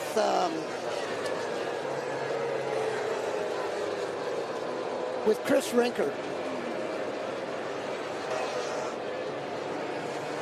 He's got some open water in front of him, and it looks like he's starting to line up. He's definitely closing the gap on Rinker. The question is are they all closing the gap? Oh, no, where? Oh, no, Jared Jensen goes down the water. Oh, no, maybe leaned it out a little too much. That's why I was looking for him. I couldn't find him. Oh, no. So now Spencer Love. Oh, yeah, that thing's sick. You hear it? Yeah. Spencer Love, number 24, white boat in the lead. Jeremiah Mayo, Ray Bobs, number 8. In second, and it looks like Jeremiah's pulling up on him a little bit. It is. Now, question, right? We talked about the jets earlier, right?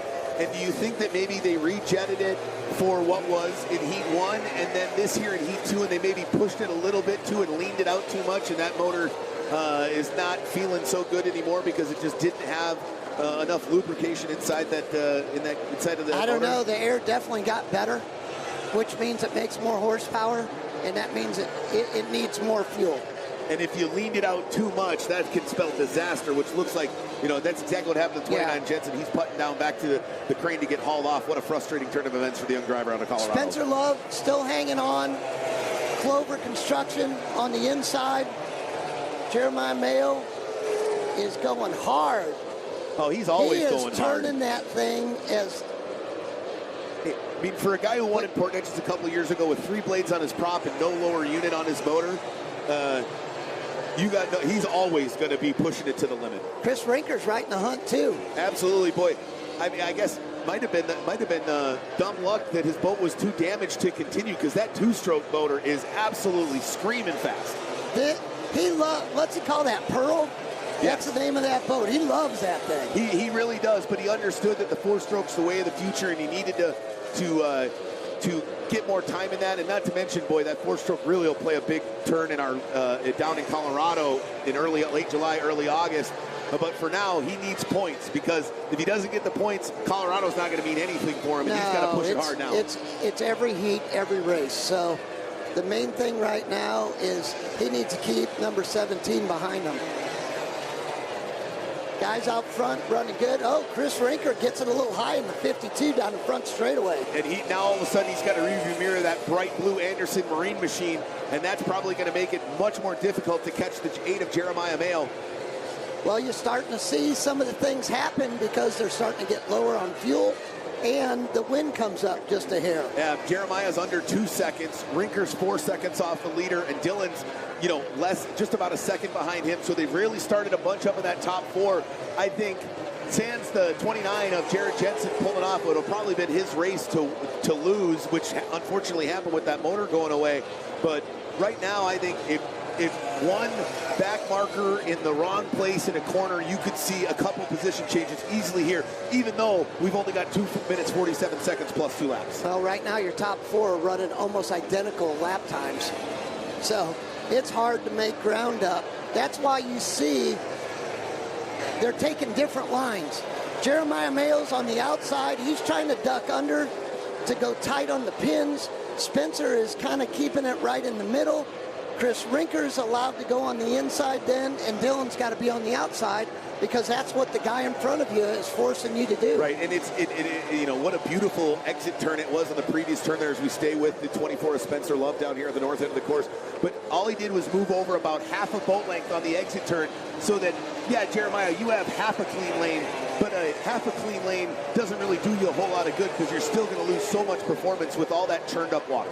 And Spencer's making sure that he slows down for 1 and 2, because it's rough down there, and he doesn't want to make a mistake. Right. A mistake is what's going to cost him this, not that he's not fast enough. So he needs to make sure he's perfect. And Jeremiah's going, come on, man, stick it in there. Oh, stick it in Jeremiah's there and bog it down. flying it out of the corners. And that's a skill set that's a skill set that I believe can be very much more, it's much harder to learn than it is to have some of that natural talent.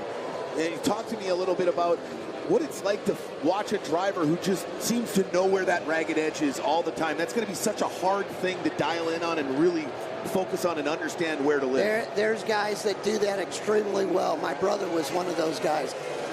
Scott Gilman was one of those guys. If you want a boat to go absolutely as fast as it can go, Jeremiah Mayo, that's one of your drivers. So when I came up, I had to learn it to beat them a different way. Right. So everybody's got their strengths, and you have to play off of that. And you have to know your strengths and say, look, this is what I'm good at, and this is what I focus on. And you have to know what you're not good at as well, so you make sure you don't put yourself in those situations. Don't put yourself in a bad position. All right, well, Jimmy Kerr definitely looks like he's running a little bit better now. We're seeing him down turns 1 and 2. That's, still working out the gremlins in that motor, struggling with new power steering system, but he's staying ahead of the 13 at Grant Schubert. Hey, good props on the 13 of Schubert. He kept it upright here. First time in that boat. Doing a great job. He's never driven that thing before. And he's collecting points, so we'll see what the rest of the weekend is going to look like for him. But right now, it is all about this 24 of Spencer Love. And as we come back here with just a couple laps remaining. Dylan Anderson, he also knows he doesn't necessarily have to pass Chris Rinker. Right. We got the white flag out, go fast, turn left just 4 more times for the 24 Loves. He comes off a turn 2, continuing to force the 8 of Mayo to cross his wake. Every time he exits 2, Mayo doesn't have a choice but to cross that wake. And that's why you still see that 5 or 6 boat length lead over the 8 of Mayo, 24 Love over the 8 of Mayo. Spencer's doing a great job. He's putting that thing exactly where he needs to. And that's how he won the last race in Port Neches. Absolutely. Ladies and gentlemen, taking qualifying heat number 2, runner from Clover Construction, number 24, Spencer Love. Good run. Absolutely solid run there by the 8 of Jeremiah Mayo and Chris Rinker. Chris got a well-deserved. Absolutely. He needed that so bad after such a brutal start in qualifying heat number 2, because now we get Dustin Terry back, right? Potentially tomorrow in our final qualifying heat. We mix up that order, Rinker could be one of those ones that sees himself jump a couple of positions for the final with a good performance in that third heat. And by getting up to third here in Heat 2, it allows him to have that opportunity to do that in Heat 3. That's right, because he starts in front of those guys now. Correct. The third heat makes or breaks you. It really does. I mean, when you get ready for the final, that third heat is the make or break heat. Yeah, I mean, it put Rinker on the pole last round. Now, if it weren't for a cracker start by the 24 of Love, it just nailing every aspect perfectly. That's what he does well, though. Yeah, and he knows that. That's why I have never, ever, not that he doesn't want to be there, but I have never seen Spencer Love get upset by not being on pole. But if you know your skills and you understand, like, hey, these guys are good, but I know I'm better off the start dock, I'll start fourth. That's fine. And he's like he started third or fourth in that opening or in that final in Heat 2, in round 2. And boy, by the time they got onto the opening lap, he was way out in front. He said that at Port Neches last weekend. He said, "Look, I'm going to stay in my lane. I'm going to do what I do good." Absolutely. And he did it well here in Heat 2. We take a look at the unofficial results from qualifying Heat number 2. Spencer Love with a 1.18 second win over the 8 of Jeremiah Mayo. They were doing battle, but Jeremiah didn't have an answer for the 24 of Spencer Love. Chris Rinker fought hard, came from the back after switching boats. After a collision in Heat 1, he finishes third. The 17 of Dylan Anderson finishes in fourth, collecting some solid points. Nice finish there by the 71 of Jimmy Curran, fifth. Well, that was a fantastic heat race. We got some guys up front that needed it. Yeah, they did. And it's going to help their cause. So the third heat's going to be exciting. And, I mean, man, what it could have been if the 29 of Jensen could have kept that motor together. Because that, I mean, by far the best start of his career. And then you see the 99 of Travis Yates. He couldn't fire. He had to follow back in line. But Jensen was just blisteringly fast. I mean, he just pulled away from Mayo and Love. And then coming into turn 3 and 4, it just went away on him. And that's got to be one of the most dejecting feelings as a driver when you know, like, there's nothing more I can do. I just put it on the trailer. You know what they say? They say they run best right before they blow up. Yes, they do. And that is a perfect example of what happened. Good. Yeah, you know, the real question is how much damage was done to that motor? Is it repairable, or are they going to have to go to the backup motor? And does that motor have the same type of performance that he has become accustomed to in the number 1 power plant on the back of that Island Lake Marine machine that he's had so far through first 2 rounds and then that first qualifying heat here today? I imagine their backup motor is as good as is the motor that they had on there today. But let's find out what happened. Yeah, we'll just have to find out. You know, he's probably going to be a bit frustrated. He will, but guess what? He'll come back tomorrow. Absolutely. Well, we're going to get a little bit more insight because Bonnie Jill's down there with the 29 at Jared Jensen, see what happened when he was out in front. Here at Jared Jensen, number 29, F1, second in points. So what happened out there in this qualifying heat? Felt like we shelled a motor probably. I haven't been over there yet to check it out. So we got a good start off the dock. Yeah, a couple laps in and then just started losing power all of a sudden. It was pretty sudden, so I'm thinking we're probably not going to be in luck with that motor, but I'm going to head over there and check it out. So, what do you think it was, the difficulty and the challenges out there on that course? I mean, this river's really tight, so coming off the beach and piling into that first pin, even with the gate, it gets tight down there. So holding your lane and it's trying to avoid other boats and make your turn and hold your momentum has been tough here, but it poses a good challenge. It's been fun. So, Jared, this is your third year. You know, what are you learning in F1 each season? I mean, we learn something every day. But consistency is key. That's the thing I've learned the most of. So going out, collecting points, putting the boat back in the trailer is, that's our goal, and that's what we try to do at these races. So hope the best for you, okay? Thank you, Jared. Guys? Thanks, Bonnie Jill. Well, Tim, as we suspected, so does the driver of the 29, Jared Jensen. Looks like that motor might go back into the trailer and be assessed post-race weekend because there's not a whole lot you can do if you're throwing a rod through the side of the block. It's well, hopefully it's not that bad. Yeah, because that's, I mean, especially with the rules around the 2.5 liter, right? If you've had a motor and you can only repair those things so many times before they're deemed illegal. Not only that, but the performance that you lose out of it. And tell me a little bit about what it's like when you lose your number 1 motor. Is there a mental thing that comes into play when you do that? Because you have so much trust in that package because it's brought you to where you are so far in the season. Oh, yeah, you have your favorite everything. But that doesn't mean that you still can't win with your backup motor. You know, these guys have a lot of experience, so they know what it takes to win a championship, and you don't win a championship with one good power head. Fair. This is also the first time that Jared has been in contention and had something like this happen to him. So there's another, new to him thing that he's going to have to manage and keep his head in a good space here through the rest of the weekend. Yeah, they'll come out swinging, his Uncle Scott, and they'll do a great job. So he'll be back out there. He's not going to let it get to him. No. What a fantastic weekend. Qualifying Saturday here it was. We saw carnage all over the race course. We saw Clint Dillard get airborne. More than one tri-hull get fully airborne here on the Red River. We saw battles in Formula Lights. We saw some unbelievable battles in Formula One. There's the 01 of Jake McKee. He's running well. We're going to have battles all day tomorrow with our third and final qualifying heat in all four classes. The Talon Cup was pushing hard. We had new winners in the Talon Cup.